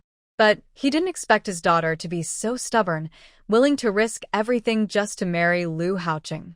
A few days ago, he was worried she might cause trouble, so he sent her to her grandmother's house to stay for a few days. She just came back yesterday, and today she went to look for trouble again, and she was caught by the commander-in-chief. By the way, how come the commander-in-chief was so unlucky to be out with the guard? It's me, Shi. I used to think Haoqing liked her, and since they are both unmarried, I thought they could handle their feelings themselves. Later, I found out Haoqing was married, and I was worried the child might cause trouble. That's why I sent her to her grandmother's house for today. She just came back yesterday, and I didn't expect this to happen. Sigh, it's my fault. Deputy Shi, since you admit it was your daughter Shi Yu's mistake, then it's easy to handle. Deputy Shi. He was speechless. He clearly said it was his own mistake, so how did it turn into his daughter's fault? No, Commander-in-Chief, you might not know, but Captain Lu's wife is a specially appointed doctor at our military hospital and also a distinguished professor at the Traditional Chinese Medicine Association. The prescriptions we submitted to the state were all written by Sister Qin Shiyue. The higher-ups value her greatly and are worried she might be disturbed while researching formulas, so they asked me to station guards near her house. Some of the guards are high-ranking officials. Today's incident will probably reach the top leaders. If I don't handle this seriously, it will be hard to explain to the higher-ups. The commander's words made Deputy Shi feel cold inside. He had lost his composure and became very nervous. Commander-in-Chief. Commander-in-Chief, how did this water-reducing agent get involved with the top leaders? We don't need to go that far, do we? This matter is not up to me to decide. Even if you say something, it won't matter. Deputy Shi sank onto a stool, unable to regain his composure for a long time. It's over. It's really over now. Soon, the punishment for Shi Yu was decided.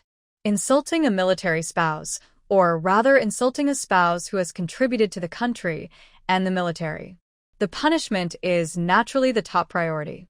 At the same time, an official document also announced Qin Shiyue's performance in the production team, along with her contributions to the country, which caused quite a stir.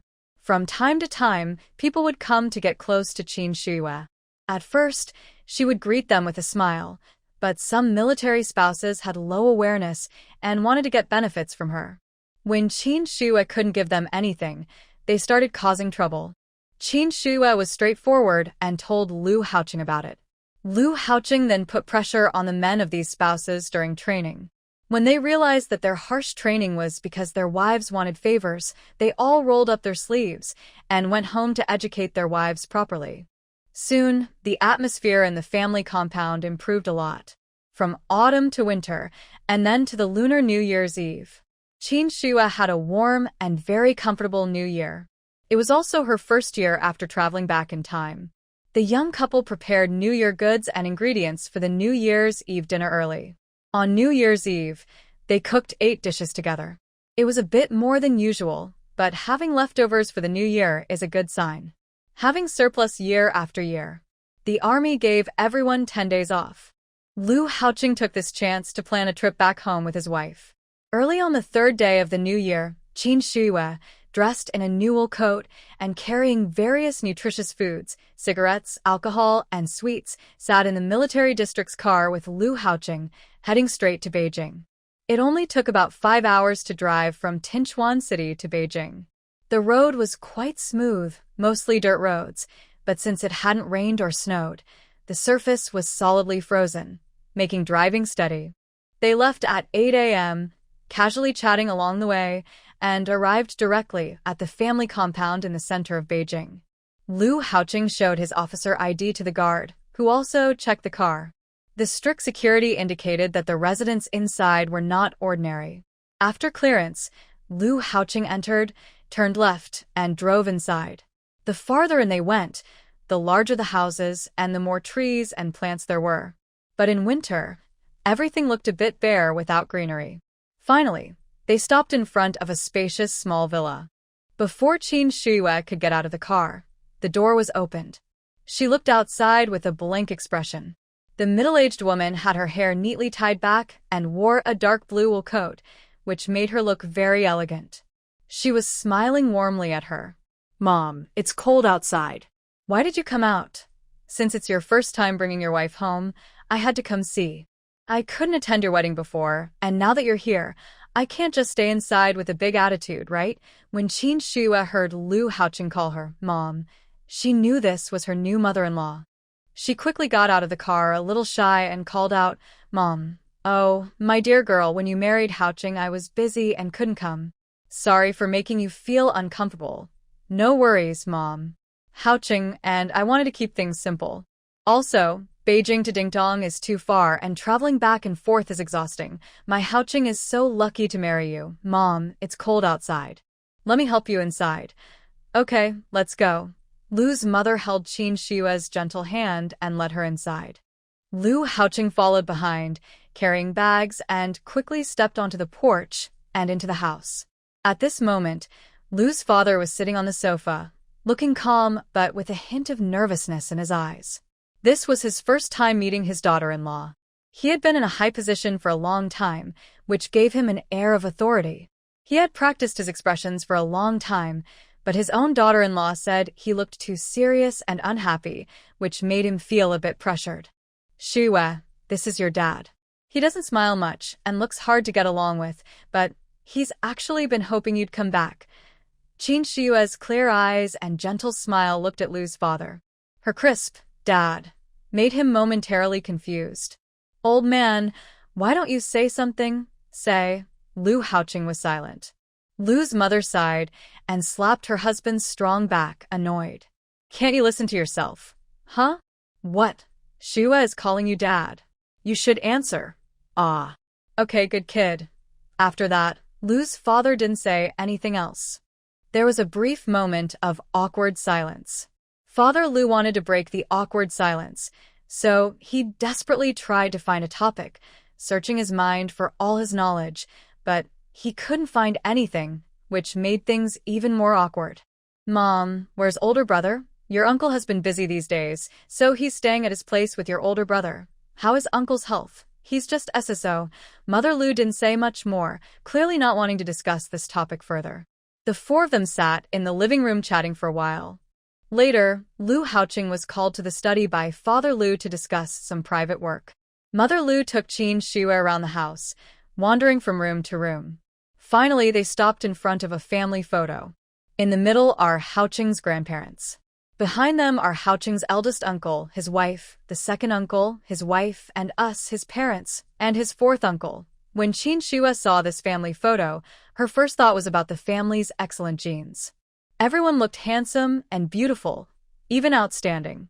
Especially, Haoqing's second uncle and father both served in the military, and their demeanor was noticeably superior to the other two brothers. Then, there was their appearance, which was very familiar to Qin Shiyue from her previous life. The Lu family is considered the ruling family of the flower country, meaning they are the top leaders.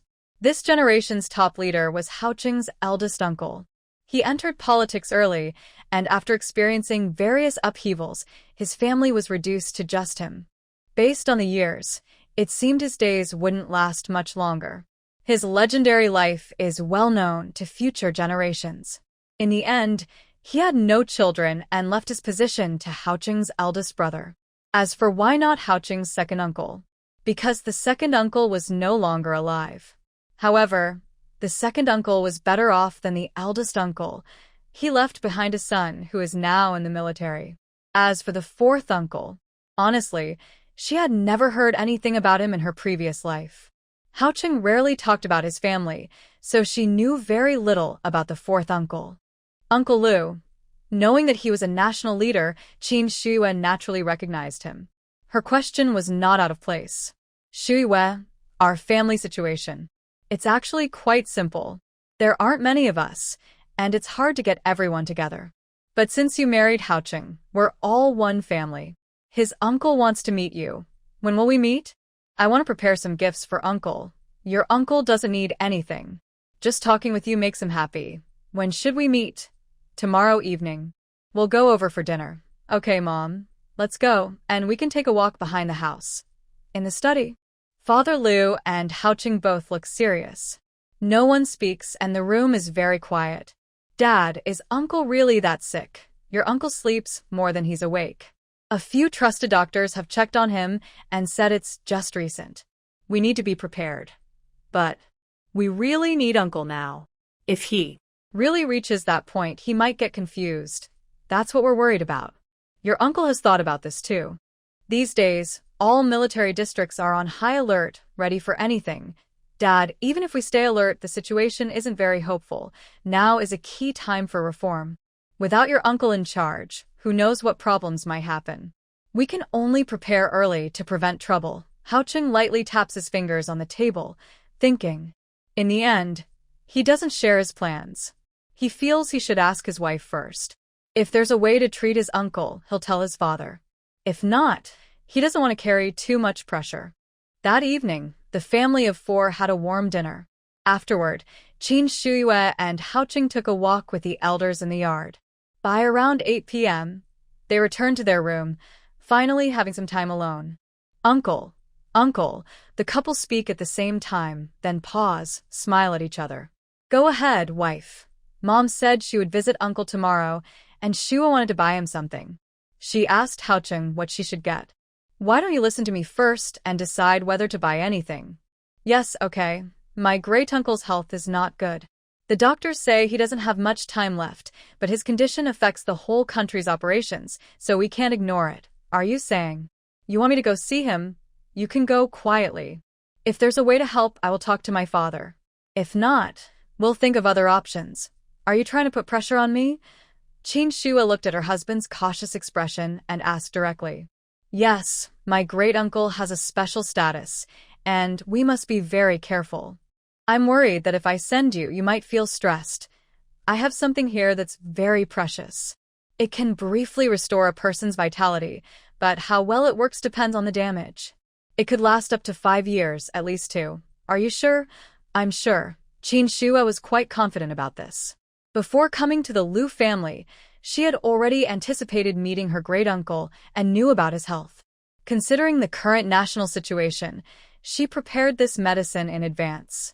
It's made from rare, high-quality herbs, and the most important ingredient is diluted spiritual spring water. She wasn't sure if it was because she practiced the moon spirit technique in her space or for some other reason, but she could drink the spring water directly. Others could only use diluted water and only once. Using more could harm the body. So, she really couldn't say exactly how much her great-uncle's health could be improved. 2 years. That's enough. In 2 years, a lot can be achieved. She believed that the Flower Kingdom would have a new, prosperous scene by then. Are you planning to give this as a gift to your great-uncle when you meet him? That might not be appropriate. Then, should we buy some other things tomorrow? Does your great-uncle like to drink alcohol? He does, but he hasn't had any in a long time. I brought some medicinal wine. It can be sipped lightly and is good for health. Since it's brewed in a place rich in spiritual energy and made from medicinal herbs, drinking it regularly can strengthen the body. All right, let's take it with us tomorrow. The young couple finished their preparations, washed up, and finally fell asleep together. At first, Lu Haochen was a bit restless, but Qin Shue said she was too tired and told him to sleep in another room if he moved around. She obediently hugged her waist and found a comfortable position to fall asleep. Since it was her first time staying at her mother-in-law's house, Qin Shue wanted to make a good impression. So, before dawn, she pulled Lu Haochen outside to practice a little in the yard, then went to the kitchen to prepare breakfast. "Let me help you." "No need, I can do it myself." "Dear, there's no need to do this. Your parents like you very much, and you don't need to do extra things to make them like you more. But they're your parents. I want to be nice to them." "Isn't that okay?" Her clear eyes looked at Lu Haochen. Her soft, cute appearance melted his heart instantly. All right, just this once. I told you before not to cook. This time, I insist. Just watch me, okay? Okay, if you need anything, just call me." This morning, Qin Shue's cooking was simple. Lu's father and mother were not picky eaters. The household's food was normal, just a few extra grains prepared because she was coming. She cooked a pot of coarse grain porridge, steamed some flour rolls with white flour, blanched cabbage and radish, then seasoned them, and stir-fried some shredded potatoes. When everything was ready, Lu's father and mother were already sitting at the table waiting. "Mom and Dad, try my cooking. Good girl, having breakfast as soon as you wake up. Your dad and I are lucky to have such a good daughter-in-law." Yes, your mom is right. At the Lu family table, there were no rules about not speaking while eating or sleeping. Maybe it was related to their work. Usually, when everyone could gather, it was for breakfast. They would talk about things in the morning and then go about their day. Your older brother has something to do these days, so he can't come back. Otherwise, he could taste your cooking too. This dish is delicious. Yes, I've never had this way of cooking before. Shue, can you teach me? If your dad wants to eat it and you're not around, I can help prepare it for him. Sure, Mom. Today, I'm helping you make some pickled vegetables. If you and Dad find it troublesome in the morning, just take it out and eat. That's great. If you need anything, just tell me and I'll prepare it. Just cabbage and radishes, those I see we have at home. I'm also preparing jars and such. As for everything else, I've brought it all. Nothing is missing. Oh, my daughter-in-law is so thoughtful. No wonder. Haochen has waited for you all these years. Hearing her mother-in-law's teasing, Qin Shue blushed deeply. Others might not find her so shy, but when her husband's own mother says it, she feels a strange mix of embarrassment and shame. She almost wants to hide in a hole. After dinner, the mother and daughter-in-law washed dishes in the kitchen and chatted.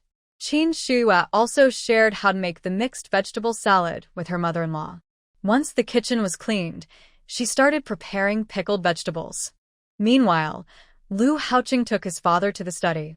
"Dad, my wife says she has a kind of medicine that can restore vitality and extend life by up to 5 years, at least 2. What? Is that true?" Hearing this, Lu's father was visibly upset and surprised. "Yes, it's true. You can have someone check it," Haochen replied, handing the medicine bottle to his father. I need to tell my eldest uncle." "You come with me," his father said.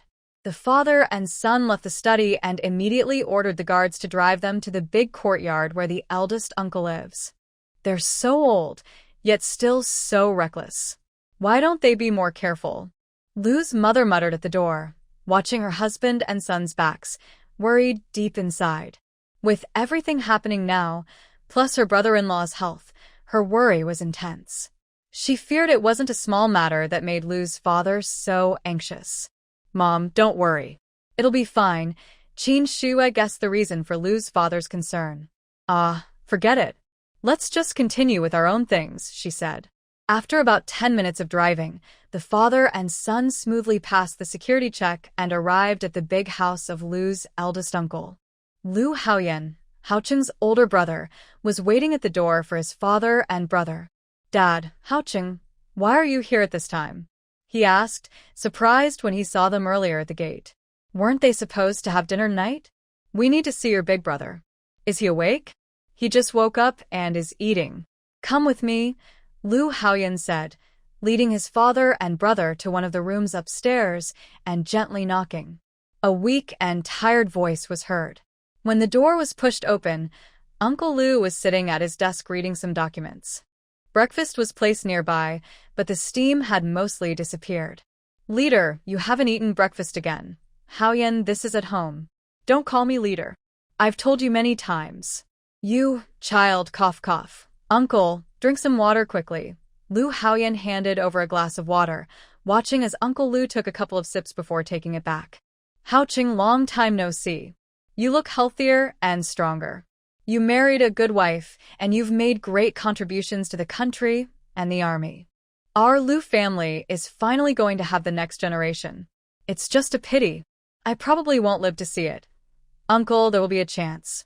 Brother, this time Hao Qing and I came here because of your health.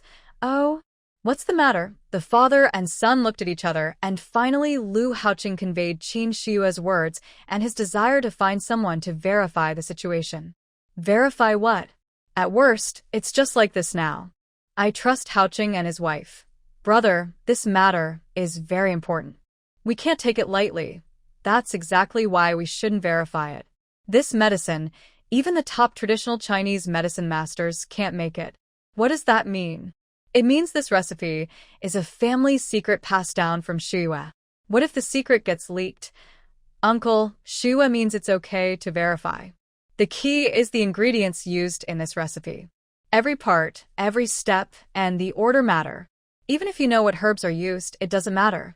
Then there's no need to verify it. If they can't tell how it's made or the dosage, what's the point of testing? Uncle Lu took the medicine bottle and poured out the dark brown pills. The bitter aroma of the herbs wafted up, and just one smell made the heavy illness seem lighter. Uncle, before anyone could persuade him, Uncle Lu directly put the pill in his mouth and chewed and swallowed. Everyone was silent for a moment, staring fixedly at Uncle Lu's face. What are you all doing? Just checking if it works. Do you think it's some kind of magic pill? It works so quickly? Go away, do whatever you need to do. When the Lu family father and sons returned, it was already noon. Yes, the eldest brother also came back. He was very curious about his sister-in-law, whom he had never met but often heard about. Huh? Haoyan came back. Hao Qing brought his wife home.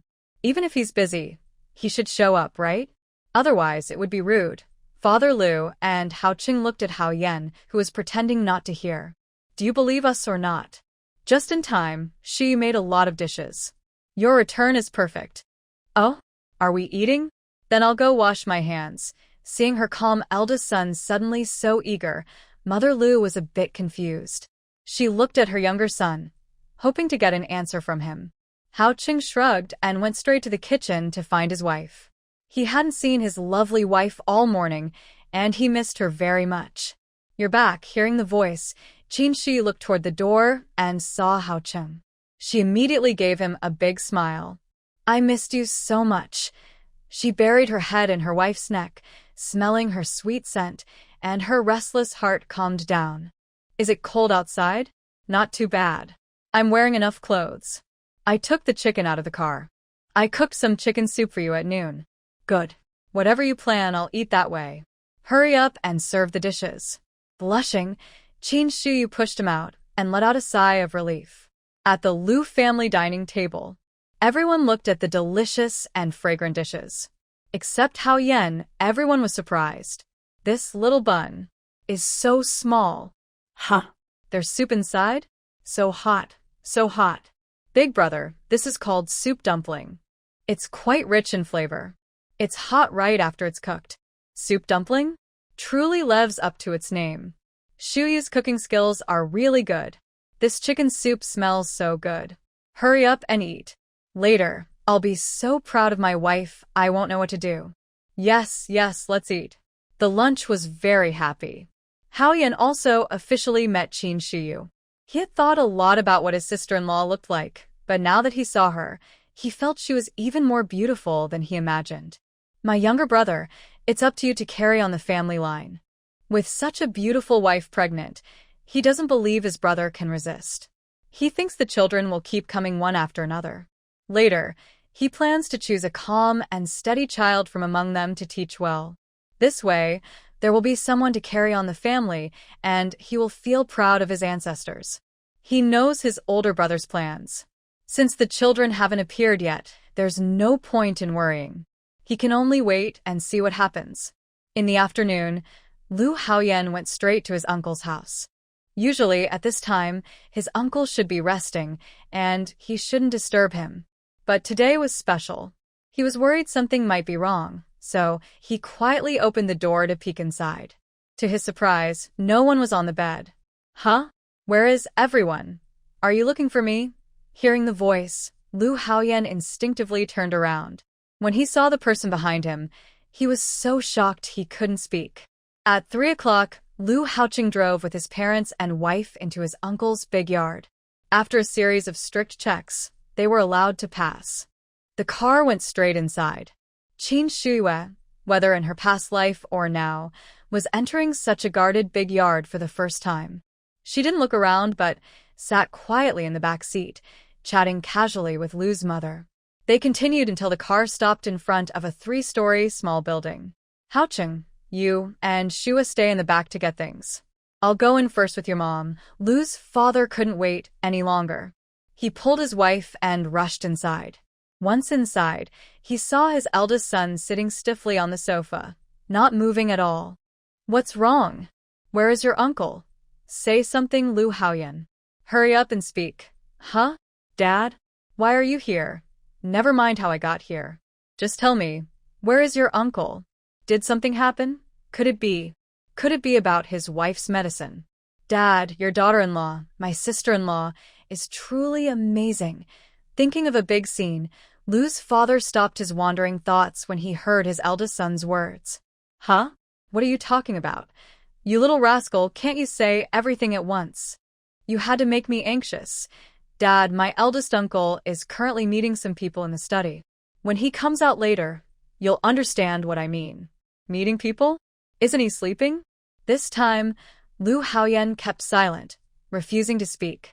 When the others entered, they saw the usually stern Lu father looking anxious, as if he wanted to rush forward and bite his eldest son. What are you doing? If this were at home, Lu mother would probably be watching with interest.